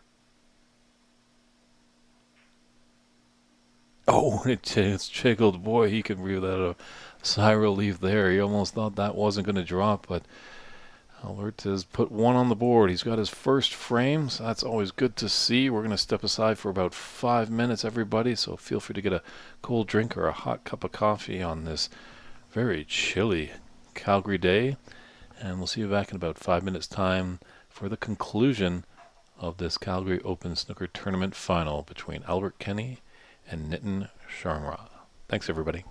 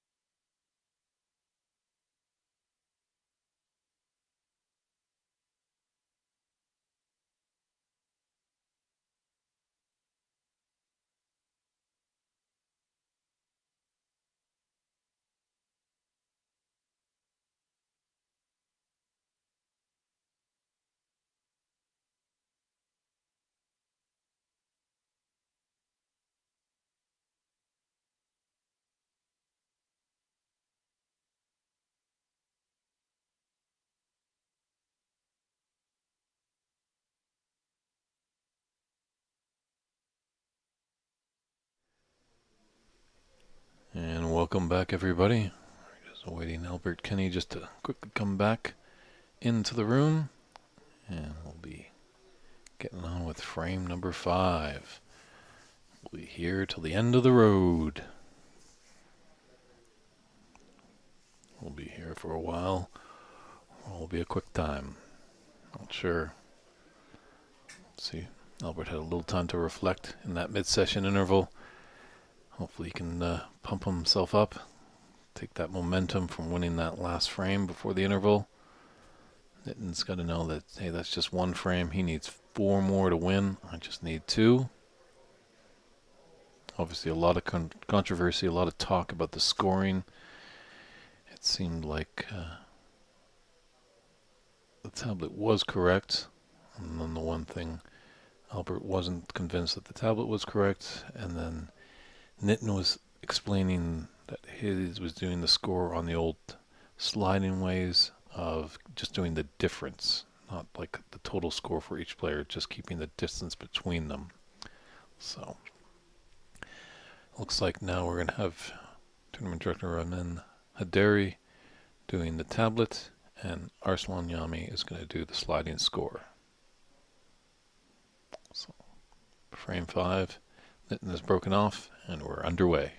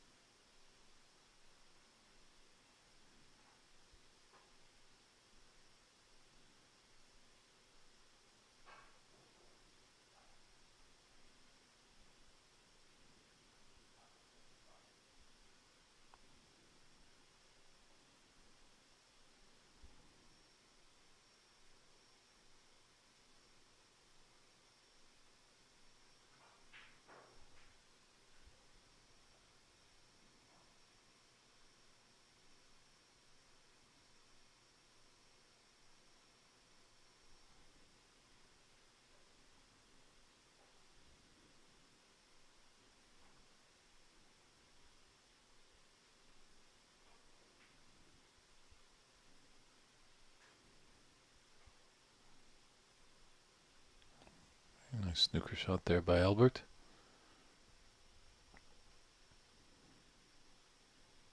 Looking like he's going to swerve around the dangerous shot. I'm surprised he didn't come off the right cushion and just roll into the bunch.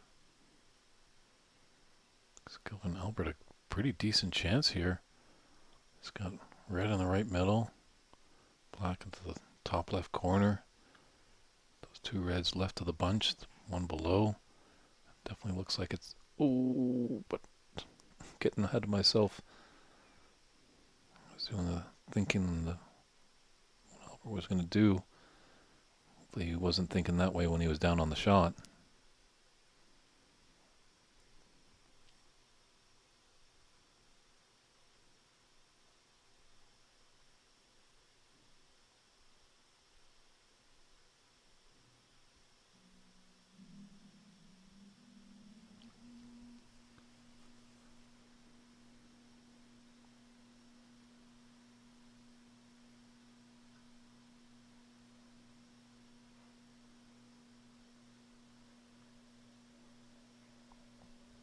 Yeah, that was kind of the shot that I thought Nitten might take.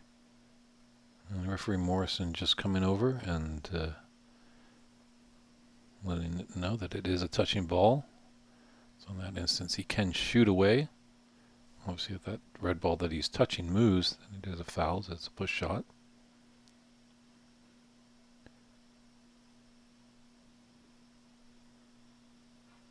The interesting caveat to that rule is if you're on a color and you're touching a color ball, you can nominate that color ball you're touching or nominate a different color ball and there's no foul. Unless that ball that you're touching does move. So, rules of snooker, there's a few out there, but there's many great websites that offer free download of the PDF. Our good friends at wst.tv. You can go on their website and find the rules, download them. They also sell a small, I think, 30-pound worth. That's 30 English pounds. That's not a 30-pound book. That'd be a heavy book. A little pocket-sized book that has the rules for snooker, English billiards, and the snooker shootout.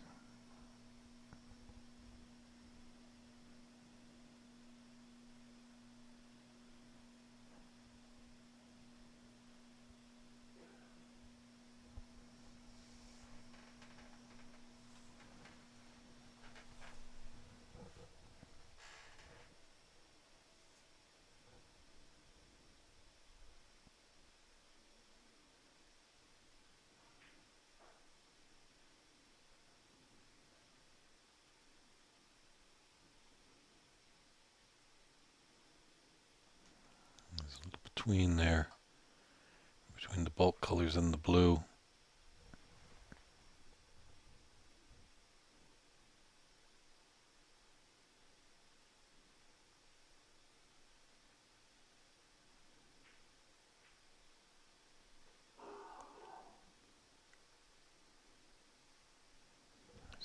Nice little red at the top right.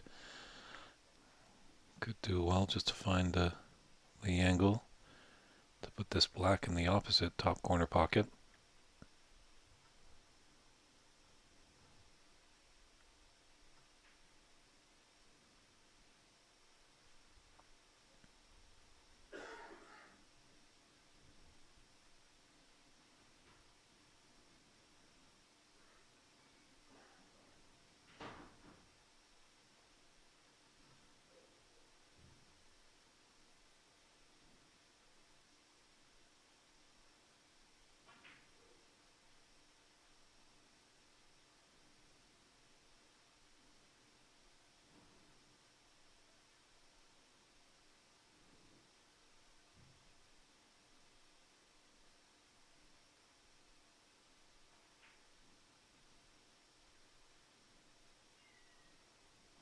A fortunate little kiss as he raises his hand into that blue. Develops it nicely, and it's got a right side of the blue.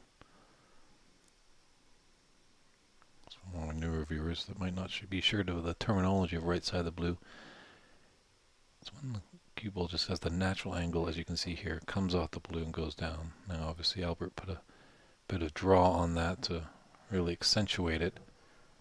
But when the white is closer to the bulk colors and he plays on the blue, natural angle takes it into the top end of the table where usually most of the reds are.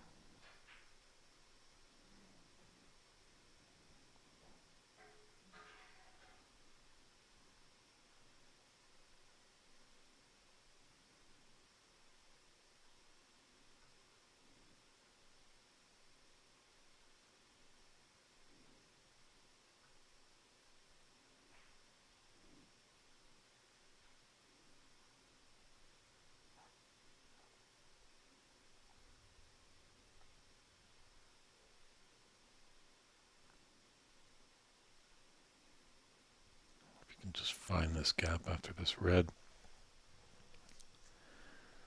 Come through and just be on the blue.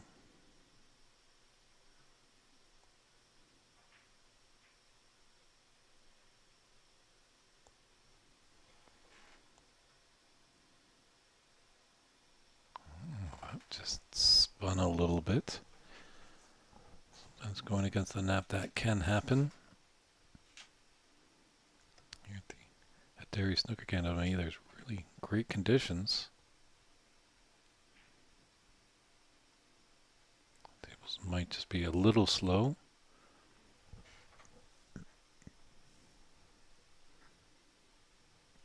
It's always so tough because all of us love the game of snooker and we watch the professional circuit, and they're using the finest of fine cloths, the Strawn number 10. That makes a table like a skating rink.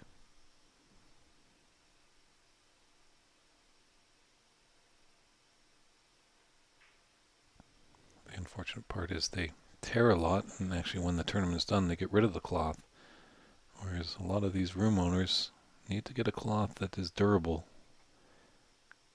Says we want to grow the game of snooker in Canada. We'll regrow it and grow it down south in America. Some of these cloths are going to take the abuse. And it is not a cheap expense to buy cloth and get it fitted onto tables, so can't be changing it every couple of months.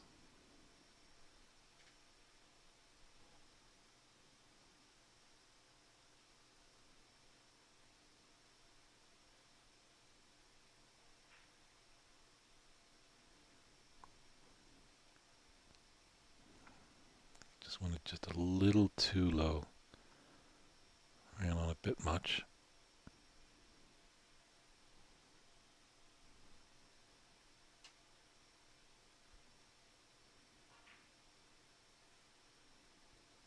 Nice little cannon into that red.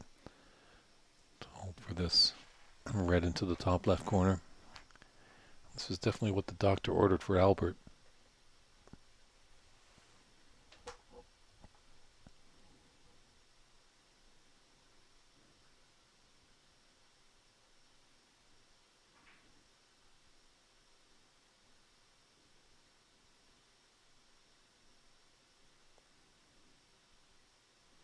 He's got the half century in building. Definitely a good looking table. Are we in store for another century on our TV table? Oh, the phone goes off again. Somebody's got to talk to that spectator. Just put that thing on vibrate.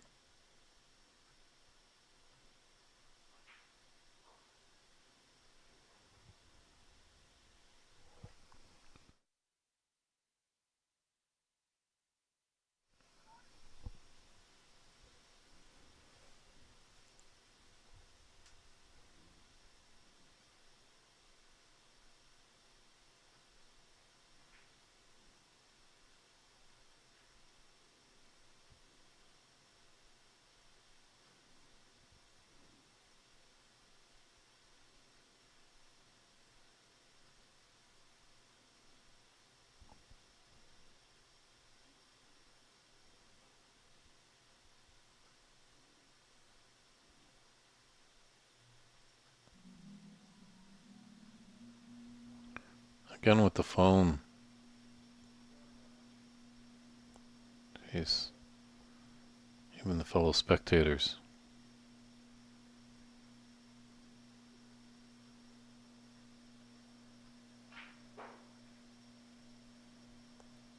He's unable to recompose himself. Definitely that is. Just hiccups the rhythm. Say a lot to snooker players like a conductor. That cue, that's their baton. Orchestrating wonderful breaks.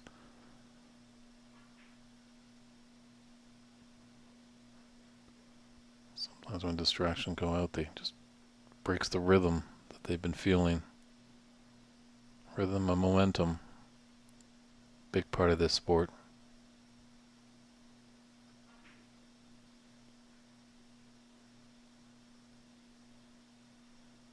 Well, we won't be seeing Nitin come back to the table.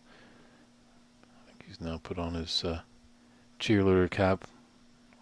Hoping to see Albert put in a century.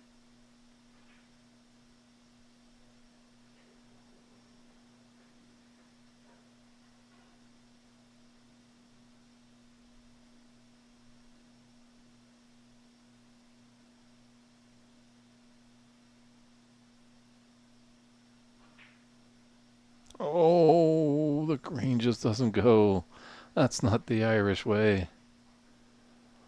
So, Albert slowly crawling back. He takes that fifth frame. He almost had the ton, but unfortunately he did not get it. But, more importantly, he did get a frame to the good. So it's just one between them. Nitin leaned 3 frames to 2, and we'll step aside and come right back with the 6th frame.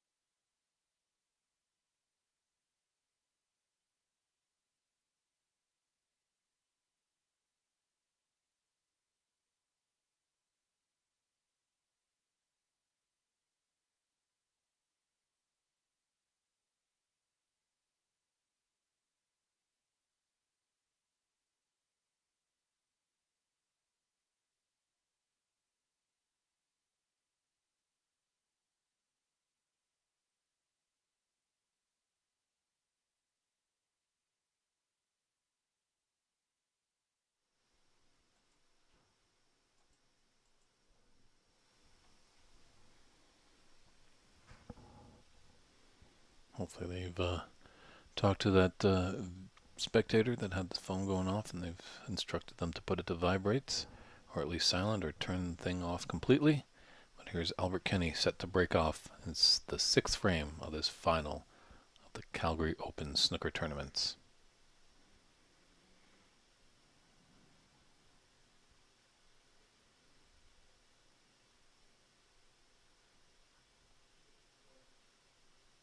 A little distraction off the table. Looks like Nitten getting a little disturbed by something.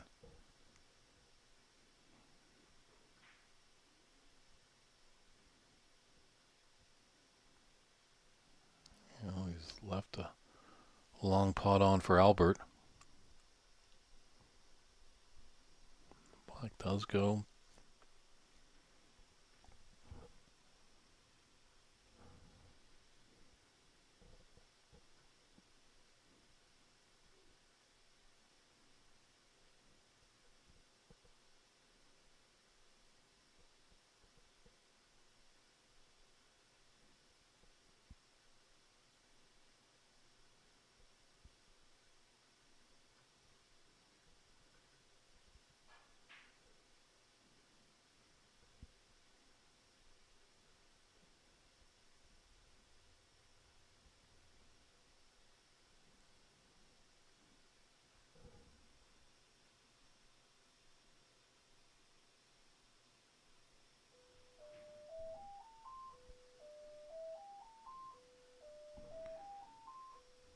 Do appreciate the update Ontario Snooker Tour, but sometimes hold on to the spoilers. Some of us might have that on tape or catching it up on demand.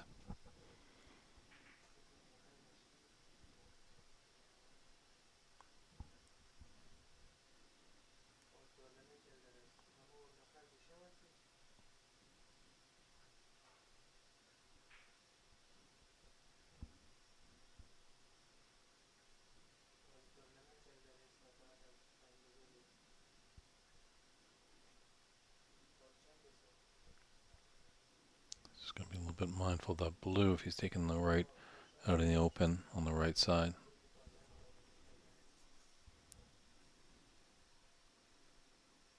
Looks like there is a pathway for this red that's closest to his cue ball on the left side.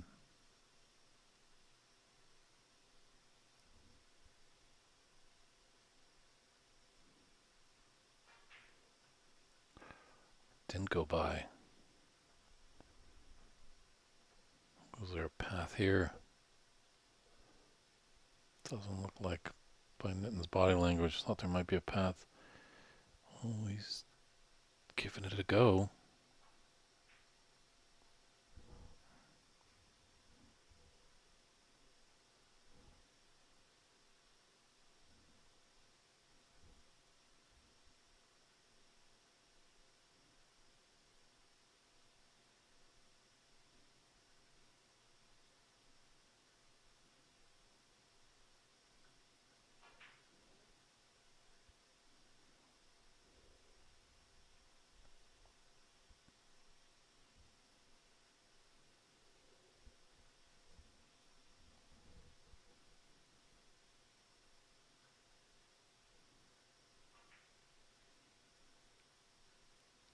He's hoping for a cannon into one of those reds to hold for that red. Let's open on the right side.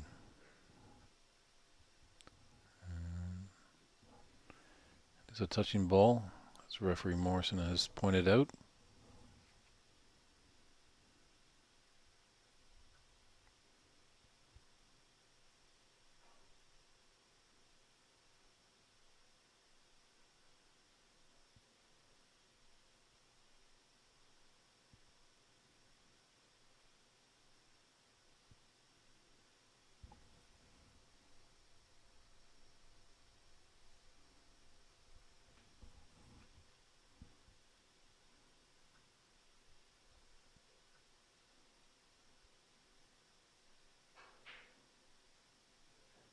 There's the fierce parting of Nitten. Disappeared a little bit, but it's coming back. Really like to relinquish that 2-frame advantage. Ooh, and a relatively easy blue. Maybe just a little too quick to get down onto it. But yeah, he'd love to get back a 2-frame advantage and put him 1 frame away from winning this Calgary Open snooker tournament.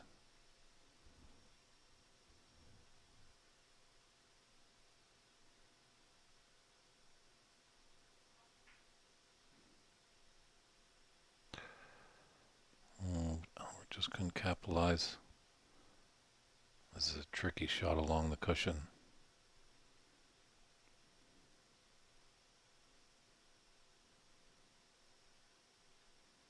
I was thinking twice about it.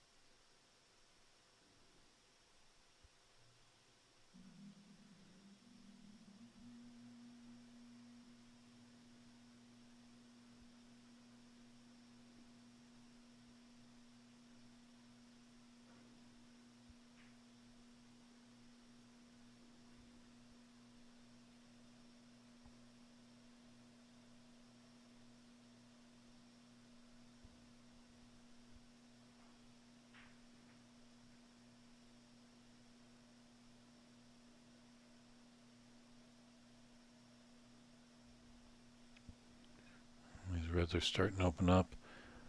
Sort of falter on the safety exchange right now, or can make a long red. Could be quite profitable with a break.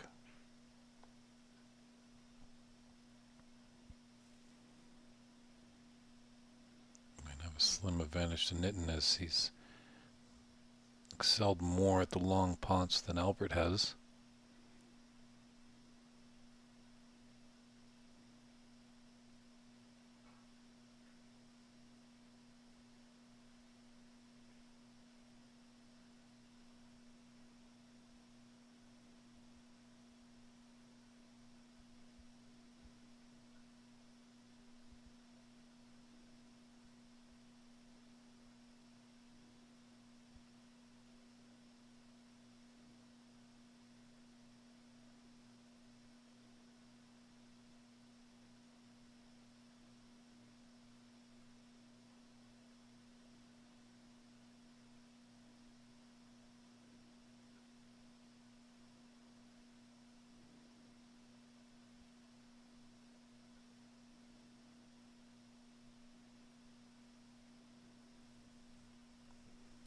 Yeah, just a little difficult path to get the bulk. She forced him to take something on. It's always a uneasy feeling.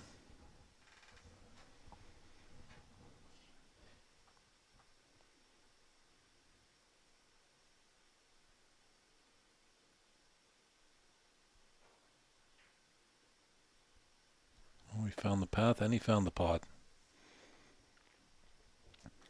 Raises his hand in acknowledgement of that it was a fluke.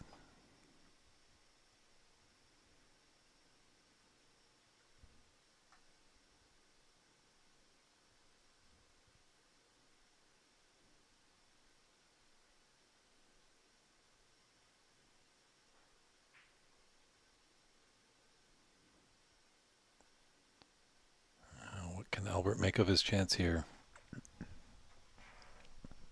It does look, I think that black will go by that red into the top left corner.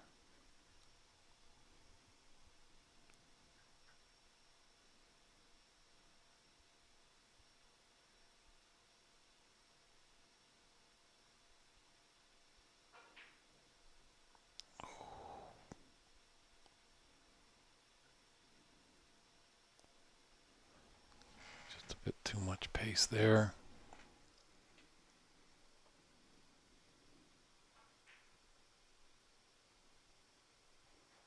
Very nice shot there by Nitin. Doesn't want any of that red. That's not going to find a hole there. That's always Extreme frustration when you play a great snooker, and all of a sudden the red that you hit finds its way into the pocket. Then you have to shoot again. And if you're tight, the roll up can be a bit difficult. Nevertheless, it was a great snooker by Nitin.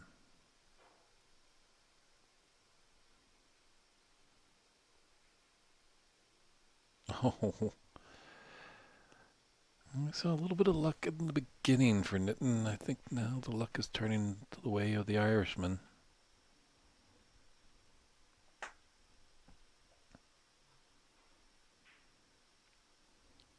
Could be maybe the Kenny clan tuning in from Ireland, giving them all the sport through the airwaves.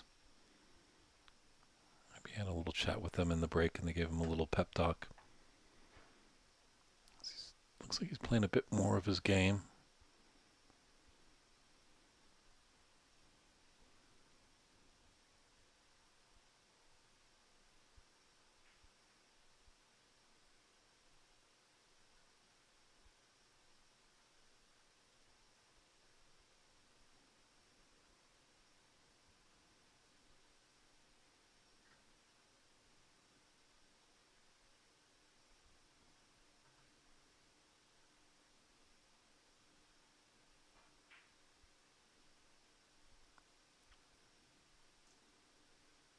Was that a costly miss?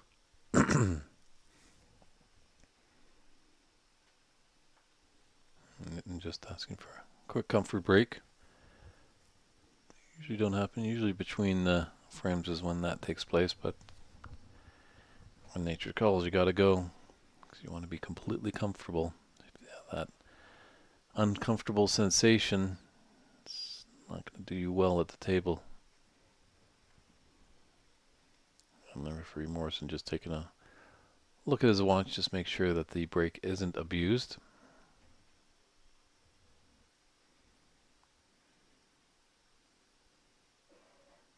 So this is the final of the Calgary Open Snooker Tournament here at the Haderi Snooker Academy in Calgary, Alberta. Nitin Sharma leads 3 frames to 2 over Albert Kenny in a best of 9. It's David Burney in the booth. Glad that you're tuning in wherever you're finding us. Great to see lots of good questions, feedback, comments, any debates out there. Really appreciate all the viewership all weekend long.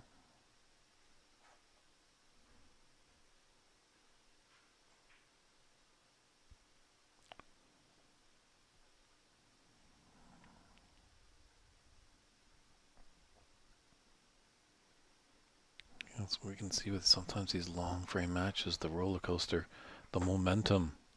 It feels like it's slowly turning to the local favorite, Albert Kenny here.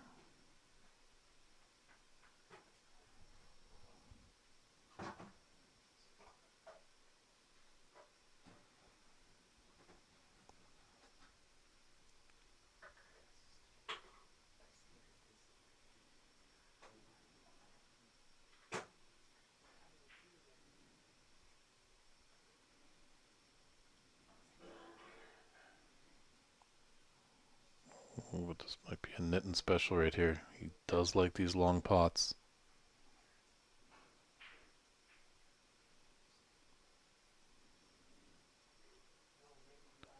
Certainly likes to take them with a lot of power. I wonder how we would fare if he just didn't hit them as powerful. He'll give a little bit more chance to the pocket to swallow it up.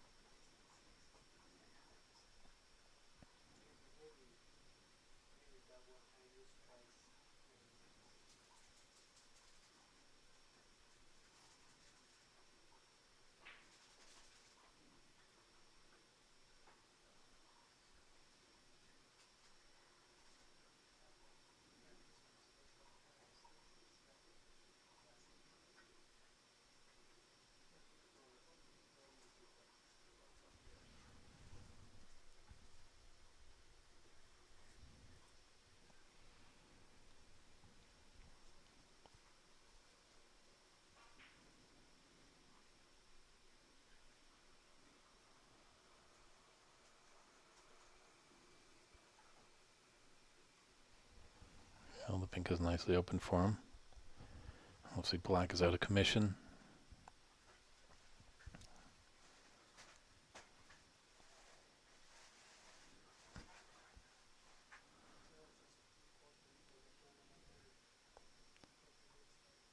Albert Kenny just trying to channel his Mary Lou Retton, the great U.S. gymnastics athlete. So as long as you keep one toe on the ground, it is a legal shot. So that other leg can be all over the table.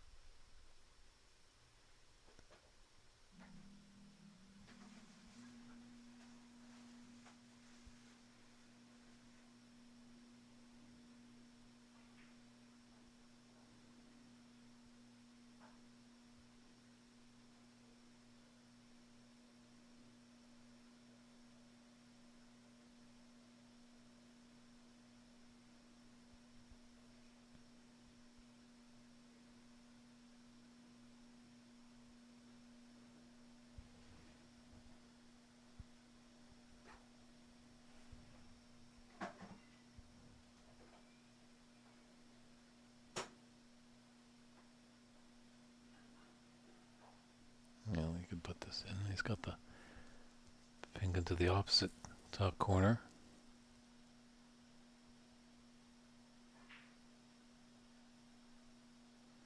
So a really nice shot with pace and stunned it so it just floated down.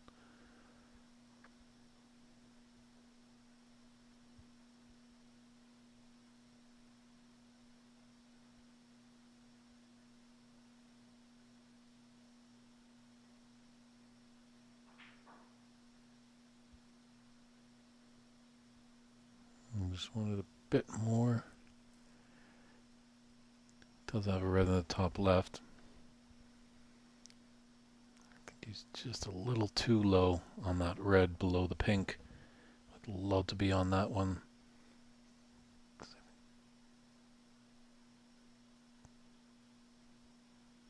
It's definitely getting rid of this red will clear up the pink to be in that same top left corner. But take a little more thinner of a red, come up table.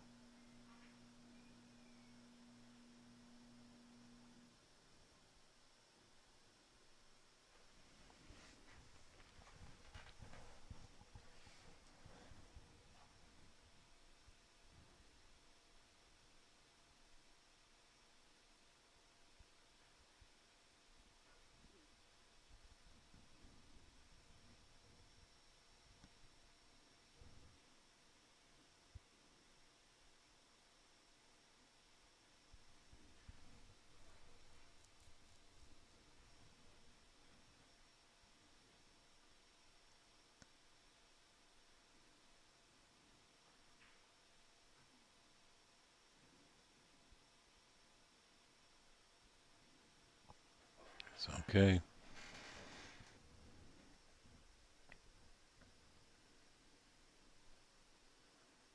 Really isn't going to be concerning himself with the black and red on the top cushion. Take this, come up for blue. Ooh. He's trying to just maybe slide past there and get pink in the same pocket. So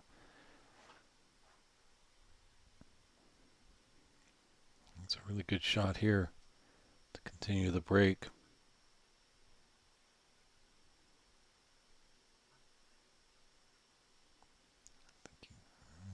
Trying to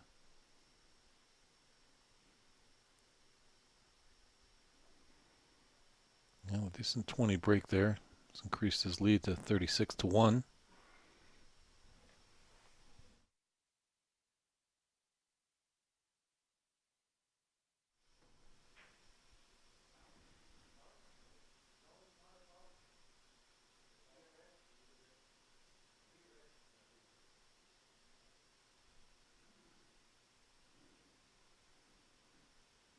Foul was called. Sounds like.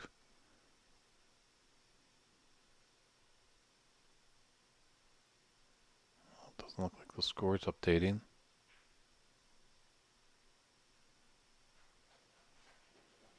Great snooker there.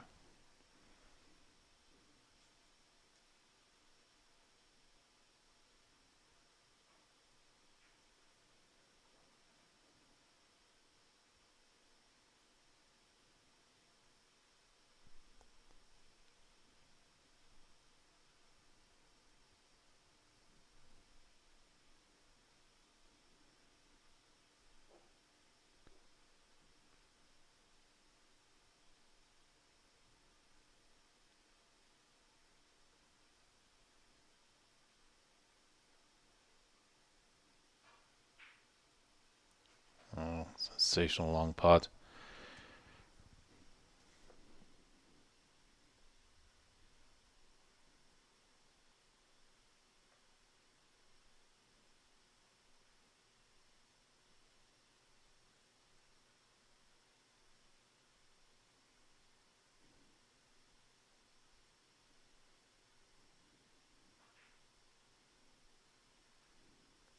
Interesting. I thought that referee Morrison had called a foul on that shot when he went into the red and black.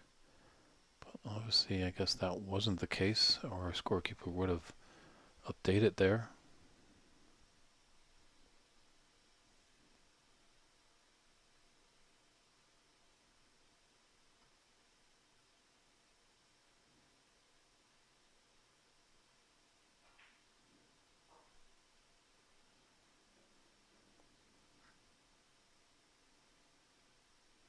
Told you can never count out Albert, that's for sure. He's been down a lot in this tournament and has fought back.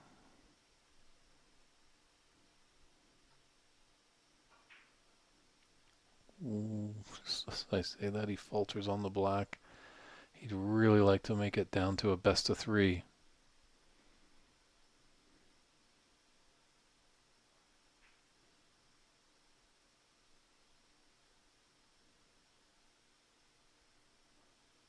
That black going safe to the left cushion is only going to help Albert.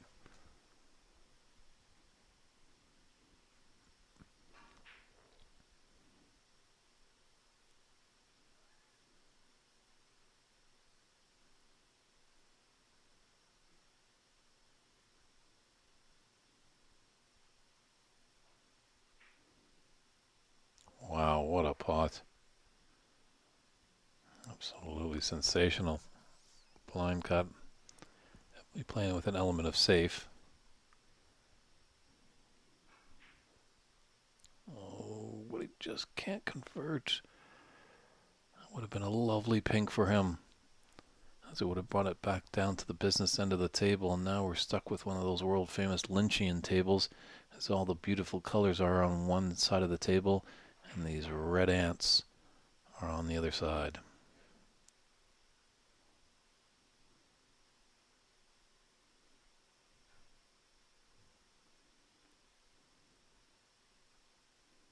Yeah, it's a messy table for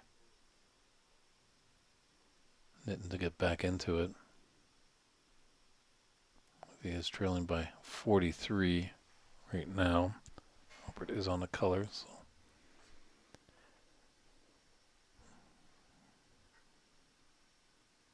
he has to make a color, put us to the snooker's required stage. But he's just going to play smart snooker.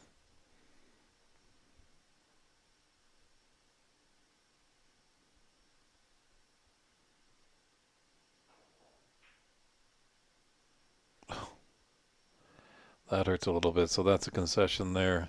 Yeah, because that red's not coming back up. A lot more snookers that Nitin's going to need, so it is now a best of three. Albert has roared back to tie this match at 3 frames apiece. A real important 7th frame upon us in a few short moments. Whoever takes that will be 1 frame away from winning the championships. So stand by, everybody. We'll be right back with that 7th frame.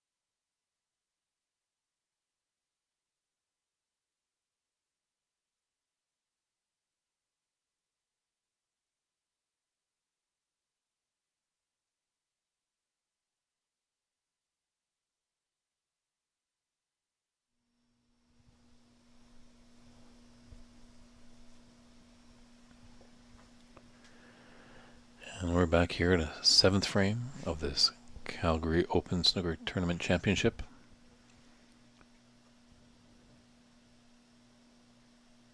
Definitely looked very impressive early on for Nitin, taking a 3-0 advantage. Albert was able to crawl and get one back before the mid-session interval and has kept that momentum going after the break and has won the last two to put us at a 3-3 tie.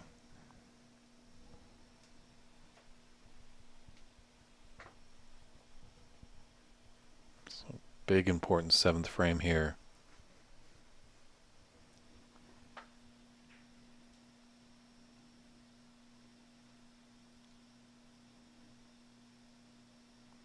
Albert's got to continue playing his game, keep that momentum going. He's got the confidence. Nitin struggled a little bit on some of his long pots. That's usually a specialty for him.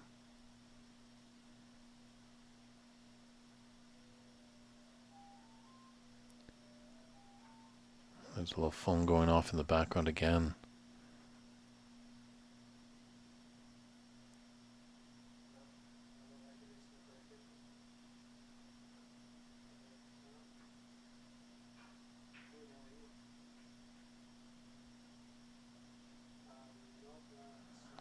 I'd like to cannon more solidly into one of those reds to hold for the black. The black is there, but it's tricky, and pink is not there. Blue is not there, so black's the only color you really can take to continue on.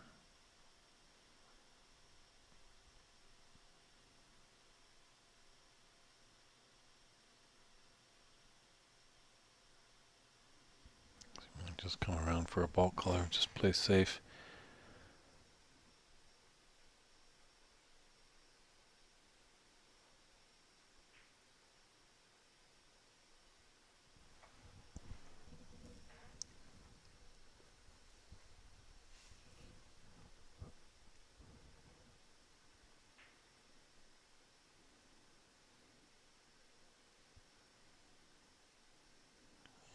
The mind games are coming in a little bit.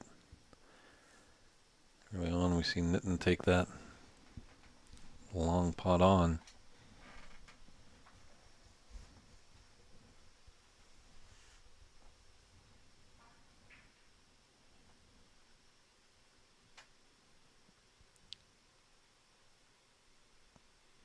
It almost dropped in the top left corner. Hasn't gifted the opportunity, but definitely a long plant is possible just with that red just sitting on the jaws of that pocket. Just the edge ready to jump in.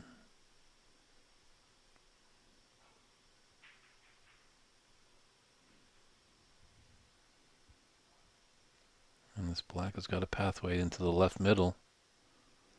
So Nitin could be off and running here.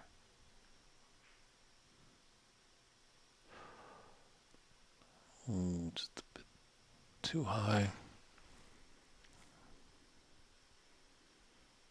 Yeah, it's just cooled down a little bit, struggling a little bit with some form.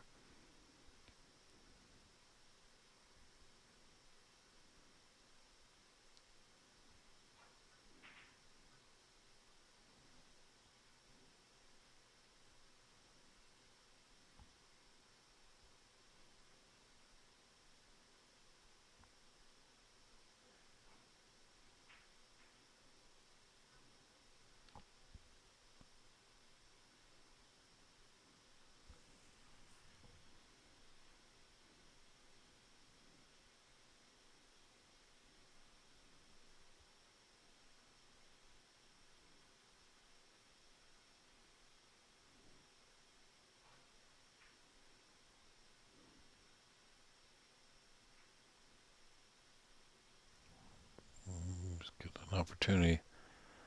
It's one of Nitin's specialties, long pot. Oh, this time the cue ball goes off the table. Usually the reds have been popping off.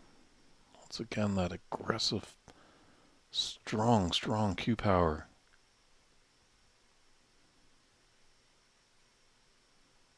Just Wondering if it is completely necessary. Because really these balls are quite active on the table. They're jumping around a lot.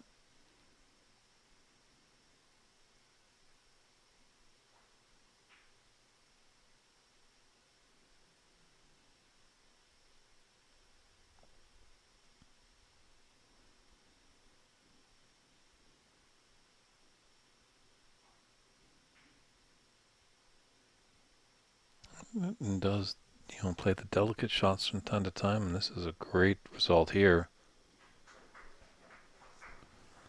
I think to have a lot of, just had the right amount of pace there. Some of those long pots, it just, does he need that much pace? Obviously he's making them a lot, but the unfortunate part is sometimes, as we just previously saw, the cue ball will jump around and fall off the table, and red goes off the table, doesn't come back up on a foul like that.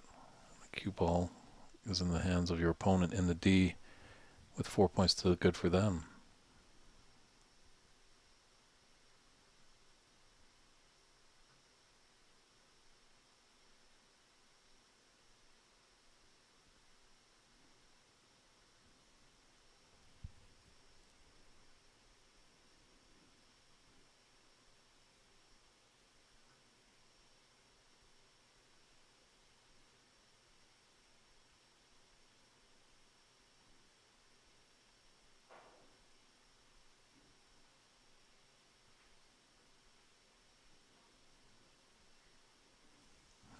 It was a messy little table. Lots of reds on the left side.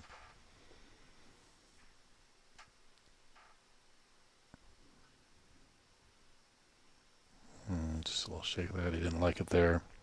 Just ran on a bit too much. Like to have been a little bit lower on that pink into the right middle.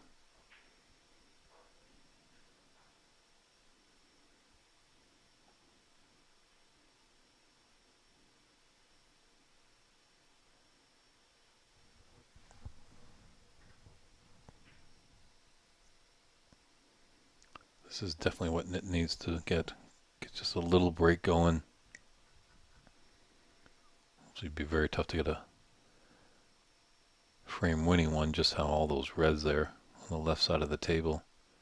But a decent score up. Brings about that confidence in your stroke.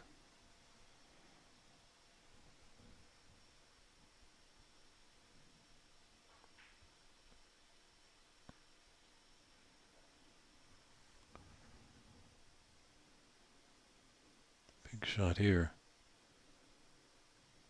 Is it straight on, or is there a little bit of an angle?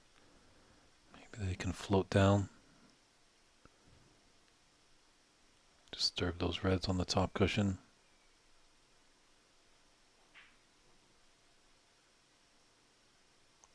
Yeah, a little straight. It's got a tricky red into the left middle.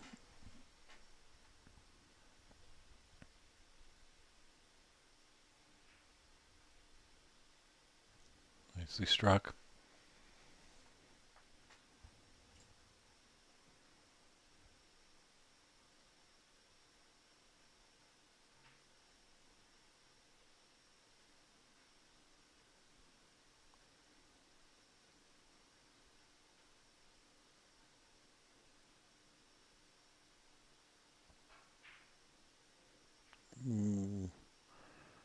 But not a bad response, at least. He's got some points on the board. He's got a 20-point advantage in the 7th frame. Something he really needed to do.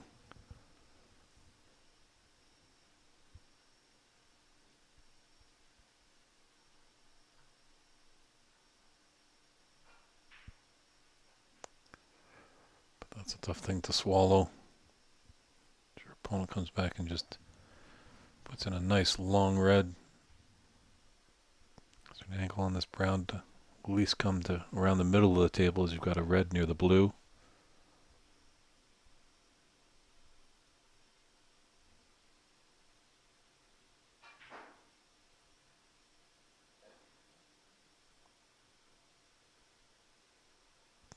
Didn't run enough, but ran enough that at least he can potentially make the pot, but obviously we'd like to be a few more inches further down table.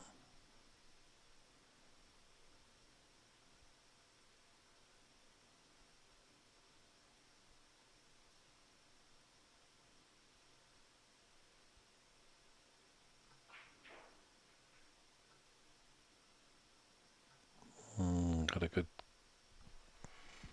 kick there. Open up those reds. It's thin on the pink.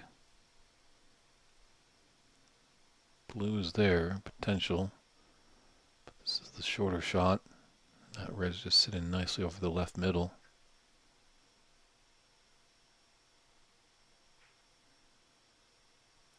Yeah, it's kind of like a little insurance policy. Just those two reds wavering around the black spot.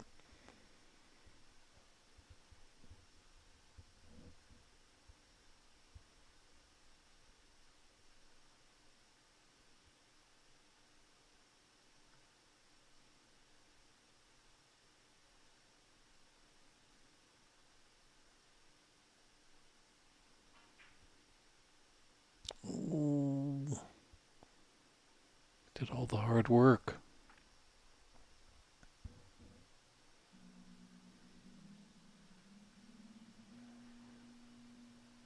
It just comes down to nerves sometimes as you get deeper in these finals.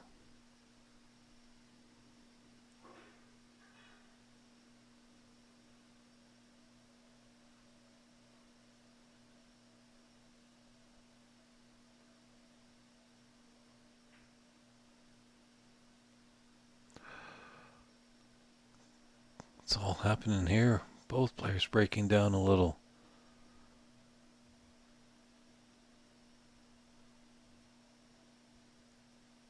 Maybe a little bit of fatigue might set in a bit.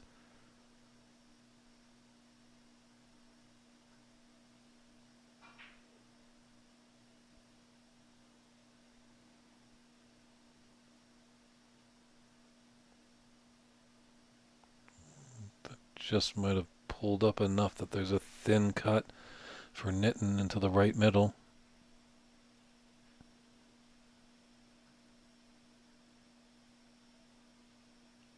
It's got the black into the left middle. We're just going to roll it to the brown, not risking any chances this stage of the match.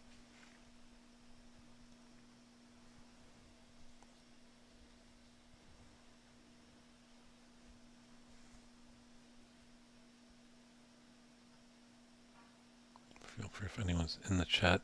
Correct if I'm wrong, but I think on the professional tour, actually the longest session for a frame of snooker, or for a session of snooker, is 10 frames. They do 10 frames in the final session of the World Championship, where most sessions are 8 or 9 frames played.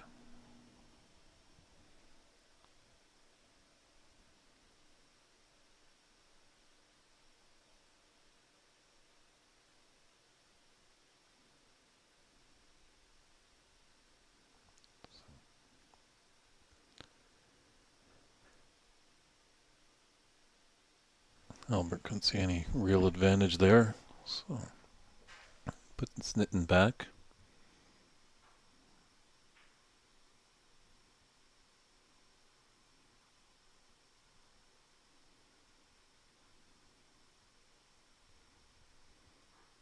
Nitin with a small 6-point advantage, 27-21 in the 7th frame of the final, the Calgary Open Snooker Tournament.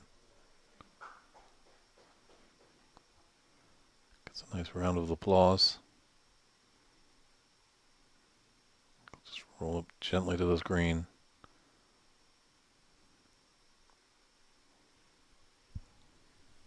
Albert has definitely found some long potting form.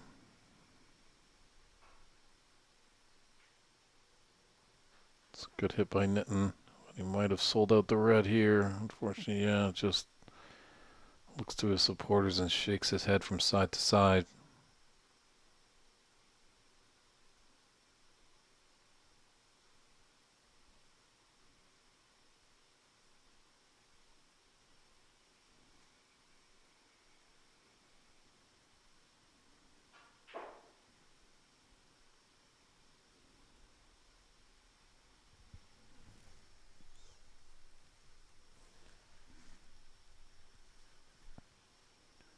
Looks like he might have an angle. He's got to get on the bottom hemisphere of the cue ball.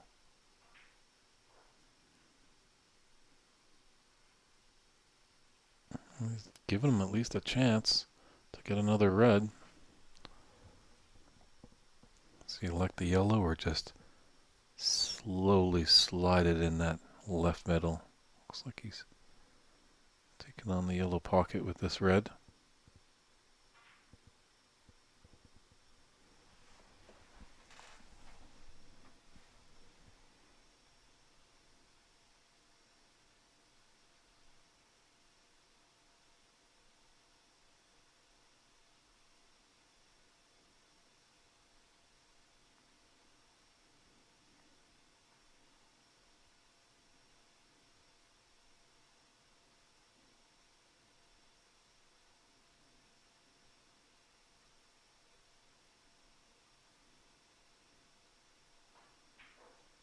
Interesting. I think this has happened before to Albert Kenny, although he was on the other end of it at the Embassy Open in late August, early September of last year. He was battling Renat Danka. I believe Albert had a 3-1 advantage, and then Renat found some form and roared back and won 4 in a row to take the championship. Oh, that's a great double to keep it going.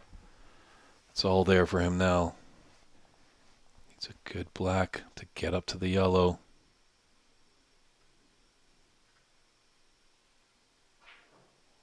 Oh, just maybe thinking too much of the yellow. Pressure. Lots and lots of pressure there. And probably who didn't think he was going to get a chance. Just has to calm the adrenaline down just a little bit.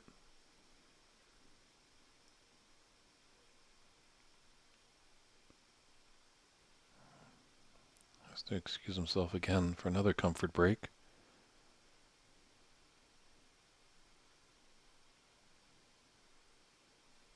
This probably should be monitored a little bit, obviously when nature calls, but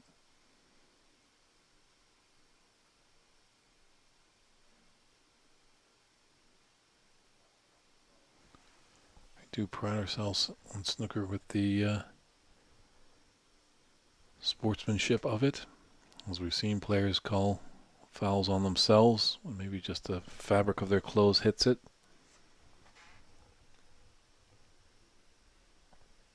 Yeah, usually you don't excuse yourself to use the restroom middle of a frame. But as I said, if nature calls, you don't want to feel uncomfortable.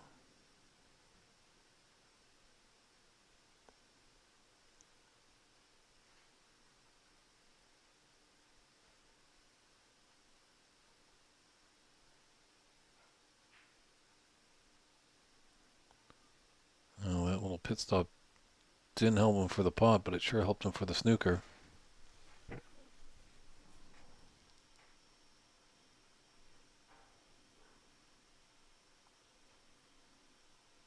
So we're just with an 11-point advantage, leading 38-27.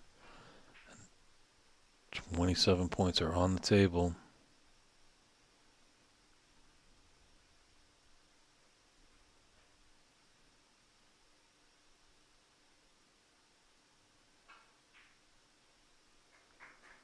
Wow, that's an impressive pot. It makes those long ones look easy and those short ones tough. Boy, would this be a steal. Just came a little short on the brown. Wanted it to roll a few more inches.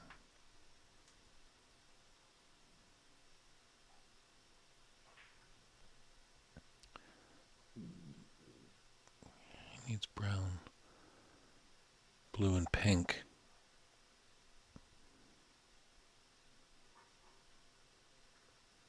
Albert just needs brown and blue.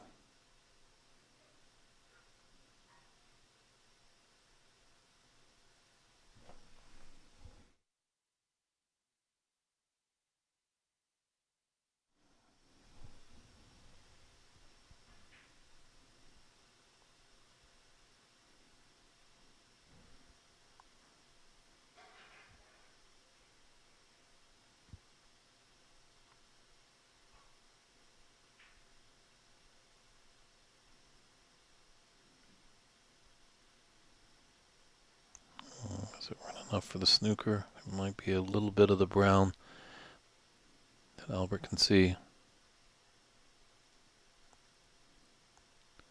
Just letting referee Morrison come in and inspect. He might just be putting a little bit aside just to swerve around that blue.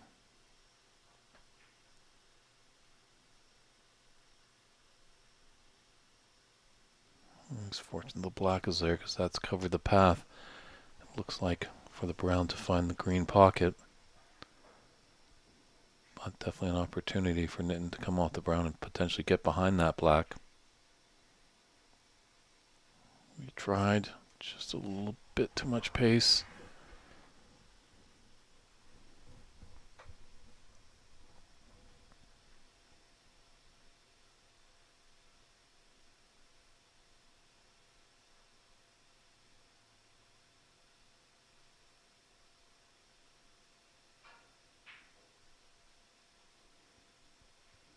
Albert was going for it there.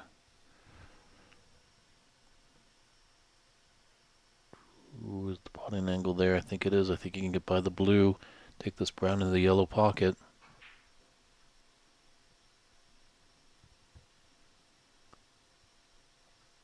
Tough part when he hits it with pace like that, where the ball is going to stop.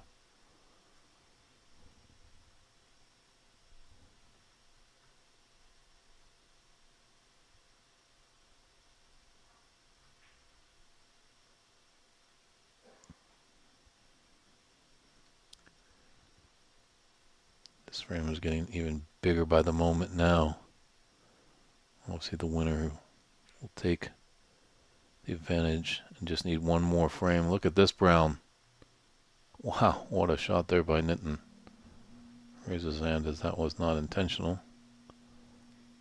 But yeah, Nitin's able to steal this one. Big momentum going his way. If Albert can hold it off. Oh, and that's what happens, just the nerves. And he's kind of left it out there. Albert does need blue and pink.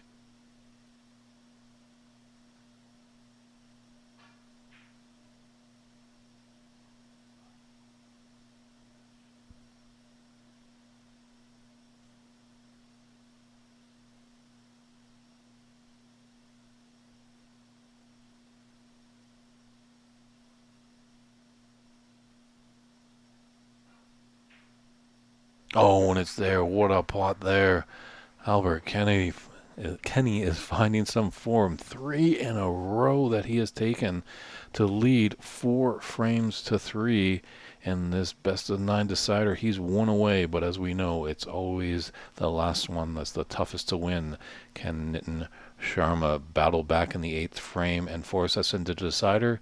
Time will tell. But as Randall Morrison, our referee, sets up the 8th frame, just going to do our roll call of thanks as we're getting close to the end of our broadcast. Where would we be without Ramin Haderi, owner-operator here at the Haderi Snooker Academy, really doing a wonderful job to get snooker going in this community, has lots of big dreams, big ideas. He's done a wonderful job all weekend long. It's one of his first tournaments. He's hit the ground running. I'm pretty sure he's learning lots of things, and he's just going to keep improving. So well done, Ramin. You're a great host here. We really appreciate all that you've done here, as well as all the staff at the Haderi Academy. Papa Bear has been around all weekend long, really helping out everyone keep cool, having a nice piece of food and drink and all that good stuff. As well, on the mention of food, Ramin's wife, who cooked for us staff behind the scenes. Man, magnificent cuisine. Magnificent cuisine, I should say. I'm getting tongue-tied just thinking of that delicious food, which they're intending probably when they expand here at the Haderi Snooker Academy, that they're going to have actual food there. As well, Randall Morrison, thank you so much for your refereeing ability. We really appreciate it. It's a tough job. You know, he's been doing a great job on his feet the last 2 days. Our scorekeepers, Sahil Nair, Peter Singh, Ranveer Singh, Arsalan Yami, and Ramin Haderi jumping in to keep score, so all you viewers at home can keep updated. We had a few glitches, but we did overcome them, so thank you very much. Our good friends at Challenge for putting up the tournament brackets and all the results from the round robin. We appreciate it's such a great source for all the fans that can't be here in person, that they can look online and find out what the results are. Jim Jetsu, great ambassador here. This man has been instrumental in helping the scene continue to grow. A true gentleman, loves his cue sports, and always willing to help out, giving great support. We really thank you, Jim, for everything that you've done. Personal thanks for me to RB and KB for all the help along the way. I also want to thank all the players that traveled near and far. Some it's just a quick drive down the road, but as we can see, some of our friends come from Manitoba. That's quite a drive, or even an airplane flight away. Some came from BC. Myself personally from Vancouver made the trek over. So we appreciate everybody coming near and far to make it a success.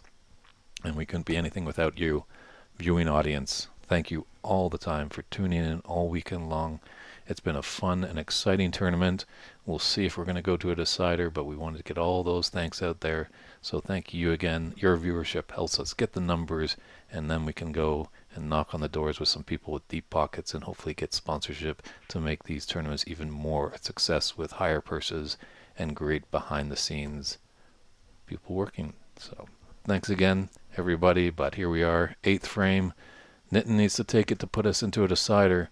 But can Albert Kenny win 5 in a row? I know the Kenny clan is probably going berserk over there in Ireland. So we'll see how this one finishes up.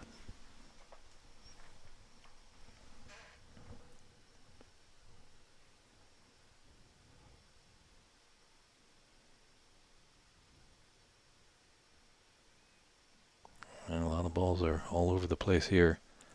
So it seems like whoever is going to get in first is probably going to have a good chance of racking up a high number of points.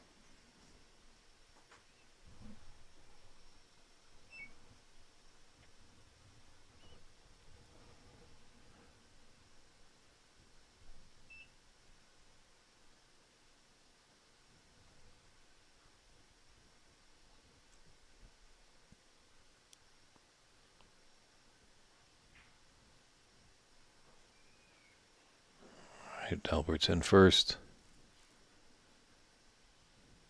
Just taking a look at that brown. That is the brown there. That's not a red. It is obviously tricky sometimes to distinguish, obviously for a person that is colorblind.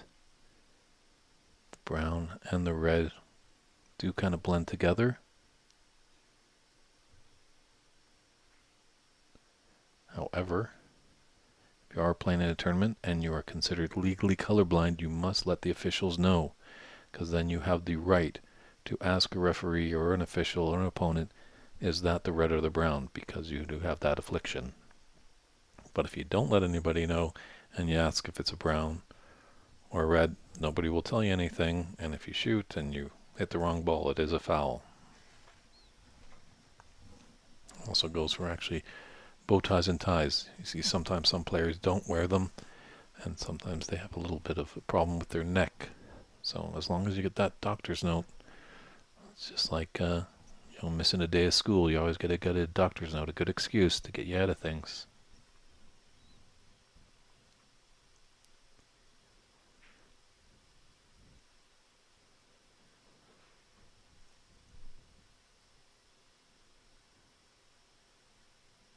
Albert Kenny's making no excuses here. He's definitely down 3-0. Just goes to show you, you're never out of it.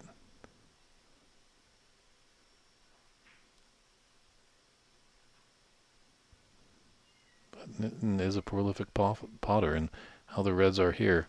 If Albert is to falter a little bit, wouldn't be surprised if Nitin could roar back and put us into the decider.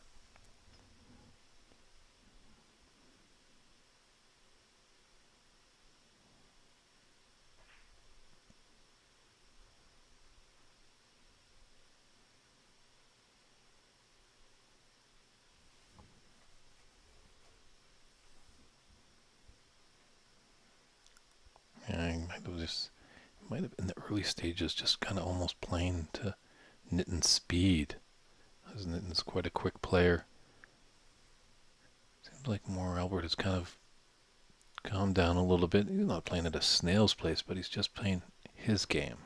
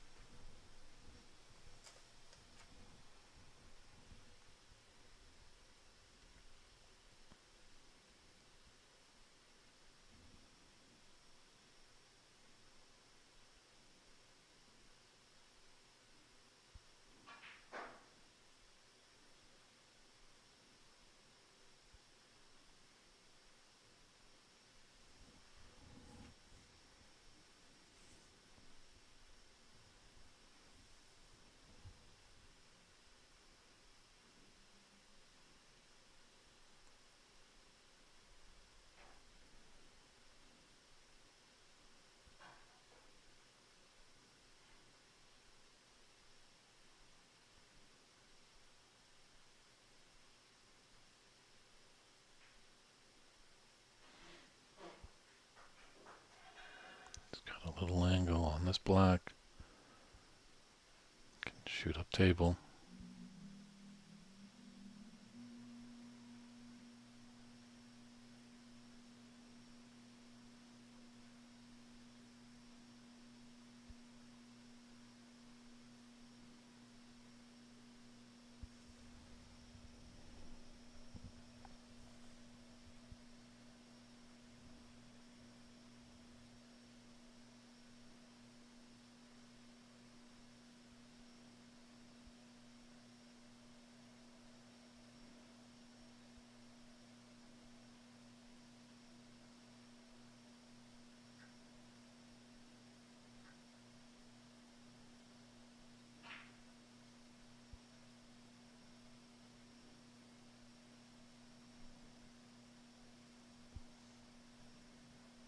There's a tough little flick there.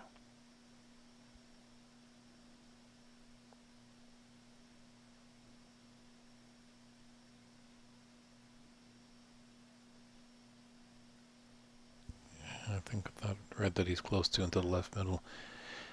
I can into that red near the left cushion. So, electing for this a little bit more difficult with the rest.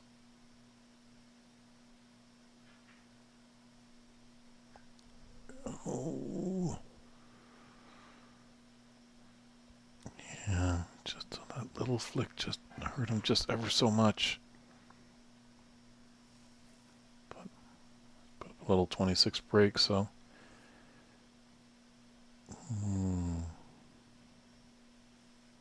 Too much pace on that shot as he pushed that black.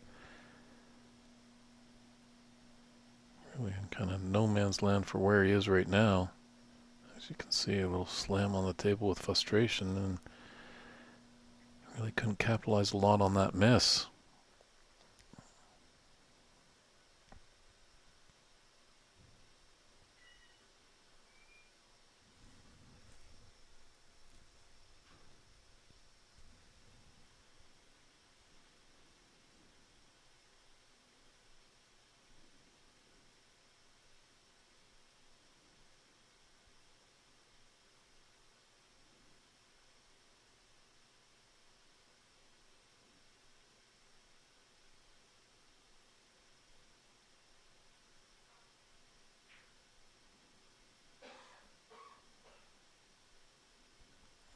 Just put containing safety there.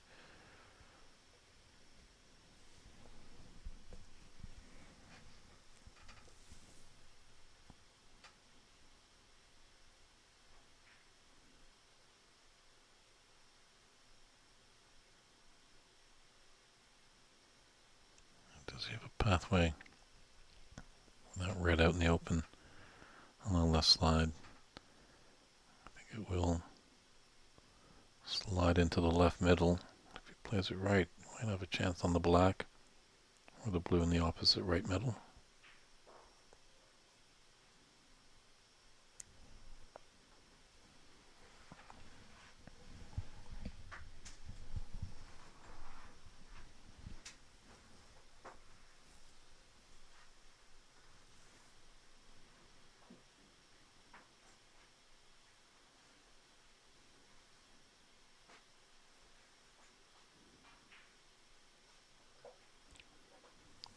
He left himself with a tough long blue. Wanted to have a bit more separation with that pink.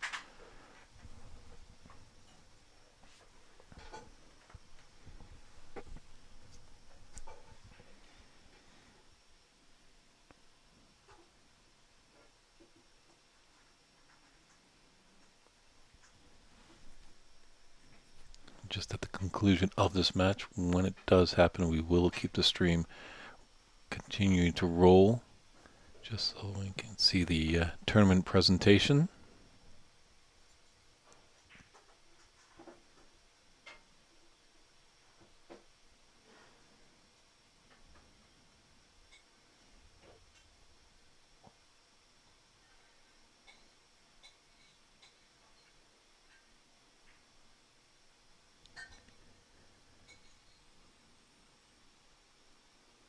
Now, interesting, that long red that Nitin took didn't have as much power as we've seen in the past.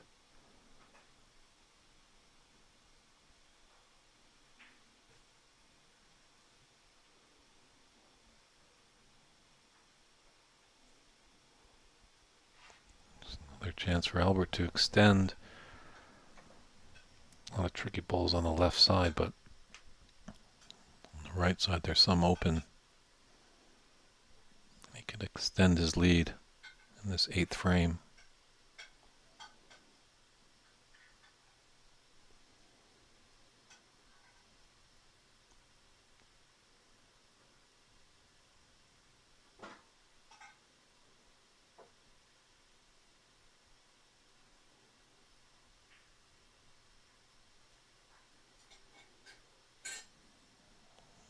Unfortunately, can't hit into that, but ran over to see if there was a path for that black. Looks like there is. This is tricky. Well done.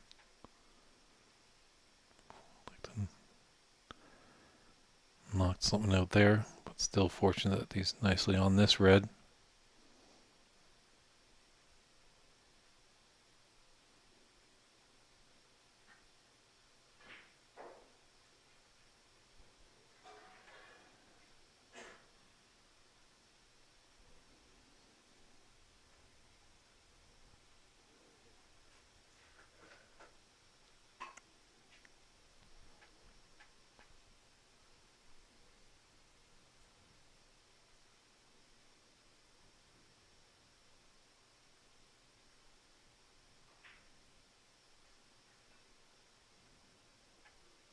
Nicely to float over for this red to take into the left middle.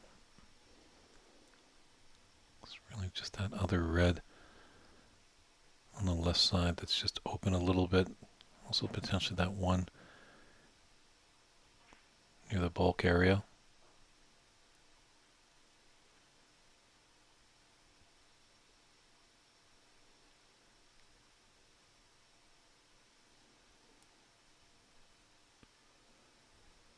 The hill is getting higher and higher to climb for Nitin if he wants to force us into a decider.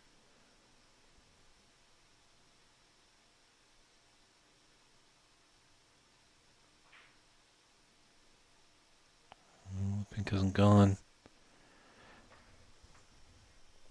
Still 46-1 advantage, so 45 points in it, 59 on the table for Albert.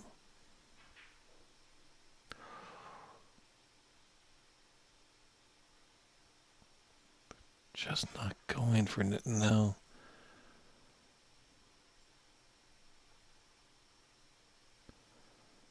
It's just so heartbreaking.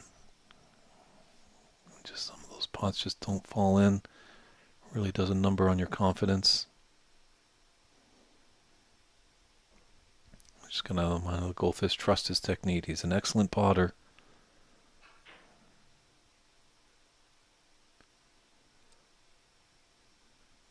It's a little bit too aggressive. Yeah, there's a couple of reds here. Definitely, I think Albert should be able to put these reds in with colors. Oh no! I spoke too soon. I thought he was a clear runaway there for frame and match.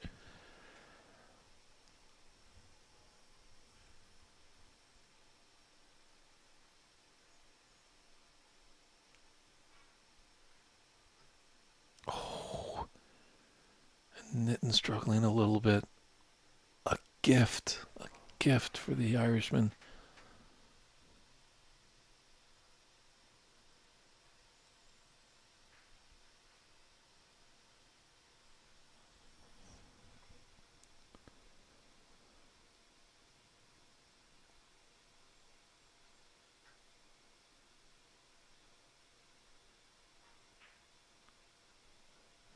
Been saying a lot all weekend long, you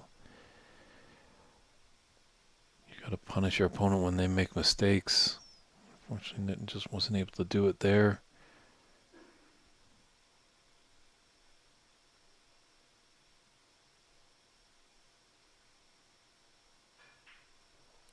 Oh, that red definitely used all the pocket to get in there, and that I think is really the insurance there.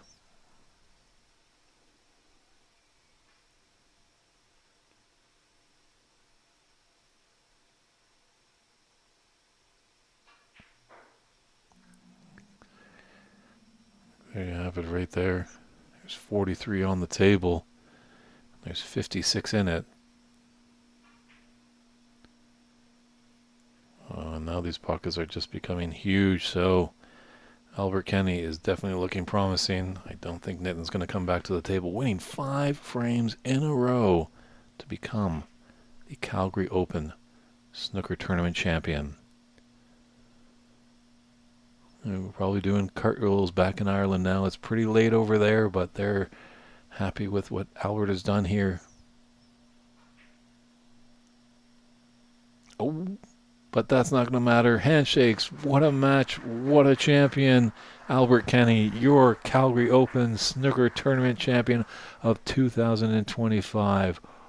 Wow, what a match. We've seen so many times on this table and many matches that he's been down and he just found a way to fight back, but impressive, winning 5 frames in a row.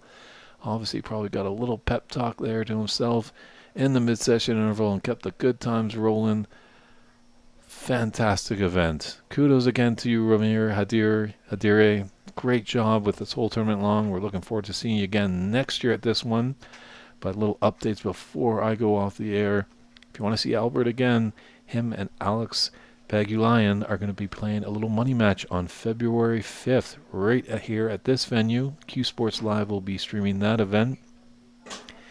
And as well, our good friend Darcy Michael, you might be able to see in the screen there, he's going to be running the Central Canadians. That it's going to be running from February 15th to 17th in Winnipeg, Manitoba. Check out his scene, the Manitoba snooker scene, on Facebook just to see where that's going to be streamed. I believe he has ideas to put it up online. Should be a great tournament. The next tournament that I'm going to be involved with commentating, I'm going to be down in Sacramento at the U.S. Snooker Masters of 2025. That's going to be a real fun event.